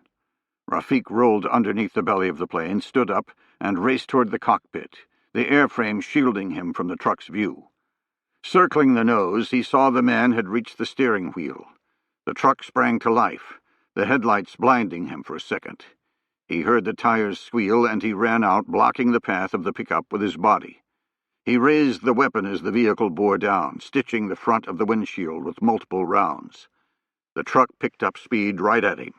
He refused to move, raking the AK left and right until the magazine emptied, the bolt slamming home with a clunk.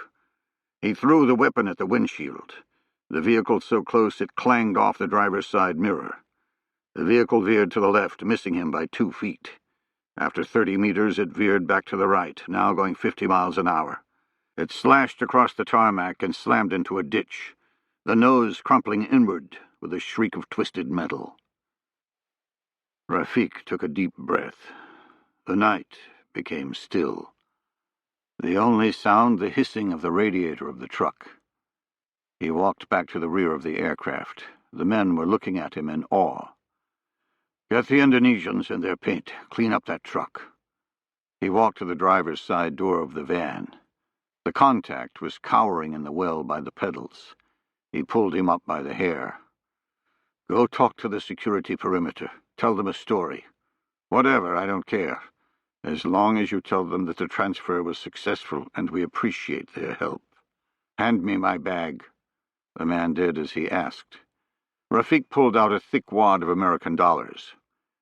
"Give this to whoever is the best choice. Come back when you're done." As the van pulled away, he turned to the Indonesians. "Get to work on the numbers." As all three began to move, he grabbed the loadmaster. "Not you." The loadmaster whimpered, making Rafik want to gut him right there. The pilot, who was his partner, began to panic. "What are you doing? You said we'd all fly." "No, I said you'd all be fine. And you will." He pulled out the fillet knife, the dried blood black in the dim light of the runway. "But if you don't meet us in Prague, I'll cause him so much pain that you'll feel it long after he's dead.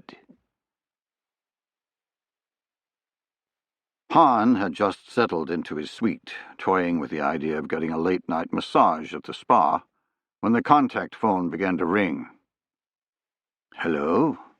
I'm assuming that now this is the 24-hour call.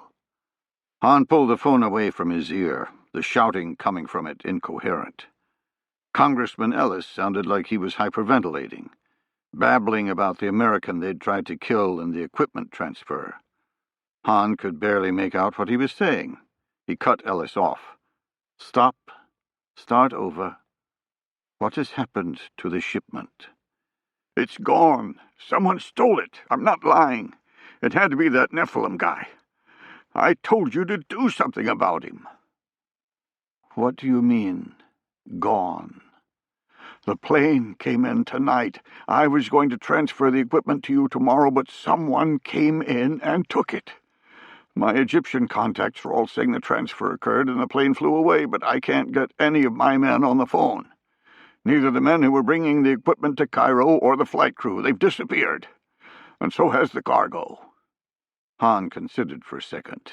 Ellis could be lying, but he didn't think the man was capable of such acting. The voice on the other end of the phone was on the verge of breaking. How do you know it was the American? I don't, damn it, but who the fuck else would it be? You need to get it back. Get it back and kill Nephilim before he can talk. And the woman, too. The man Han had tasked to follow the American hadn't reported in a couple of days, but that in itself wasn't unusual. He'd been told to report only if something suspicious happened, and it appeared that the American cared about nothing but his friend in the hospital. Are you sure the plane's gone? Yes, the Egyptians told me the plane flew away. Why would they lie? So why aren't you sure the transfer happened? Maybe your men just have phone trouble. No, this was too important. I had 3 numbers. They were instructed to call immediately. I've heard nothing and had to call my Egyptian contact to get the information I'm giving you. Something's wrong, and that American is at the heart of it. Han's voice became brittle. Before you call me in a panic, find out the facts. All of them. I'll find the American. You confirm the loss of the equipment. For your sake, you'd better hope it's just a mistake. Han hung up the phone and called the team leader he'd brought from China. Have you heard from Juan? No, but the last report was nothing except back and forth to the hospital. I told him to quit bothering me with useless information. Find him, and get the American man and woman that survived the bomb. The mission's changed. Don't kill them. Bring them to me. You want both? No, I only need one. If you can get both, fine. But don't work too hard at it. Chapter 28. I saw Jennifer finally pull off the rutted dirt road we'd been traveling down for what seemed like days, or nights as it were. She flashed her brakes twice to let me know this was it, and shut off the truck. I pulled in beside her and killed the engine. If things went according to plan, we had about 45 minutes before the team jumped. Plenty of time to get the drop zone established. We'd rented a couple of Toyota Hilux pickup trucks, ubiquitous in the desert, and we traveled south on Highway 2, then cut east before Benny Swaif on Highway 54. Jennifer had found a deserted spot about 3.5 hours away from Cairo, which was harder than it sounds. She kept bumping into Bedouins, forcing her deeper and deeper into the eastern desert. She'd done her usual perfectionist job, bringing me the grid references for the DZ along with digital photos, which I relayed to the task force. She treated me with detached professionalism, like a receptionist at a dentist office. I wanted to talk to her, to connect again, but didn't know how. For her part, she seemed to be forcing the facade. But then again, maybe I was protecting what I wanted to see. Jennifer said, "Well, does this work?" "Yeah, of course. As long as we don't get company." That's what took me so long. There's nothing for miles around here. We're good. I smiled at her, getting a nod in return. Without a word, she turned and began to dig into a bag. Jesus, melt the glacier a little. She pulled out what looked like a small calculator and a pen light. You want a rope? Yeah, hook up the radio. She disassembled the antenna to her truck until she could get at the cable leading to the radio. She stripped the insulation until bare wire showed. Opening the battery box to the calculator, she pulled out 2 alligator clips and snapped them into the wire. She powered up the device, getting a series of 1s across the screen. We're secure. I dialed the radio to 88.9, hearing soft static. We couldn't talk to the bird, but he could now talk to us. He'd transmit on a standard FM frequency, which would come in encrypted, but would be decrypted by the device Jennifer had just attached and come out through the stereo speakers just like a DJ. We spent the next 30 minutes in uncomfortable silence. I was on the verge of doing a perimeter recce just to get away, when the radio crackled to life. Prometheus, this is Stork. Do you copy? I turned on the pen light. Nothing visible happened, but I knew an infrared beam was now stabbing into the night, looking like a spotlight at a car dealer's to the men flying with night vision goggles. I began to do slow loops in the sky, like I was working a lasso. Roger, Prometheus. Got your rope. Stand by. Retro saw the jumpmaster touch his wrist where a watch would be and hold up 2 hands, fingers spread. 10 minutes. He felt the adrenaline start to rise. There was always a chance the jump would be called off, but the call told him it was a go. He saw the jumpmaster key his radio and his earpiece crackle to life. Retro, this is Decoy. You hear me? Yeah, I gotcha. Help the loadmaster with Buckshot's bundle. We're closer than I thought. Roger. To his front was a 6-foot by 3-foot tube full of the team's equipment. Another man on the team, Buckshot, would strap himself to it and ride it out into the night tandem, parachuting with the entire team's gear. He saw Buckshot begin working the myriad of clips and buckles on the bundle, and he knew he was grinning under his oxygen mask, the whites of his eyes stark against his ebony skin. Crazy fucker, strapping himself to a death ride. Buckshot was one of those guys who loved jumping and did it on the weekends just for kicks. Retro was not. He despised it, even when it was just a Hollywood jump, with no equipment on a crystal-clear day, especially when it was in the dead of night at 26,000 feet, with another man strapped to a torpedo, into a blind drop zone. At least you're not jumping equipment. With the exception of a Glock 30 and a pancake holster on his hip, all other team gear was in the tandem bundle. Ammunition, long guns, beacons, and whatever other special equipment they thought they'd need, which Buckshot would ride. In Retro's mind, there was a reason Halo parachute infiltrations were classified as a life support activity by the military. Because people fucking died doing this shit. He cinched down his leg straps and did a final check of his parachute harness, touching his ripcord and cutaway pillow while mentally going through what he could do if his main parachute failed. The jumpmaster, Decoy, cleared the loadmaster to open the ramp.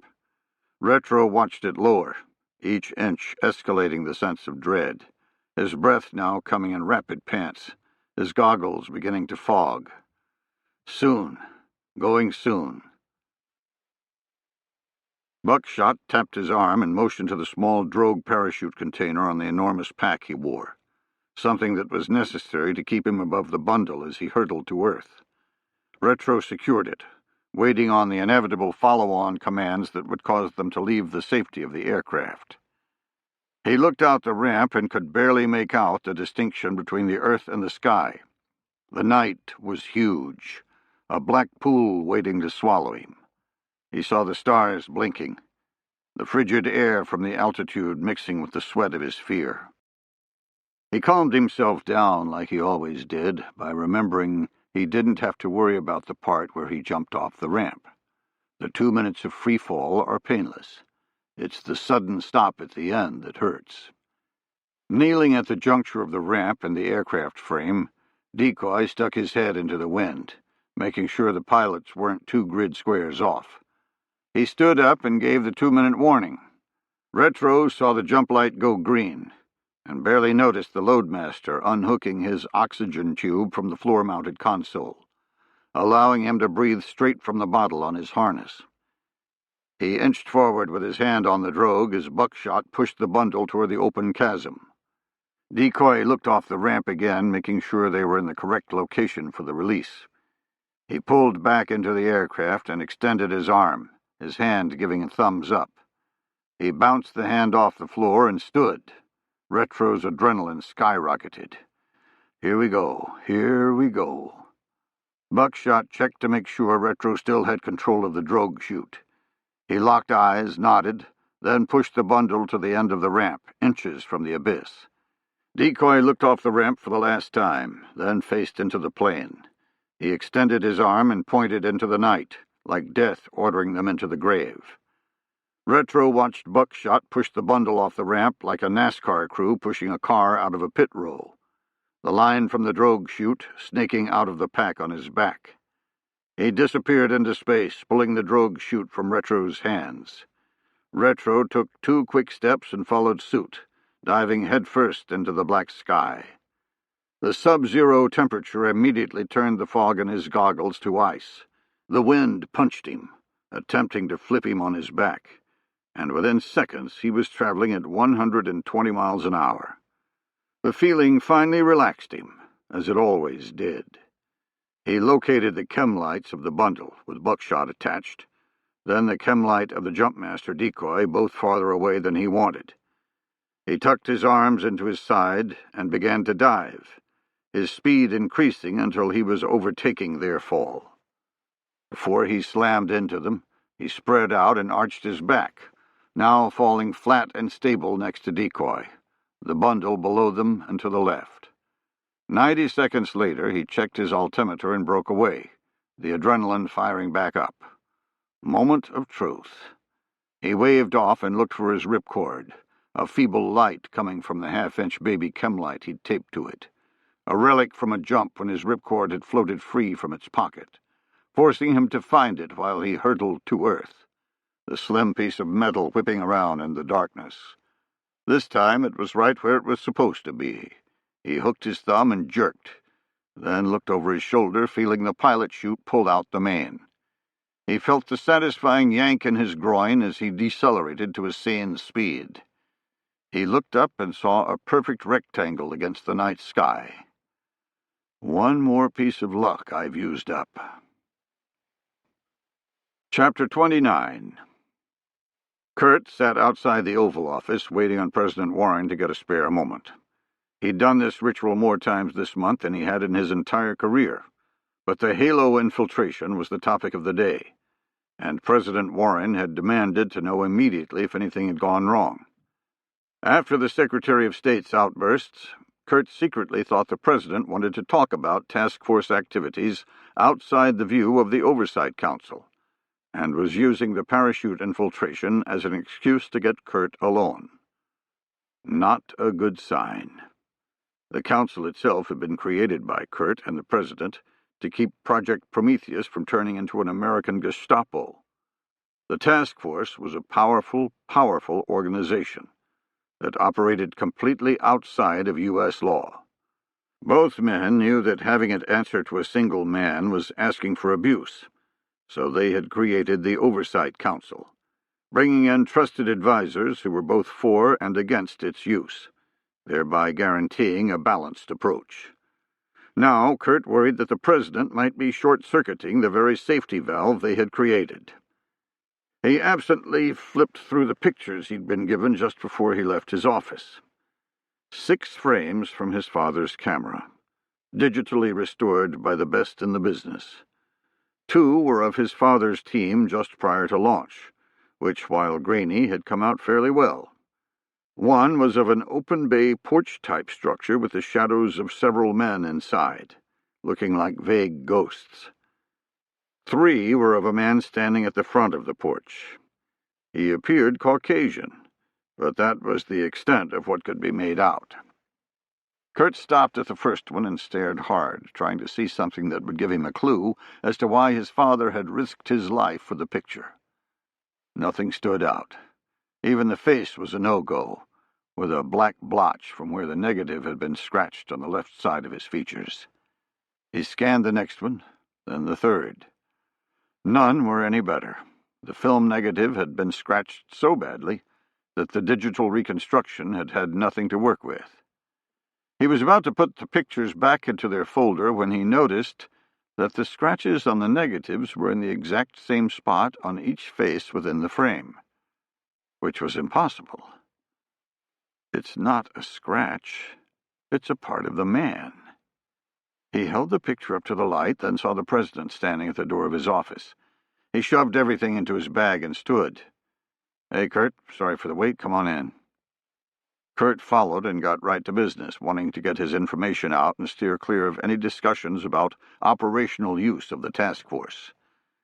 The jump went fine. Infill's complete with all equipment on the ground. Pike's got 3 men now, so he's just one short of a full team. I thought we jumped in 3 men for a total of 5 with Jennifer. Shit. Shouldn't have brought up numbers. Kurt didn't want to get into Pike's actions and Jennifer's reactions, unsure of how the president would react. Kurt knew Pike as well as he knew himself, and believed him when he said he was good. Pike would pull himself out of action if he thought he was endangering the mission, but Kurt wasn't sure the president would see it the same way. Disgusted, he realized that by keeping Pike's operational fiasco a secret, he was committing the same mistake he feared in the president, one man controlling the information and thus the outcome. "Sir, Jennifer's come down with a bug. She's got it coming out of both ends. If she's not better by tomorrow, she's coming home." He internally cursed himself for the lie, and resolved to never do it again. This is how it starts. This is how the task force becomes a threat. Who's lying to me? He knew that the team wasn't, because trust was a cornerstone of task force faith, and felt disgusted again at his lying. The president said, "Sorry to hear that. She's proving to be an asset. The team's enough, though?" "Yeah, it's enough. It had better be. Doing another infill is pushing more luck than we have." "What do you think we should do if nothing's in Egypt? What's the next thread?" Kurt inwardly cringed. "Sir, that's a question that we should pose to the council." The president leaned back, staring hard at Kurt. "We both know something's coming. I'm not sure the council does. They're all worried about the focus on my re-election, and I won't tolerate American deaths because of that." "Sir, I know, but we need to trust what we created. The checks and balances were right then, and they're right now, even with the imminent threat, especially with the imminent threat. We need to stand by what we promised. Please." The president sat for a second, then nodded and changed the subject. "Anything come out of those pictures?"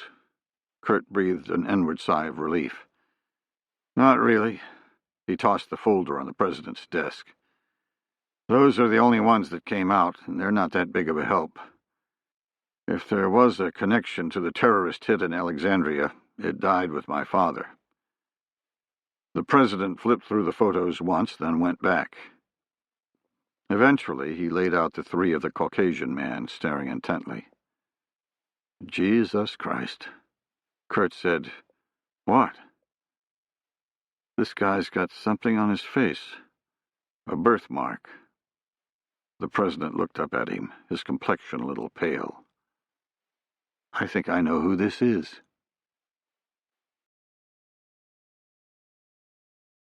Chapter 30. Early the next morning, I knocked on Jennifer's door, not sure of what I was going to say. She had a flight in a couple of hours, but I hoped the jump operation last night might have changed her mind. I saw a shadow on the peephole, but the door didn't budge. Shit. She's not even going to let me say goodbye. I knocked again. "Jennifer, please, open the door." After a second, it cracked a few inches. Jennifer looked terrible, like she hadn't slept. Her eyes, once gray and piercing, were now raw and red. Her hair hung limp against her scalp like a houseplant that hadn't been watered. Knowing I was the cause of her pain sent a wave of guilt through me. "Pike, please don't do this. I'm going home." "I just want to say goodbye. Come on." She opened the door and walked away. She stopped at her suitcase and continued packing, not even bothering to turn around. "Jennifer, come on. At least look at me." She stopped what she was doing. "You just won't get it. I'm going home, and you're not changing my mind. It's not going to happen, and I don't want to fight." "Why? Jennifer, I made a mistake, but that guy was bad. I'm not proud of it, but there is no doubt in my mind. He had blood on his hands." She stopped what she was doing and eyed me. "Pike, that's not the point. Or maybe it's precisely the point. I can't make calls like that. I don't want to decide who gets to live and who gets to die. I'm not like you or the other operators. I can't be that violent. I just don't have it in me. I don't want it in me." She was wrong, but she'd never believe me. "Everyone has it in them," I said. "When push comes to shove, every human will do whatever it takes to live. It's what we are. You read about people who died on their knees, and it's because they'd convinced themselves that the worst wouldn't happen. Given the chance to do it over, you bet your ass they'd fight with anything they had and kill whoever it took. I don't believe that." She started softly crying. "I'm sorry, Pike. I don't want to hurt you, but I can't do this. I thought I wanted to, but not if I end up like you." "What's that mean? End up how?" She held up her hands in surrender. "Nothing. I have to go. I'm going to miss my flight." "Jennifer, wait. I'll quit the task force. I won't do this anymore. We can go back to Charleston together, after this is over." The words surprised me as much as her. She said nothing for a moment, the silence hanging in the air. Then she crushed me. "Pike, that's not what I want. I'm sorry." Jennifer managed to hold her composure for the drive to the airport, only breaking down as she entered the first layer of security, silently crying while the listless guards waved her through. She had lied to Pike, and she knew it. She did want to return to Charleston, but only with the Pike she had known before, not the Pike inside the warehouse. That man, wherever he had come from, had scared her to her marrow, and ceased her to question the very essence of the organization she had worked so hard to join. Pike's only remorse seemed to be that he'd been caught. Just because the man might have had blood on his hands doesn't mean we got to beat him to death. She finished with the second layer of security at the entrance to the terminal, and joined the cattle call moving toward the departure gates. Walking with everyone else, she was jostled by a man trying to remove his bag from the X-ray conveyor. He politely said, "Excuse me," and she noticed he was Asian and appeared nervous. He turned and ran to catch up to an Arab who was impatiently waiting. An Arab she recognized. The man from the tombs. She watched them link up with 3 other Arabs and walk briskly deeper into the airport. She grabbed her bag and followed. She shadowed them for close to 10 minutes until they finally stopped and sat at a gate. She looked to the counter and saw a flight on Czech Airlines headed to Prague. She pulled out her phone and dialed Pike. He answered after 3 rings, his voice clearly happy. "Hey, glad you called. Listen, I can't talk now. We're at the market. I'm busy." She remembered that the team was going to track the remaining tourist trip to the Khan el-Khalili tourist market, in the hopes of finding a thread to pull. She was certain she was looking at the thread. "Pike, I'm at the airport, and I've got eyes on the man from the tombs." "You're tracking the wrong—" He cut her off. "Jennifer, call me back. Don't go anywhere. I gotta go." He hung up. He must have his hands full. She looked at the men again, then looked at her ticket. Okay, you can always fly tomorrow. She spent a few moments memorizing their faces, then left the airport and flagged a cab. Khankalili Market, please.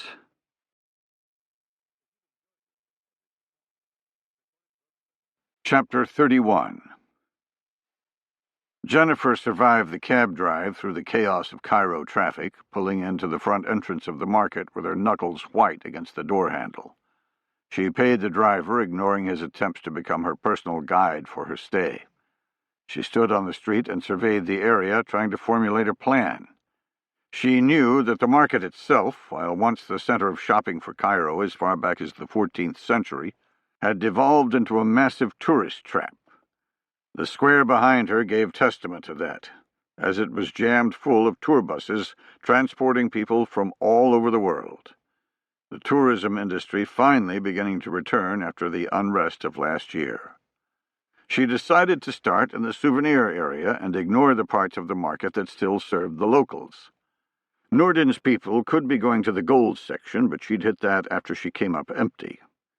She walked past the cafes on the outskirts and entered the market proper, a rat maze of hundreds of shops, most simply stalls lined with souvenirs, a few with small courtyards and doors. She could see why Pike had hung up. Staying on someone in here without getting burned would be tough. With every step, she was accosted by shop owners, all begging her to come into their store, regardless of what they sold.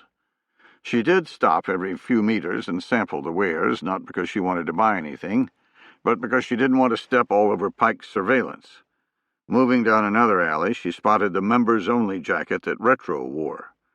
Not too hard to figure out that call sign. He needs some shopping tips. She ducked into the nearest shop to see if she could identify the targets or Pike. The owner descended on her like a spider on a fly. Handmade. All handmade. Yeah, sure.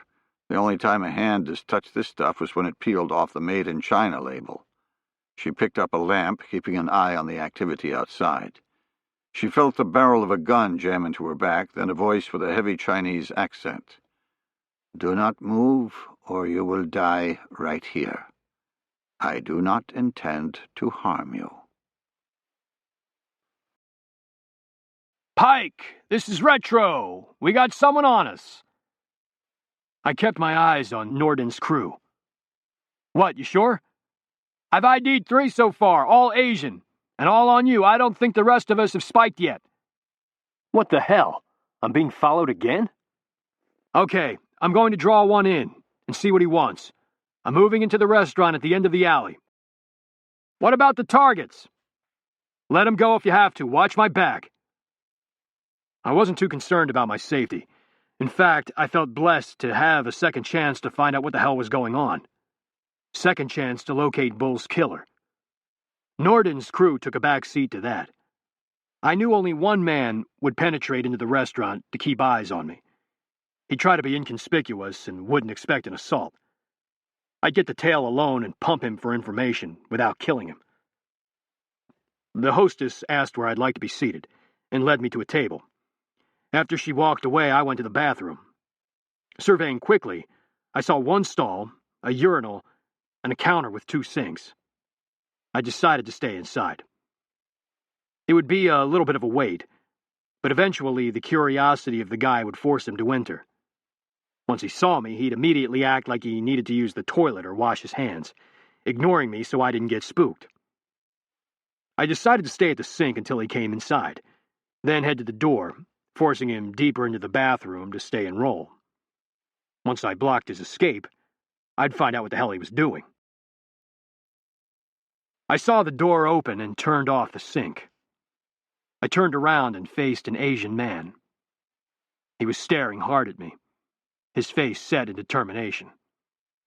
In his hand was a QSZ-92 pistol aimed at my chest. Another Chinese model, this one not sporting a suppressor. Well, that didn't work out like you wanted.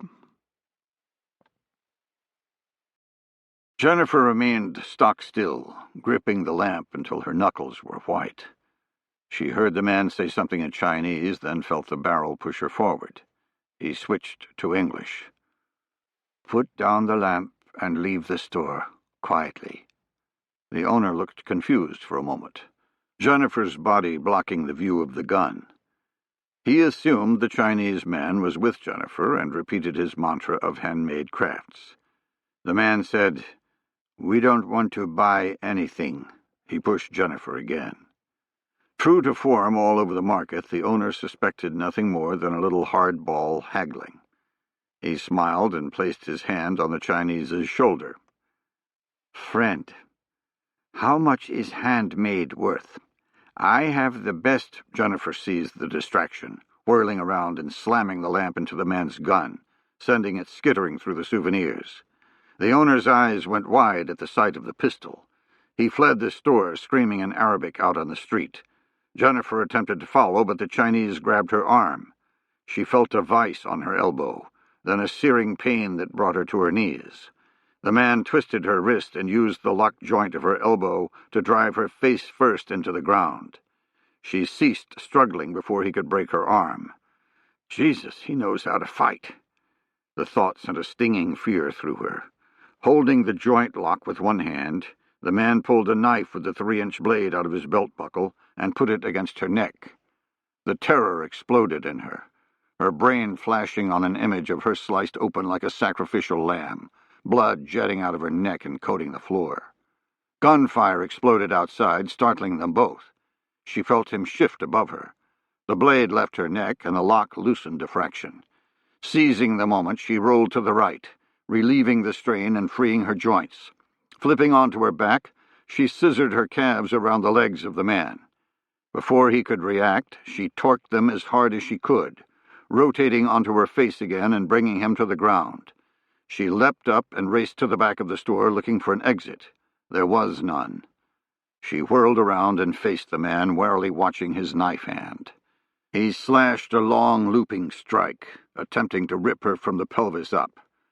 Having nothing else, she blocked it with her left arm, feeling the knife slice into the meat of her forearm. She lashed out in a snap kick and connected with his thigh, forcing him back. She turned and grabbed another lamp, this one shaped like a lotus flower with heavy brass leaves. The blood running from her arm sent her into a feral state. She rotated with all of her might, connecting with his head and driving one of the leaves into his eye socket. The man shrieked, a high-pitched wail like a child, and fell to his knees. She jerked the lamp free of his eye and swung again, knocking him onto his back. She fell on top of him, hacking with the lamp again and again, the brass leaves working like a medieval weapon. She stopped when she realized his skull had cratered, leaving a bloody bowl where his face should have been. She dropped the lamp and rolled off the body, hyperventilating. Chapter 32. The Chinese man kicked the bathroom door closed, looking like he was about to pull the trigger. I raised my hands and said, "Whoa, whoa, easy, don't shoot."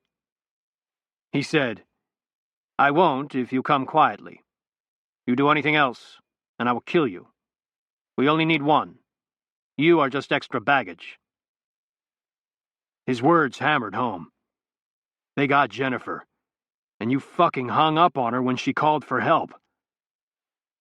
The man saw my reaction and said, "There's a team outside. You can't get through us all. You fight. You die." Before he could say anything else, the sounds of multiple weapons exploded on the street outside. The man jerked his head to the door, and I struck him just above his Adam's apple with my fist, crushing his larynx. I ripped the gun out of his hand as he fell to the floor, holding his throat and gasping for air. Leaning over him, I pulled his head up by the hair. "Oops, looks like you're not the only one with a team." I slammed his head into the floor and left the bathroom. The dining room was full of people cowering and screaming, all intent on getting away from the gunfire. I waded through them, batting panic-stricken tourists aside until I reached the street. Ducking behind a concrete picnic table, I could see muzzle flashes down at the end of the alley. At least 4, maybe more. People were screaming and diving in all directions to get away from the gunfire. with 2 bodies leaking blood onto the alley. I couldn't tell if they were alive or dead. I sought out where I'd left the team and saw Retro across the alley, pistol raised and looking for a target. I keyed my radio. "Retro, take your guys and flank them. Hit them while they're still focused on the alley. I'm going back into the restaurant to find a rear exit. You hit them from the left flank and I'll hit them from the rear." Retro caught my eye across the alley, keying his radio. "Roger that. I told you we should have brought at least one long gun. Don't take too long, or the fight'll be over." I nodded at him and turned to go back inside. I saw a small child in the alley sitting and crying, in the middle of a funnel of rounds. Jennifer looked at the blood on her arms, not sure how much was hers. She saw a 3-inch gash in the fleshy part of her forearm, sending a stab of nausea through her. It looked like a piece of steak from the butcher, her meat licking blood much slower than she expected. She grabbed a tourist keffiyeh and wrapped it tightly around the wound, fighting back the dizziness the sight caused. The gunfire continued outside, snapping and popping in a steady stream. She duck-walked to the front of the store and peered around a shelf that served as the entrance wall. Looking down the alley, she saw the body of the store owner face up, blood pumping from an open head wound. Scores of people of all nationalities were cowering wherever there was cover, and a child of 2 or 3 was in the middle of the street wailing next to the body of a woman. She saw the team on her side of the alley, pistols raised, looking for a clear shot. Whoever was shooting at them had no such concerns, but was keeping up a steady stream of fire at anything moving, the air in front of her snapping with the crack of supersonic rounds. She counted 5 muzzle flashes at the end of the alley, 70 meters away. She returned to the boy, mentally begging him to run. She rose into a crouch, preparing to sprint the short distance to him, when a bullet chipped the wood next to her head. She retreated, unable to take her eyes off of the child. "Go! Get him before he dies!" Her body refused to move, the fear of her own death overriding her desire to save the child. She caught movement out of the corner of her eye, a form sprinting through the bullets. With a shock, she recognized Pike. She wanted to scream at him to stop, but simply watched him in morbid dread, knowing she was going to witness his death. He reached the boy and scooped him up without breaking stride, running toward her and the safety of the shop.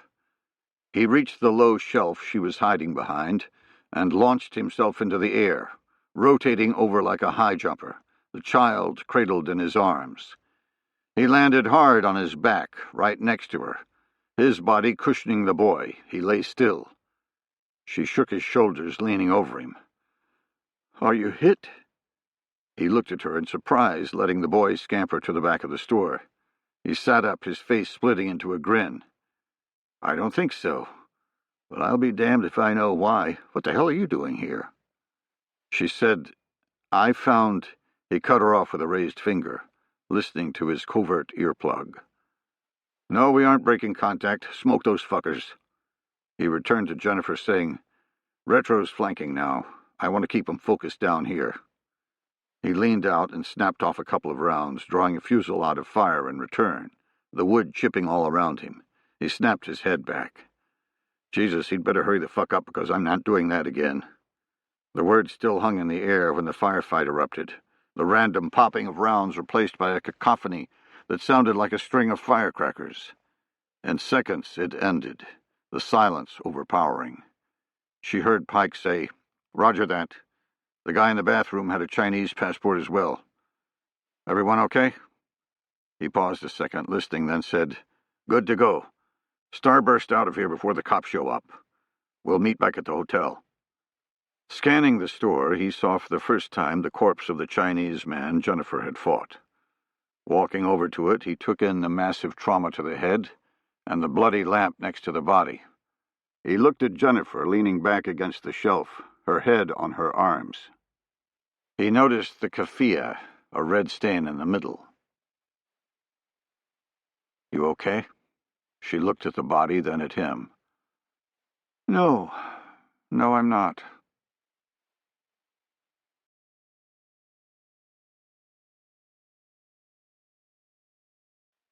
Chapter 33.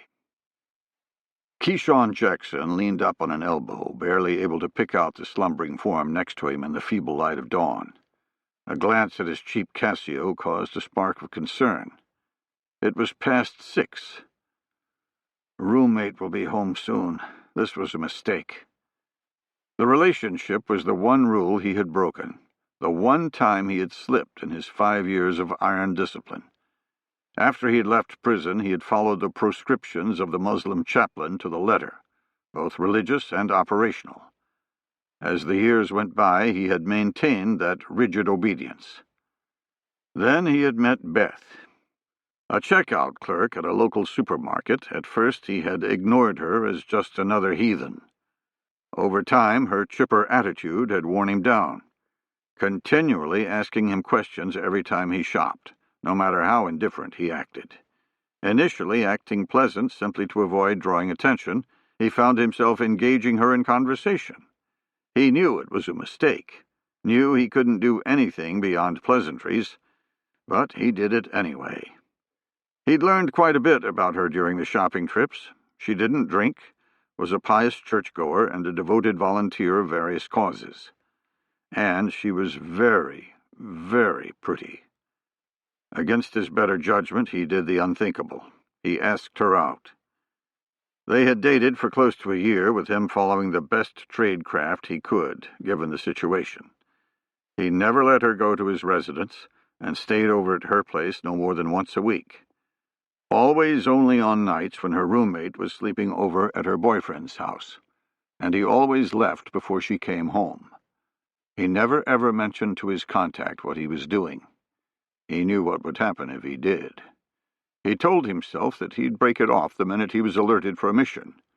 Now, staring at her slumbering form, he cursed his weakness. He was far beyond simply being alerted, and yet he persisted still.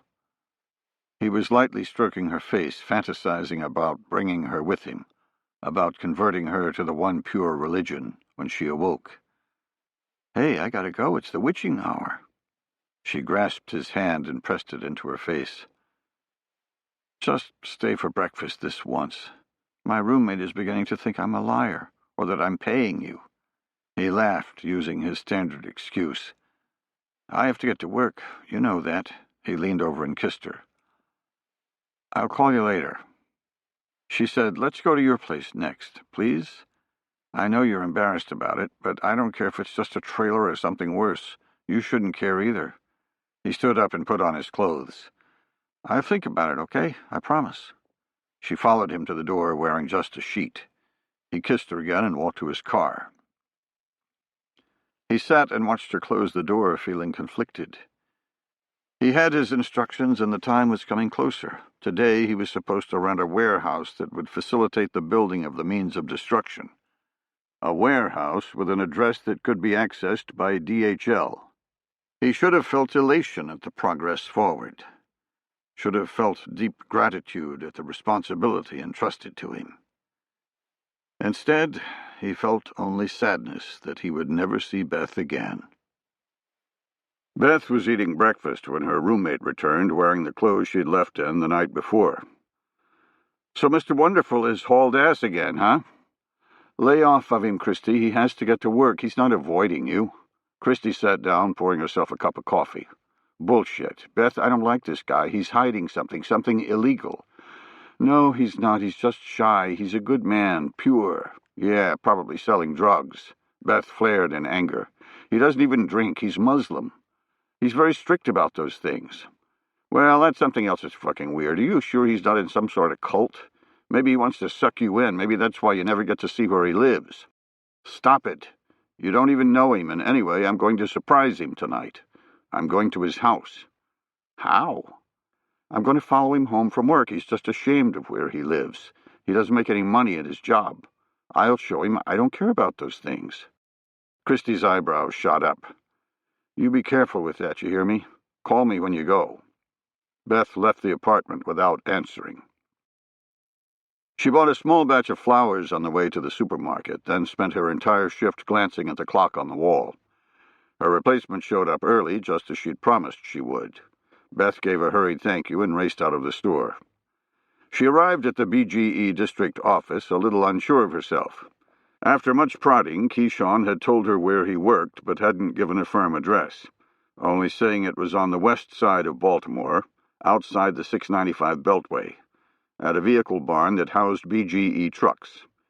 She had Googled and found quite a few locations, but had narrowed it down to this place, a large building with a truck barn. She wasn't sure it was correct. She circled the parking lot, growing more and more leery until she spotted Keyshawn's beat-up Honda Civic. She smiled. Phew, Christie would really go off if I couldn't even find his place of work. She parked her own car away from his, hidden between a pickup and a large SUV. Her dash clock told her she had only about 10 minutes before his shift was up. She watched every truck that returned, finally seeing Keyshawn driving one through the chain-link gate. 15 minutes later, she was following him south down the Beltway, staying discreetly 4 cars back. He drove into southeast Baltimore toward the port and the industrial area, driving past tow yards and scrap metal recycling facilities. She hoped he didn't live anywhere near here. Eventually, he pulled into a large prefabricated storage facility, with a sign out front proclaiming self-storage units, individual office space, and small warehouses for rent. What's he doing here? She drove by, did a U-turn, and parked in the next building over. She saw Keyshawn in the front office talking to what looked like a manager. Eventually, they disappeared through a back door, then reappeared at the front of a small, stand-alone building with a roll-up door. They both disappeared inside. 5 minutes later, they returned, with Keyshawn shaking the man's hand. She watched him writing on some paperwork, then shaking his hand again before heading to his car. What in the world is that all about? She followed him back the way they had come, eventually traveling past the exit to the BGE office and continuing north. He exited the Beltway near Towson, getting into the strip mall suburbs with Barnes & Noble, movie theaters, and Cheesecake Factory restaurants dominating the drive. After a few minutes, he pulled into an apartment complex, fairly new, with a now leasing sign out front. The cars in the parking lot were all late model, with a smattering of relatively expensive foreign ones. It didn't look like a place to be ashamed of. She stayed well away from him, pulling into the first spot she could find and watching. He parked, then went to the second floor. When she was sure he was inside and settled, she grabbed the flowers and went up, feeling anxious at her little treachery. She knocked on the door and waited, wondering if he was staring at her through the peephole. When the door swung open, she knew he hadn't bothered to use it by the look of shock on his face. "Hey, honey, surprise." He stood still for a minute, his face flashing first anger, then sadness. "What are you doing here? How'd you find me?" She handed him the flowers. "I followed you home. I know you don't want me to see where you live, but it's not bad at all. What are you afraid of?" He said nothing. She knew something was wrong, but put it down to her little detective work. She tried to lighten the mood. "Can I come in, or is the inside a real ghetto?" He stood back from the door. "I wish you hadn't done this. I would have come for you when the time was right." She kissed him on the cheek, saying, "I know how you are. The time will never be right unless I make it so." Inside was a studio apartment with very little furniture. Just a small table with 2 chairs and a futon on the floor, not even a TV. "Wow, you live Spartan. No wonder you like coming to my place." "Yeah, that's what I mean. I can't afford any furniture. I was going to show you the place after I got some. I just rented this a few months ago." She put her arms around his neck. "You should know me well enough by now. I don't care about that stuff." She pantomimed, sniffing him. "Wow, you stink. Let's go clean you up." He said nothing for a moment, seeming to think it over. Then he smiled and relaxed. "Well, as long as you're here." He followed her into the bathroom. When she saw the large jacuzzi tub that came with the apartment, an impish grin slipped out. "Looks like it's big enough for 2. She turned on the water, then began to undress him. While the water filled, she said, "Hey, what's up at the storage place? What are you doing there?" The happiness fled his face, replaced with the sadness she'd seen at the door. "It's nothing, just something a friend wanted me to check on." She ignored the look, determined to prove her trick wasn't a mistake. "You get in first." She undressed while he slipped into the water, then sat between his legs, turning on the jets. He began to rub her shoulders, just like he did when they were at her place. The tension left her body. This is more like it. She closed her eyes and said, "Why don't you forget about saving for furniture? We could get a place together. With our combined income, we could afford it." She thought she'd missed his answer over the sound of the jets. She opened her eyes and turned around to face him. She saw tears falling down his cheeks. "Keyshawn, what's wrong?" He said nothing. He simply raised his hands to the top of her head and pushed her under the water. Chapter 34. Jennifer sat alone on the bed in her hotel room, not wanting to join the team next door. She had the shades drawn and the lights out, with the only illumination coming from a crack in the bathroom door. She could hear the men through the connecting door laughing and joking. "I thought we were breaking contact when I saw you running away from the fight like a spotted ape." "I wasn't running, jackass. I was doing my duty, protecting civilian lives." "Yeah, sure. The kid was in front of you, and I've seen you shoot. I figured he was in danger." She tuned them out, remembering the child. "I should have done something. I was closer." Upon their return to the hotel, the first thing the team had done was a hot wash, examining all aspects of the gunfight to see what they could have done differently or better. It had been brutally critical, with Pike bearing the brunt. The team had hammered him for saving the child, saying he had put them all at risk by forcing them to assault with one less man. The conversation had shamed Jennifer, making her wonder if anyone had seen her paralysis of fear. The memory alone caused her to tremble. Why didn't I go? She heard the door open and saw Pike in the feeble light. "Hey," he said, "you okay?" "Yeah, just tired."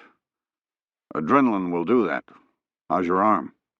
She flexed her hand, saying, "Good. Buckshot did a great job. The stitches itch, but that's about it." "Well, he's had enough practice. He used to be an 18 Delta in 5th Group." Remembering she had no military experience, he added, "A medic, a Special Forces medic." She nodded and said nothing. Pike came inside and closed the door. "You sure you're okay?" "Yes." She waited a beat, then said, "Why did you save that child?" He leaned against the door, looking confused. I don't know. It just seemed like the right thing to do." Right thing to do. "But there was no way you should have lived. You had to have known that. Why?" He became embarrassed at the attention. "Look, I was too stupid to realize that. Trust me, I wouldn't do it again." She stood up, searching his face for deception. "Really? You wouldn't?" Pike glanced away for a moment, then returned her gaze. "No, not really. I'd do it again. The kid was going to die because someone was trying to kill me. I was the cause. I couldn't let that happen." "But the team—" "Yeah, well, they have a point, but it's the score that counts. They did fine without me, like I knew they would." She looked down at the floor.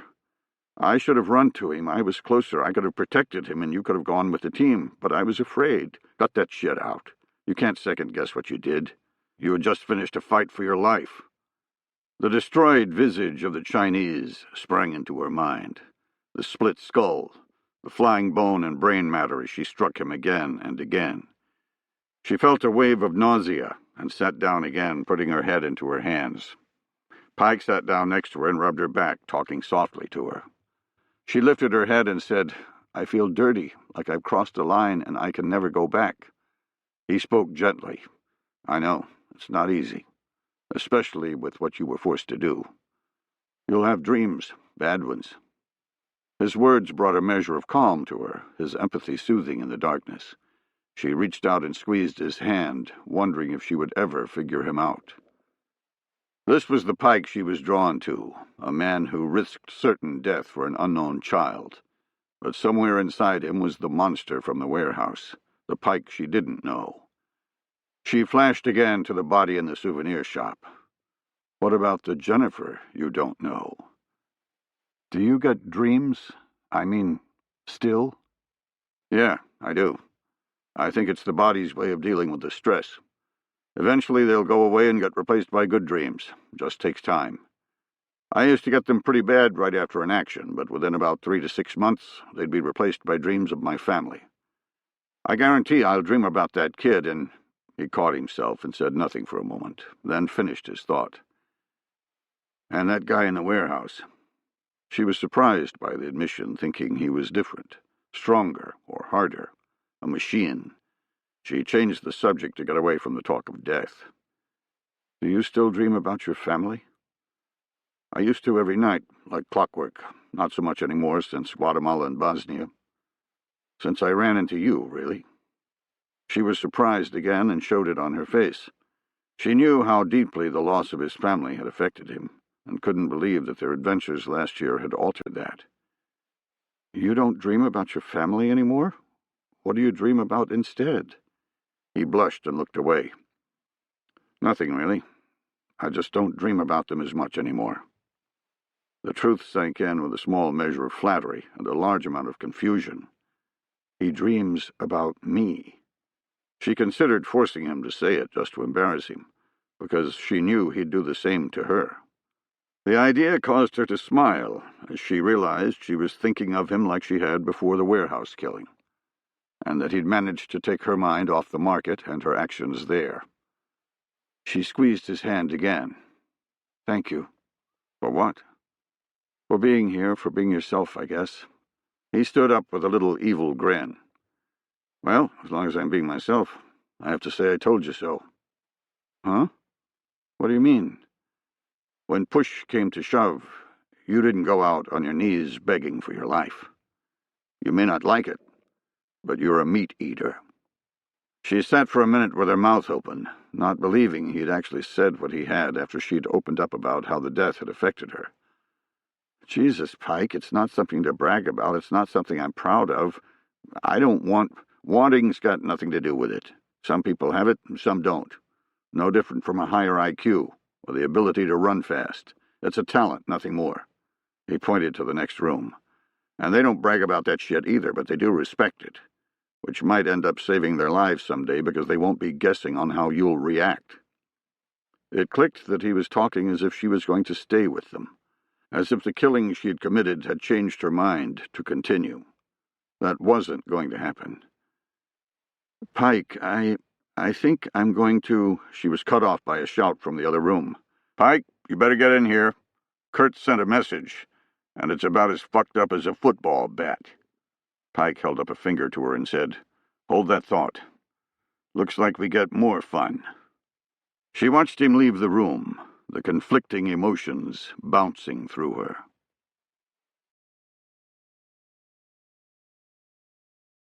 Chapter 35. The customs agent didn't appear to be particularly vigilant, but looks could be deceiving. Standing behind a party of 4 from the United States, Rafik felt sweat drip down his side. He silently cursed, knowing no matter how well he pretended to be calm, his body could still give him away. He studied the agent to see how closely the man scrutinized the passports. Rafik knew his was perfect, a copy that couldn't be discerned from an official Algerian one. It was the Czech Republic tourist visa that concerned him. He had no idea what a real visa looked like, and had nothing to compare his against. He'd looked at the loadmaster's passport, but the man had a work visa for his job with Noorden's travel agency.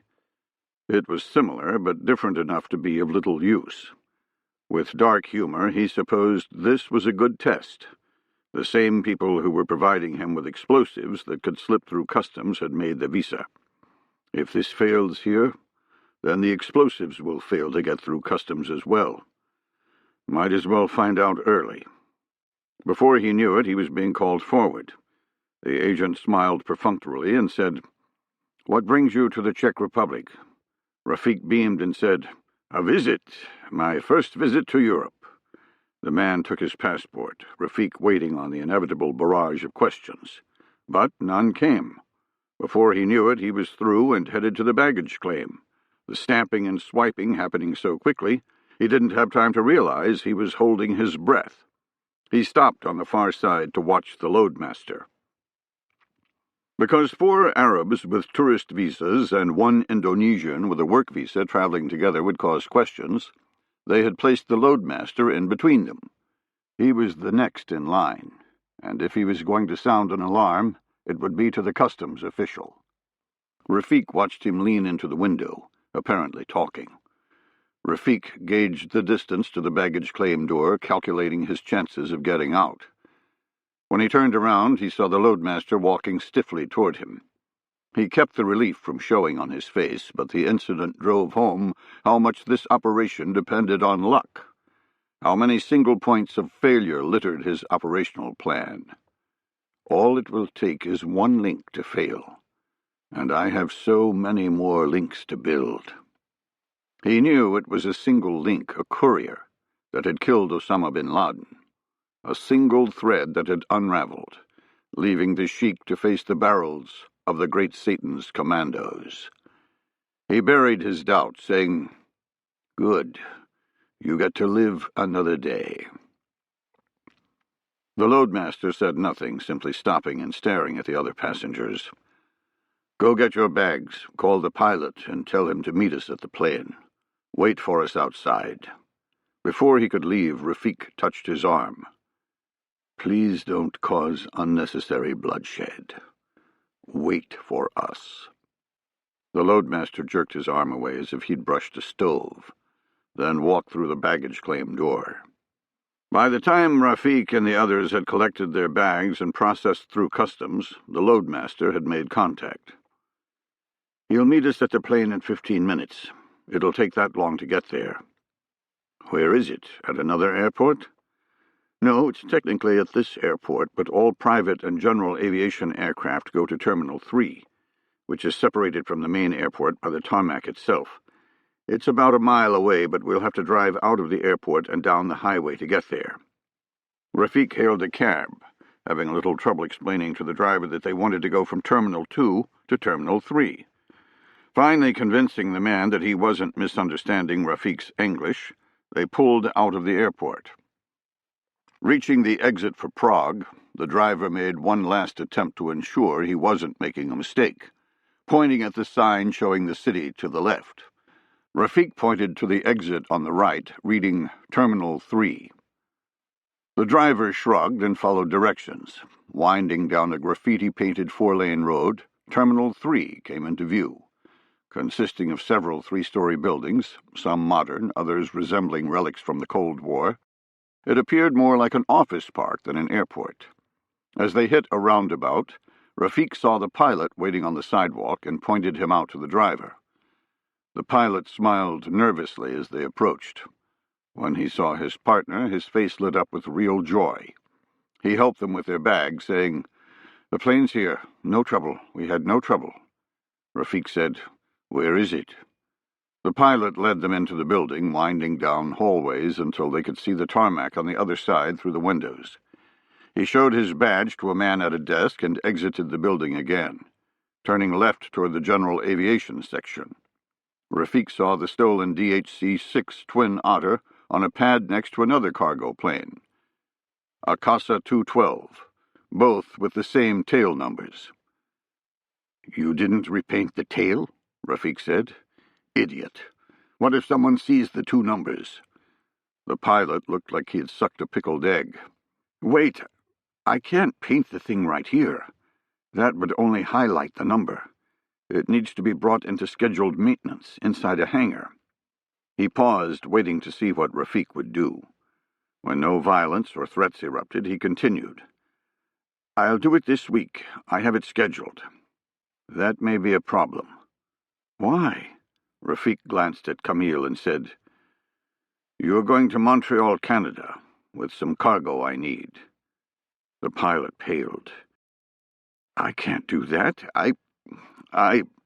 Rafik faced him and bared his teeth. "Shut up. You will do it. File the flight plan." The pilot stuttered, his mouth working but no words coming out.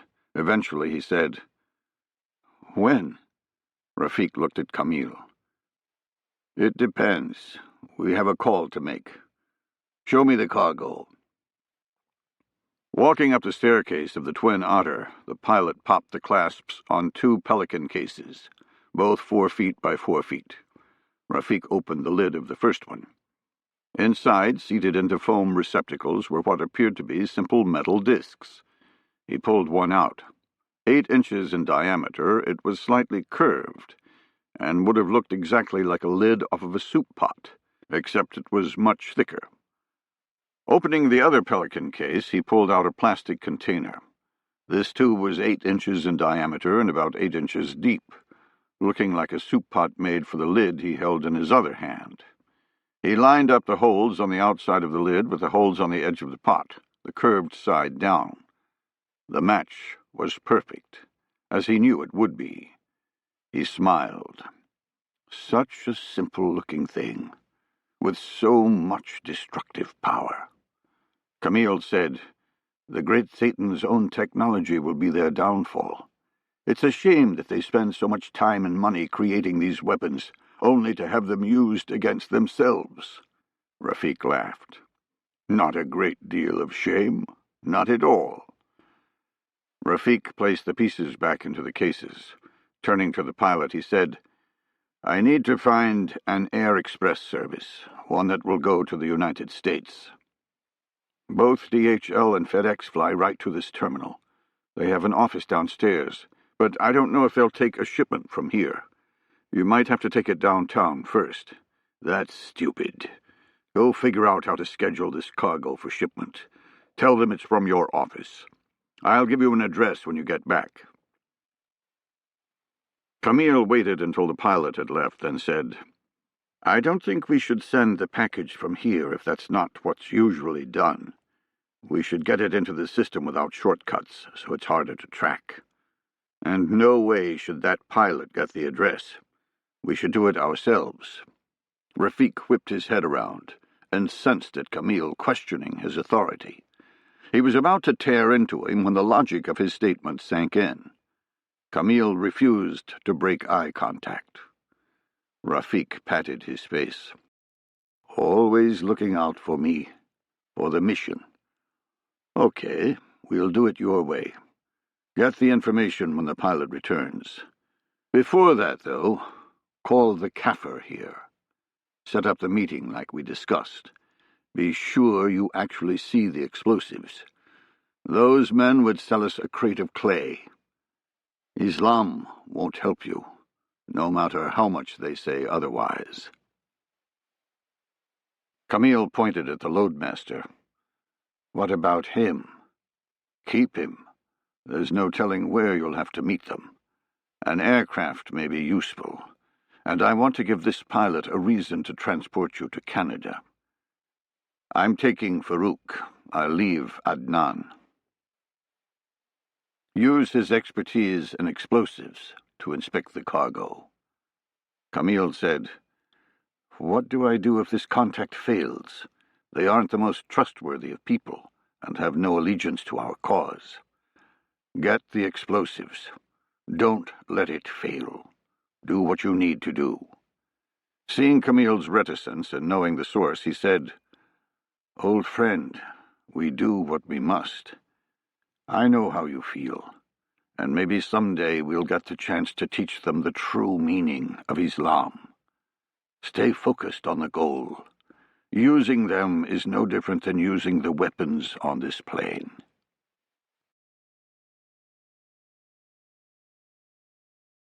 Chapter 36. The Marine Staff Sergeant on duty at Post 1 kept eyeballing Retro and me, like he thought we were going to steal the ashtray in the lobby. We'd done nothing wrong, and told him we were simply meeting someone, but he clearly thought we were suspicious. I decided to wait outside. Better for him not to remember who we met. Motioning to Retro, I walked out into the courtyard. "Man," Retro said, "you'd think that guy'd lay off a little with all the security around this place." He had a point. The U.S. Embassy in Cairo had pretty much taken over the neighborhood, with all the streets blocked off and guarded by Egyptian police. The only people allowed in the neighborhood were those who lived there.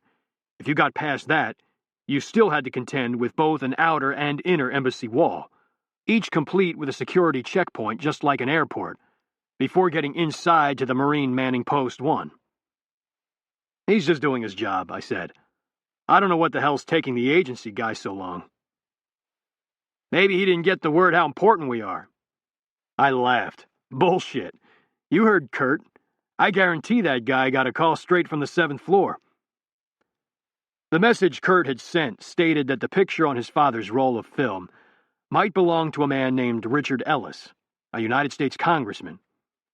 The kicker was that he was currently in Cairo. I'd immediately called Kurt through the VPN and put him on conference, wanting to confirm the information and what I was supposed to do. At the end of the call, the consensus was to simply confront him, to shake the tree and see what came out. We both thought something was awry, and decided to let him tell us what it was. The problem was precisely that he was a United States congressman, and would have to be handled carefully. If we were wrong about the picture, we needed to leave the congressman without any impression that he was being investigated. To that end, we'd come to talk to the CIA and get a little help with the interrogation.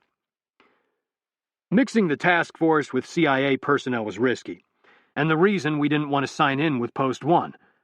But apparently the president himself was involved. That sort of overcame any bitching we had.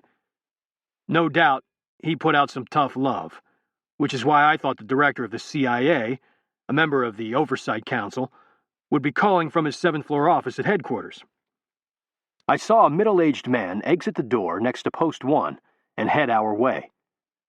You guys here to meet someone from the State Department?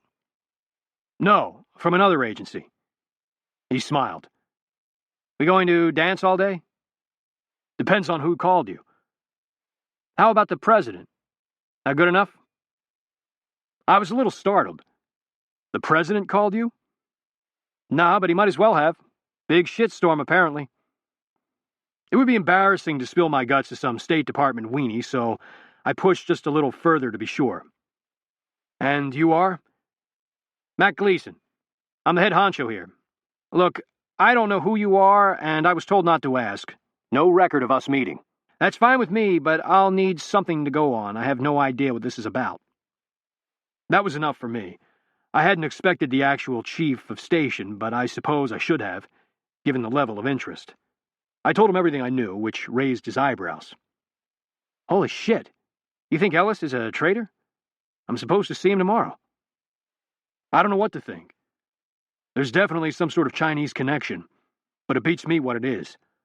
On top of that, this whole thing is tied into an Indonesian terrorist. Either way, I want to find out what the fuck's going on. But why me? I don't have any arrest authority. This is a job for the Legat. It's for the FBI. I couldn't tell him that the Adjutant General of the United States wasn't read on to the task force, unlike the director of the CIA, and so the FBI's legal attaché wasn't someone we could use. Hell, I couldn't even tell him my name. You've been pulled in because this is very, very sensitive, very political. We're not sure of the information and we need to find out discreetly. This is exactly what you guys do and not something I'm very good at. We need some help. If it ends up being something, it's all yours. You pull in the Legat and we disappear. Never to be mentioned, okay? He was easygoing like most of the CIA folks. He rolled right into the mission. Okay by me. So what's the play? What are you going to do? Shit, man, that's why I'm here. I don't know. My plan was to knock on his hotel room door and beat the shit out of him, but that didn't go over so well at home, given the political stakes. We're looking for ideas. You guys are the experts at nuance. Well, like I said, he's coming here tomorrow for a briefing. From what I got from headquarters, he used to work for the CIA as a case officer, and now he's on the intelligence committee. He likes to flaunt that by hitting up the station of every country he happens to visit. Makes him feel important to leave his fellow congressman at the door as uncleared. I rapidly analyzed the gift just dropped in my lap. The congressman himself had just taken a huge burden off my shoulders, since we wouldn't have to set up some phony meeting that would raise his suspicions. If he was innocent, he could get away clean. I said, "How do these briefings go? Are there a lot of people in the room?" "Yeah," he said, "at least initially. We give a one over the world, then, when it's time to get down to truly secret stuff, we take him alone to a secure room and continue. I said, "What's the briefing on?" "Nothing important, really. He didn't ask for a specific topic. We're just going to give him our standard dog and pony show, letting him feel like he's getting secrets. Now I'm not so sure that's smart." No, that's perfect. Sway the briefing to include a bunch of Chinese stuff. Throw it in midway, completely out of sync with the rest of the briefing. Get a feel for his demeanor during the first half of the briefing, then see if it shifts when the Chinese are mentioned. Mac thought about it, then said, "Yeah, I can do that. I'll get a case officer in the room and introduce him as an analyst. He can focus on the congressman and knows what to look for. But I'll tell you, that's exactly why this won't work. The congressman used to be a case officer. He's trained to detect deception, just like my guy. He'll know how to hide everything we're going to be looking for. If he's really a traitor, he's been pretty damn good at it to stay out of sight all these years." "I'm not so sure about that. If he's bad, he's got something to do with that terrorist strike in Alexandria, which means he's willing to take drastic action for something. It also means he might be desperate. He might be able to hide his reaction if he knows he's going to be questioned, but he'll be off guard here." "Yeah, well, I suppose it won't hurt to give it a shot. What do you want to do if he spikes?" "Bring him alone to the secure room. Retro and I will be waiting. When he sees us, we'll get a reaction. If he's bad, he tried to kill me, which means he knows what I look like. We'll take it from there. And if there's no demeanor break during the briefing, text us, and we'll vacate the room, and you just go on with your briefing." Chapter 37. Congressman Ellis was enjoying his time in the embassy, forgetting for a moment the stress of the transfer. His background as a case officer, along with his standing on the Intelligence Committee, allowed him greater access to CIA stations than most any other elected representative. But, in truth, he just liked getting close to the field again. He enjoyed the back and forth with the chiefs of station, even though he knew the briefings were all sterile and made for public consumption. It allowed him to feel like he was on the inside. Still a case officer like Mac, the one doing the briefing. Very few other representatives could make that claim, and he enjoyed the notoriety. As Mac continued with the political situation, Ellis threw a few softball questions his way, probing his opinion of the still-struggling government after the fall of Mubarak. Mac gave him a softball answer, and Ellis ratcheted it up a little bit, having done his homework. He enjoyed watching Mac's reaction, realizing he wasn't dealing with an idiot. The banter continued back and forth, with Ellis feeling more and more in control of the conversation. Mac finished the political overview and started into domestic threats. He gave a fairly innocuous overview of the Muslim Brotherhood, detailing the radical elements that were hidden inside the relatively new political party, along with the threats they posed to the fragile stability of the country. Ellis found himself growing bored with the presentation. Everything being briefed was something that could be found on the internet within 3 minutes. Mac flipped the slide to a picture of carnage, a bus strike in the north. Ellis recognized the photo and felt his pulse quicken a tad. What's his take on this? He snorted, saying, "These guys need to get a handle on their own domestic problems, or they're going to lose the tourism industry forever." "We're not sure this is domestic," Mac said. "There's some indication of foreign influence." Ellis heard the words, feeling a trickle of adrenaline. "Are you talking Al-Qaeda?" "No, China or Indonesia." The words sliced into his brain, his involuntary reflexes draining his face. He controlled his response immediately, reverting to training long since gone. Get stable, get control, find out what they know. You are not the enemy. He said, "That's the craziest thing I've ever heard. Why would the Chinese do that?" Solemn as a priest, Mac responded, "I'm not at liberty to say why in this room. I'll fill you in later in the confidential briefing. But it's not a simple terrorist strike." Ellis nodded, feeling the heat in his face. Jesus Christ. They know something is screwy with that attack. They know. The brief continued, with Ellis throwing out useless questions to appear as if he was still engaged. He appeared outwardly calm, at least as calm as he could project, but inside his stomach was churning as he dissected what possible connections could be made to him. None, as far as he could tell, and the fact that he had been briefed at all on the station's suspicions indicated he was not in the crosshairs. He calmed down, thinking he needed to make a call. Now. It took the congressman a pregnant second to realize the briefing had ended.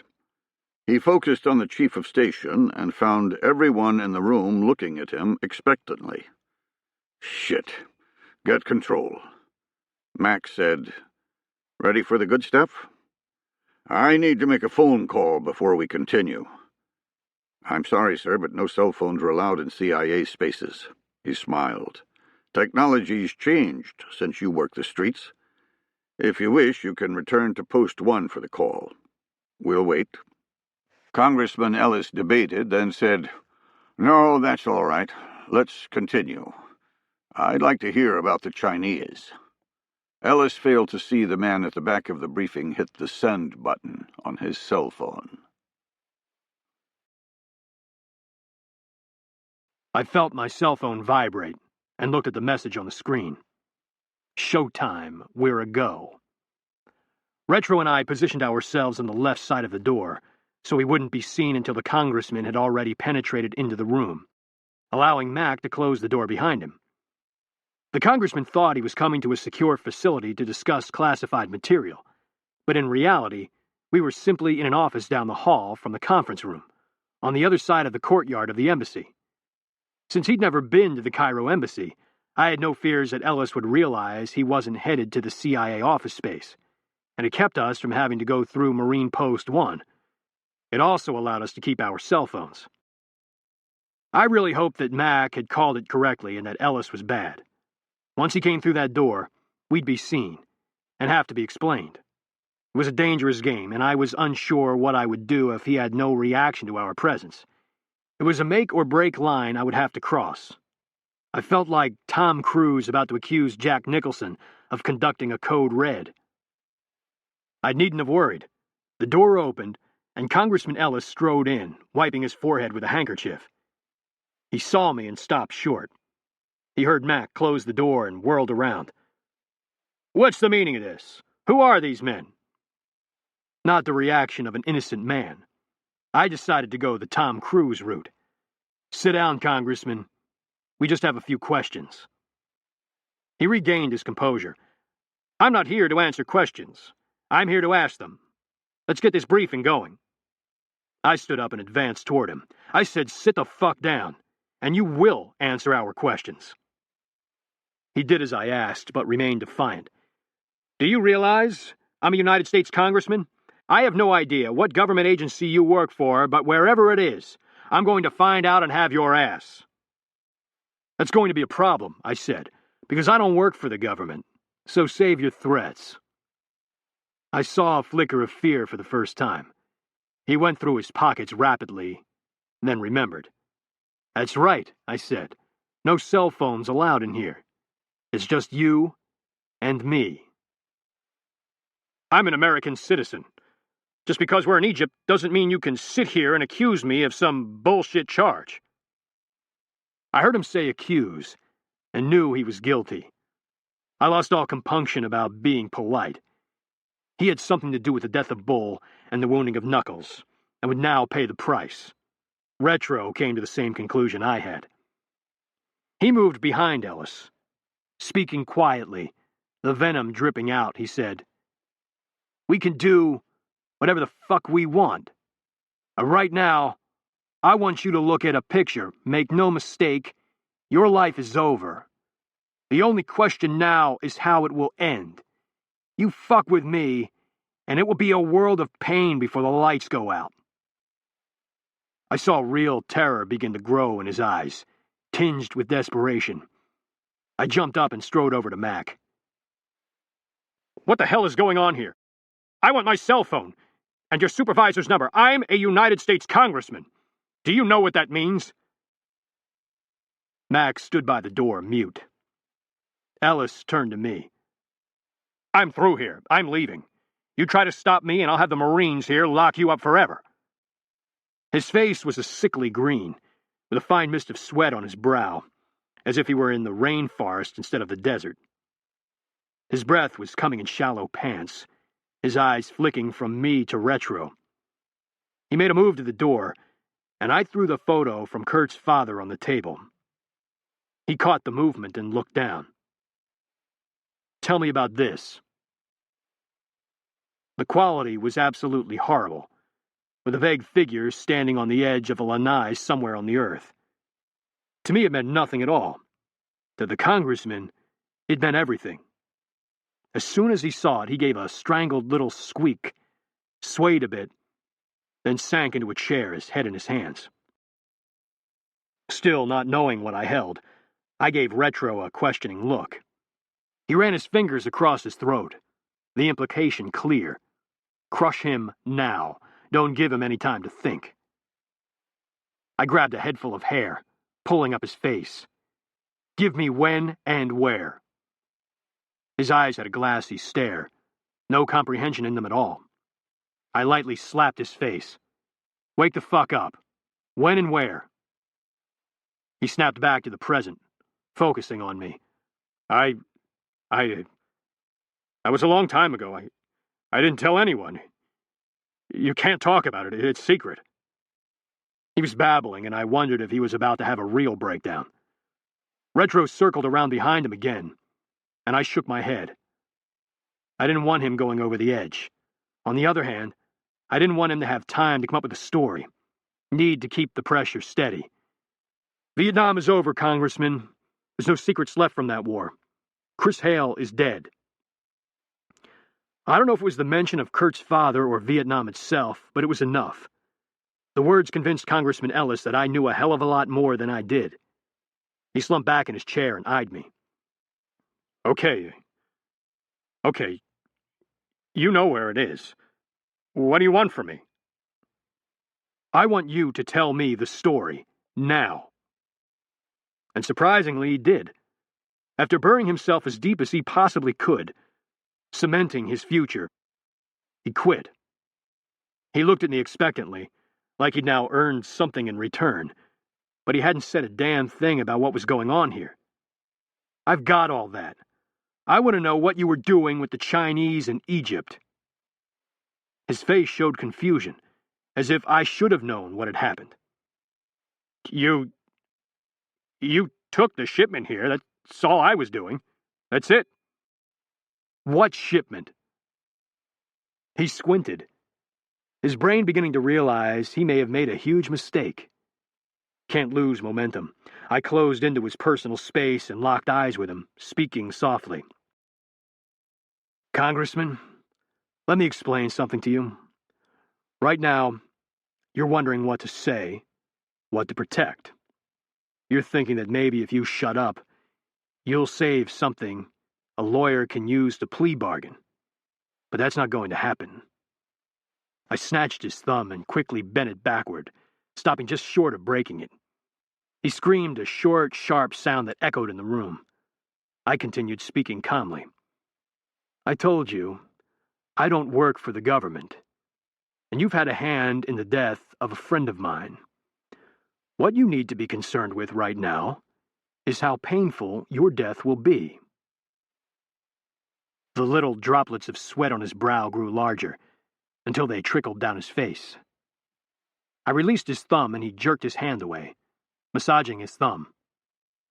He began talking. I had a shipment of EFPs to transfer to the Chinese. Last night, someone attacked the shipment and took them. I thought it was you. Explosively formed penetrators were powerful, shaped charges designed to penetrate armor at a distance. Basically just a metal dish on top of some explosive material that, when fired, warped the dish, turning it into a bullet of molten metal with aerodynamic properties traveling at hypersonic speed. They had played hell on our troops in Iraq, easily defeating even our best armor systems. While a simple concept, it required a great deal of technical capability to execute properly. The shape, diameter, thickness, and type of metal were mathematically intertwined with the ignition system and the amount and type of explosive material. Any small variant would destroy the aerodynamic properties, or render the charge no more potent than shrapnel from a mortar round. Even so, EFPs had been around since World War II, and the construction parameters were widely available. It wasn't rocket science. Even if it was, the Chinese had rocket scientists. Didn't make sense. Why would the Chinese risk so much for EFPs? They can already make them. Ellis said, "You know anything about shaped charges?" "Enough to know that the Chinese don't need American technology to make their own." "Not like these. The average EFP with a copper or iron plate can penetrate half its diameter through armor steel. You have an 8-inch plate, you can penetrate 4 inches of armor. Change the plate to tantalum, and it goes 1-to-1. These plates were made with nanotechnology. The grain structure of the tantalum was altered at the molecular level specifically to enhance its potential as an EFP. Worked better than anyone predicted. Now, instead of halving the diameter, you square it, up to an 8-inch plate. Then it begins to fall off again." What he said sank in. While the EFPs in Iraq were deadly, they were also large, cumbersome things. In order to defeat an M1A1 Abrams tank, the insurgent had to lug around something that weighed damn near 100 pounds, with a width like a turkey platter. These EFPs could do the same damage with something as small as an 8-inch plate. And the little traitor wasn't finished. The nano work also increased the aerodynamic properties. Instead of a range of 100 feet, the SPAL flies accurately up to 100 meters. It's a true standoff attack capability. I'd heard enough. What did you give them? Just the plates? You couldn't fly in here with completed EFPs. You'd never get out of the U.S. The entire effort was an enhancement of the M303 Special Operations Demolition Kit. It'll be in the U.S. inventory in a couple of years. The Chinese wanted to see if they could reverse engineer the plate. The M303 SODK was a do-it-yourself explosives kit, consisting of all the components needed to destroy just about anything. Bridges, roads, aircraft, you name it. There was something in the kit that could be used. All it was missing was the explosives. We used to joke about the old commercials that said, "Just add water," because the kit was idiot-proof, complete with instructions for each device. You just packed the explosives into the chosen container according to the directions, installed an initiation capability, and followed the instructions for implementation. You mean you gave them the complete charge container, aiming devices, everything? I was hoping this bastard had transferred only the plates. While they were a large part of success, they were still just a part. Without knowing specifically how much explosives to use and how shallow or deep to form it behind the plate, the EFP would still fail. If he gave them the kit, that was worked out ahead of time. All that had to happen was jamming the explosives into the container that was already mathematically mated to the plate. Yeah. I was bringing the complete set, but I told you. I didn't get a chance to give them to anyone. What happened? He gave me what he knew, telling me what he had planned and what had actually happened. He ended by saying that he'd thought I was behind the theft. He didn't have any idea who else it could be, but I did. That guy in the tombs. This idiot just outfitted a terrorist with our latest technology. Mac pulled my sleeve. "Can I see you outside for a minute?" "Sure." I looked at Retro. "He does anything but sit in that chair? Kill him." "How about I just kill him anyway?" I saw the congressman scooting back as I left the room. Once the door shut, Mac said, "What do you want to do with this guy?" "I told you, it's your call." "Well, I was thinking of turning him. Get him to go back to the Chinese and say he was wrong, that the airplane was delayed or some other bullshit. Then pass them faulty plates. Worst case, they figure it out and end up with nothing. Best case, they reverse engineer the faulty plates and fill their armories with crap." And that's why he was the chief of the station. My imagination ended with beating the man to a bloody pulp. His allowed him to see an angle in this disaster that could prove to be as big a positive as the loss of the plates were a negative. Can you do that? I mean, get something that'll pass the muster that quick? Won't know until I try, but it's worth a shot. What about the dead Chinese? We killed a few at the market because that asshole fingered us, and their boss may still want some payback. That was you?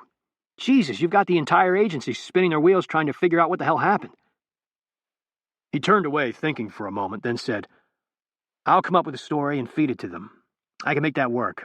Are you on board? Yeah. But the minute this guy quits being an asset, he gets burned. When we re-entered the room, I half expected to find Retro branding the guy's face with the coffee pot. Instead, the congressman was sitting where we'd left him, looking sorry for himself. Mac took the lead and explained what he wanted to do. The congressman's eyes got wider and wider until he finally said, This won't work. They'll never believe it.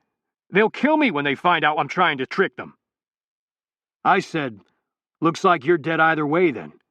Because if you don't do it, I'm going to throw your ass off the roof. So you want to give it a shot and extend your life? Or save us all the exertion by choking yourself to death? Chapter 38. Jesus Christ, he's a fucking traitor? How are we supposed to deal with that? Kurt remained calm, letting Secretary of State Brookings blow off some steam, knowing President Warren would rein him in if necessary.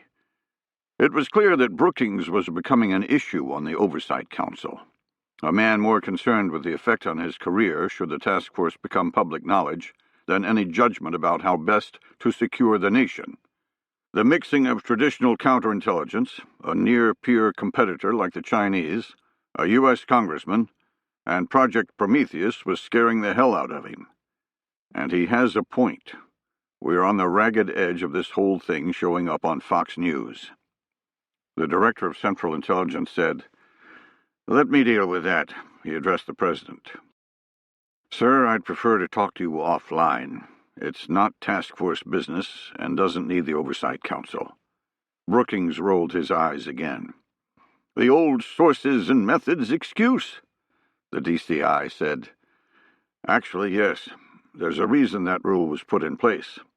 Usually because pompous asses like yourself caused the death of someone. The President raised his hand. Enough? Ordinarily, I'd agree, but since everyone here now knows the congressman's status, let's hash out what we're going to do about it.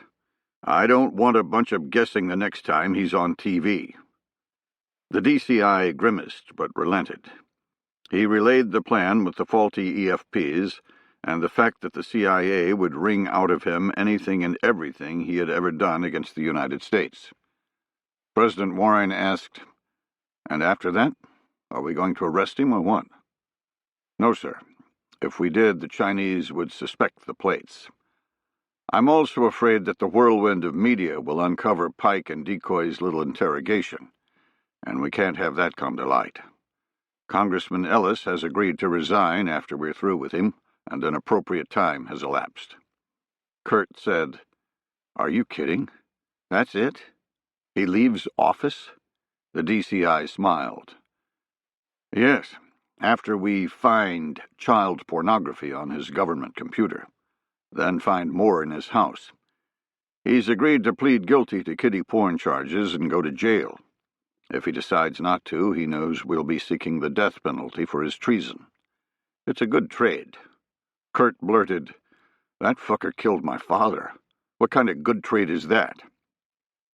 Kurt, said President Warren, I hear you. I really do. But you know the stakes. Killing him won't bring back your father, but this might save someone else's life. Don't jeopardize the task force on a vendetta that will do no good. Kurt said nothing. President Warren took the silence as acquiescence, telling the DCI to execute the plan, then turned back to Kurt. We've got time later to hash out Ellis's fate. Let's get back to the current threat. What about the EFPs? Who has them? Kurt struggled with what to say next. It took a great effort, but he ripped himself away from the congressman and thoughts of his father, knowing the president was right. He exhaled and returned to the EFPs. We really don't know. The team has an idea, but it basically ends with a dead Indonesian terrorist and 3 Arabic-looking gentlemen. We believe they've flown to Prague. Why? Jennifer was in the airport with them at the same time. She's the one who reported it. We'll know more when the team gets to Prague. Secretary Brookings cut in. Prague? Who gave you permission to do that? You've moved a team without oversight approval? He turned to the president. Sir, I demand they return.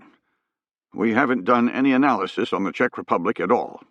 Project Prometheus is getting looser and looser.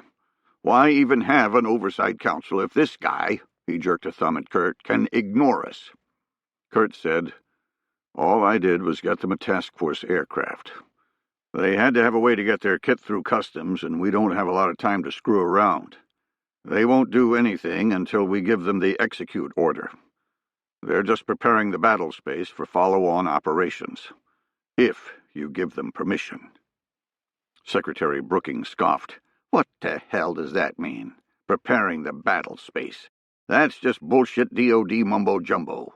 Like saying kinetic option when you mean put a bullet in someone's head. President Warren said, when will Jennifer get here? Can she appear before the Oversight Council for a first-hand debrief? Kurt inwardly cringed at the terminology. Appear before the council?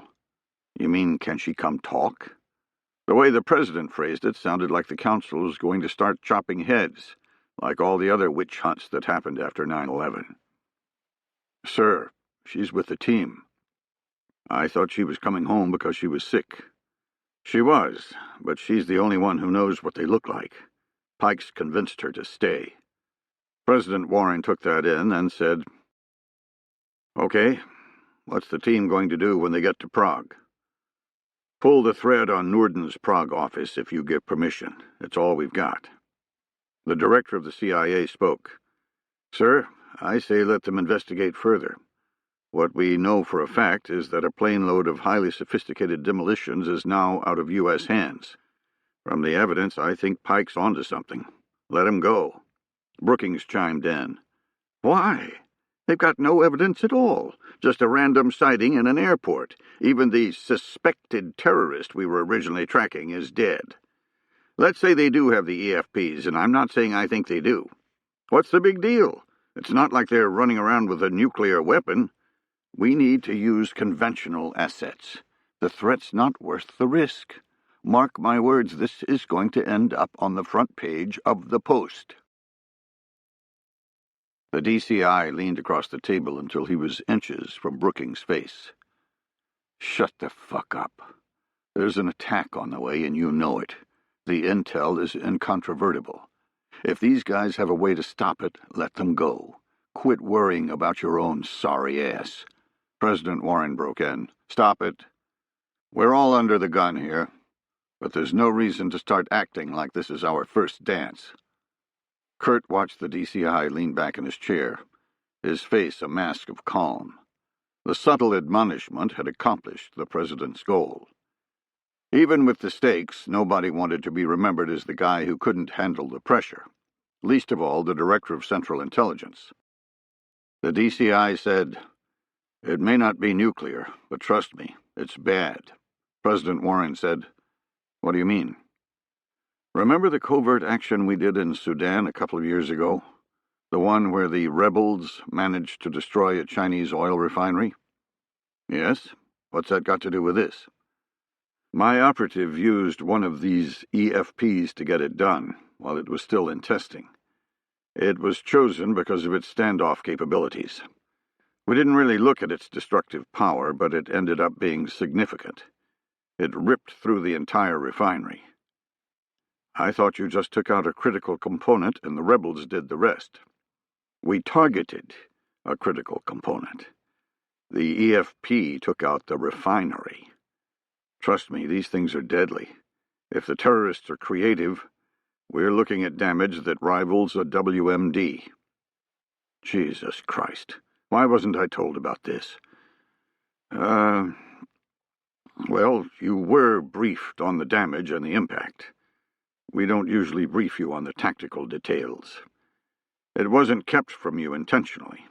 We did report the results to DARPA for further development. The president closed his eyes, letting the statement sink in, and said, I want all intelligence related to the AFPs in the system. Yesterday. I don't care how you do it. Wash it of task force fingerprints, but get it out there. FBI, ATF, local law enforcement, everyone.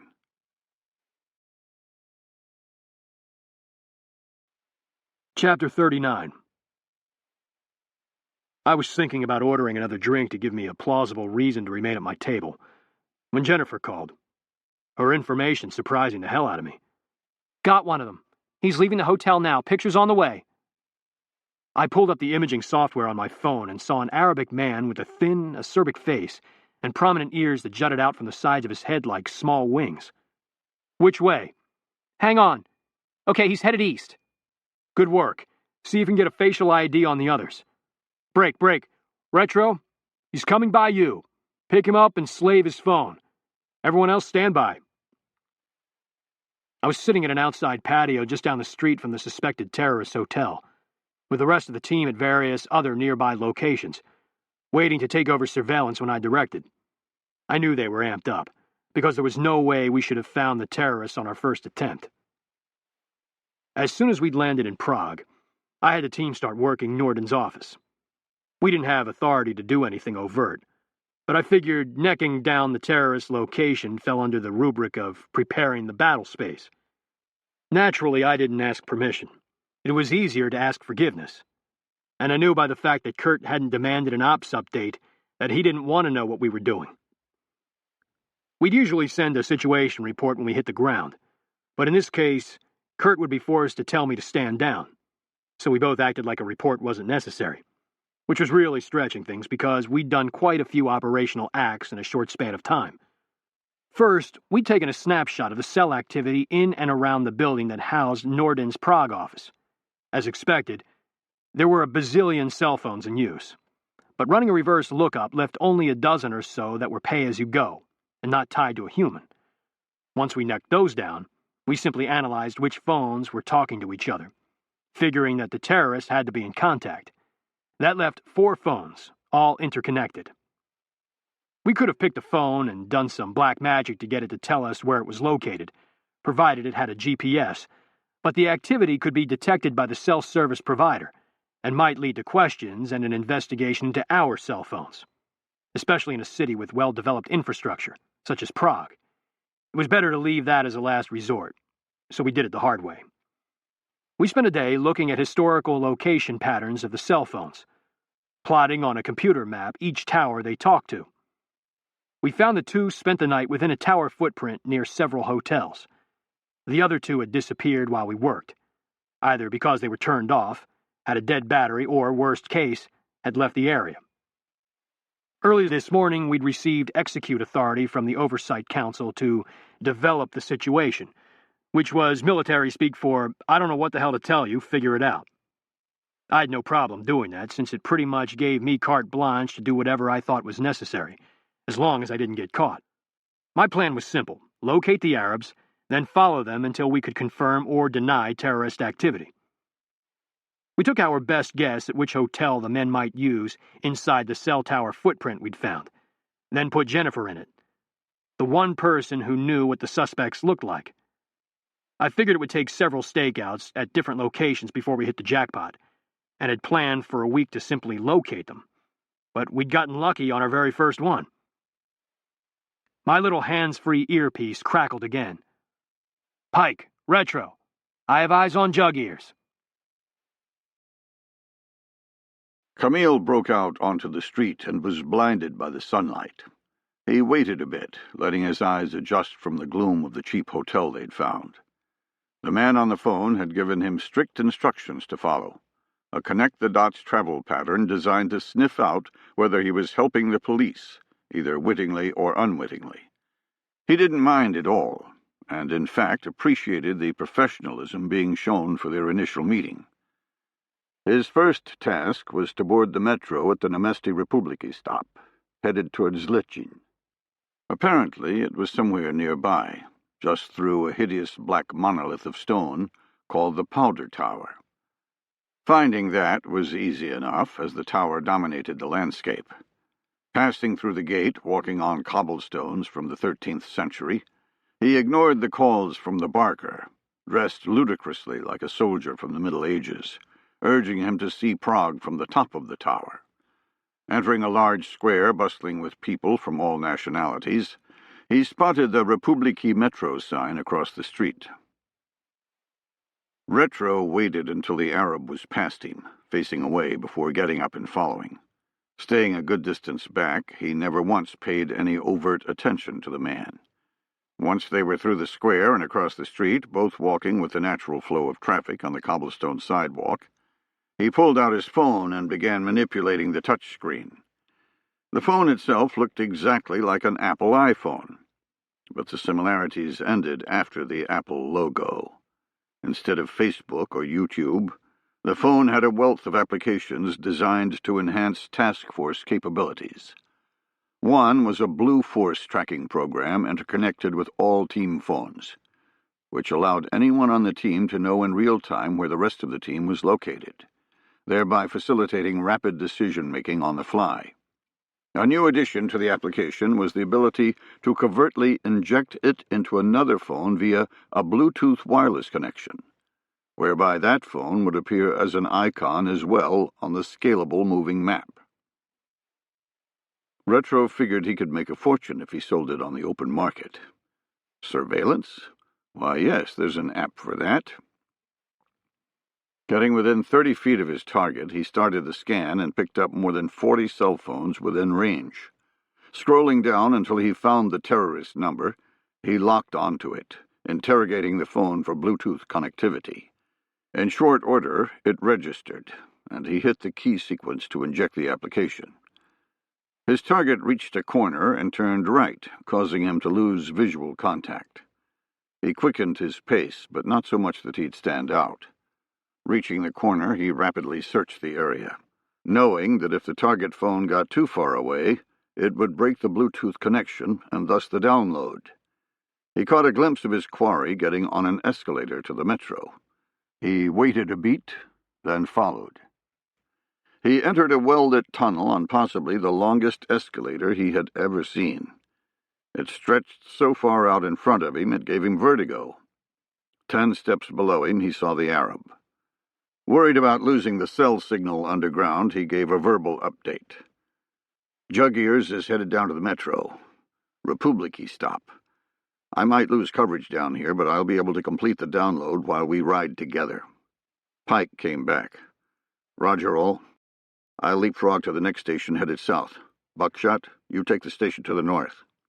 Retro heard Buckshot acknowledge, then noticed a man standing at the bottom of the escalator, at what still seemed like a football field away.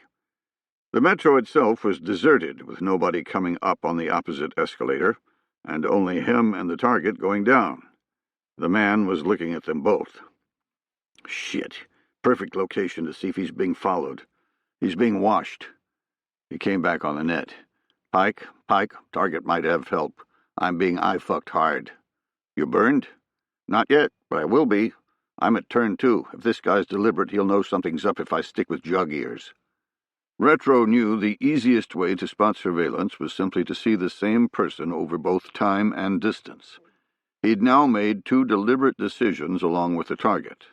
But luckily the metro was a focal point that could explain both of them.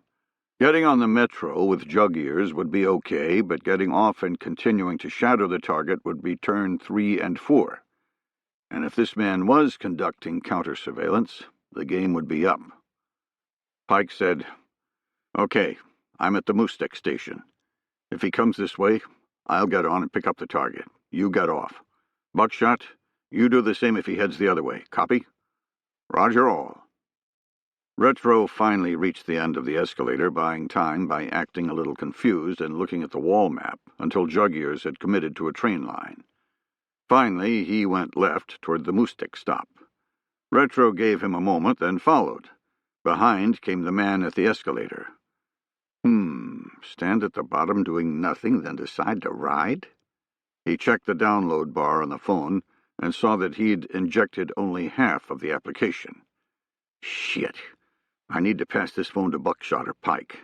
When he left the Metro, the connection would be broken, and the download would have to be started all over again. Luckily, his phone maintained a cell signal even in the tunnel. Only the three of them were waiting at the Metro stop, so he texted Pike to avoid being overheard, studiously ignoring the target and the other man. The text was routed to every member of the team, just like a radio call, alleviating gaps in information.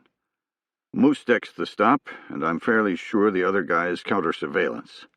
A second later, his phone vibrated. Pike, no issues. I have a signal down here. I can see you on the map. I'll meet you coming off the Metro. Any idea about the CS? Retro. No, he's not Arab. Looks Eastern European. Need to pass you phone. Download still going. Pike. K. Brush pass coming off Metro. Retro tapped QSL and waited for the train to arrive. Chapter 40. I received the QSL, which was old-fashioned radio shorthand for message delivered and understood, used originally during Morse code days, then later during data burst transmissions from Cold War radios. Now in use again for texting. Talk about old school. Screw all that LOL shit. I had no idea how our little band of terrorists had managed to integrate into some sort of Eastern European counter-surveillance network, but it was just one more data point in the string of things that had made no sense, starting with Johnny's mission in Indonesia and ending with a traitor in the U.S. Congress. All we could do was continue what we were doing. Sooner or later, it would sort itself out. I would have liked a full-on support package, but this operation was way outside the standard task force template. Which was to say that we didn't usually pull everything out of our ass. I knew I'd have very little time when the Metro doors opened. Retro'd get about half a second to pass me the phone as he walked by. Done right, nobody would know something had occurred. Done wrong, and we'd signal to the world that we were involved in amateur hour illegal shit. And I hated amateur hour shit, illegal or otherwise. My phone vibrated another text message. Apparently, the unknown counter-surveillance guy had now made physical contact with the target, sitting down and giving him instructions. It looked like Retro had managed to deflect attention from himself. 5 seconds later, I got a text saying that Jug Ears had stood up, intent on getting off the Metro. Shit. How the hell was I supposed to do a brush pass, picking up the phone and entering the Metro while Retro left, when the target was now leaving? I'd be stuck riding the Metro while Jug Ears went on his merry way. The countdown timer for the arrival of the next train showed 45 seconds. This is like the damn Amazing Race. I texted Retro, asking what the CS was doing. Retro, sitting still, probably waiting on me to make a move. Me, stay on, drag him with you, get off couple stops later. Retro, K, what about download? Me, I'll just start again. What car? Retro, second from front. I felt the breeze of the approaching train, the wind growing with a howl as the air was pushed out of the tunnel and into the station. I positioned myself at the far end of the platform, looking to anybody watching like I wanted to board. The cars squealed to a halt, then disgorged their passengers in a flurry. Since Moostek was a transfer station for both the A and B lines, there were a lot more people getting off, allowing me to integrate into the flow with little effort. I took one last look at the photo of the target, this time to get a fix on what he was wearing, then headed to the escalator with everyone else. Halfway up, I saw a brown jacket topped by a black head of hair. I didn't bother trying to close the gap because I absolutely didn't want to spike anyone else helping him.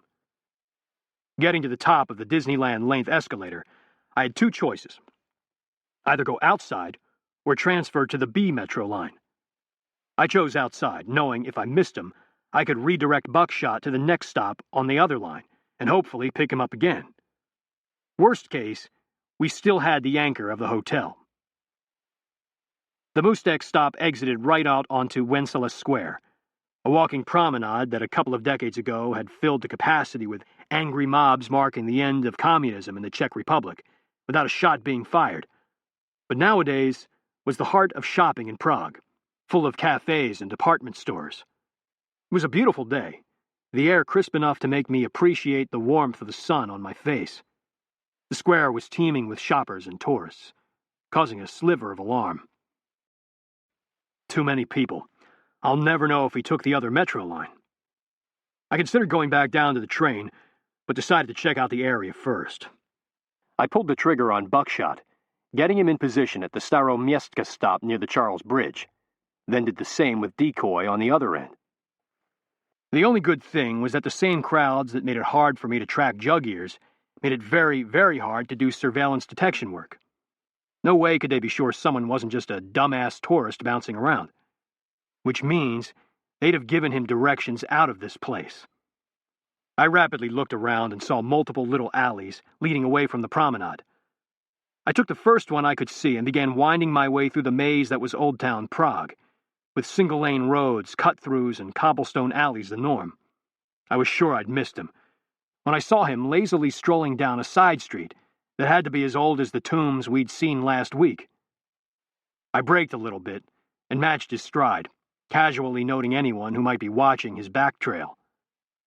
We walked by several outdoor cafes, all with people in them, so it was impossible to tell, but I was sure someone was checking me out to see if I was tracking the target.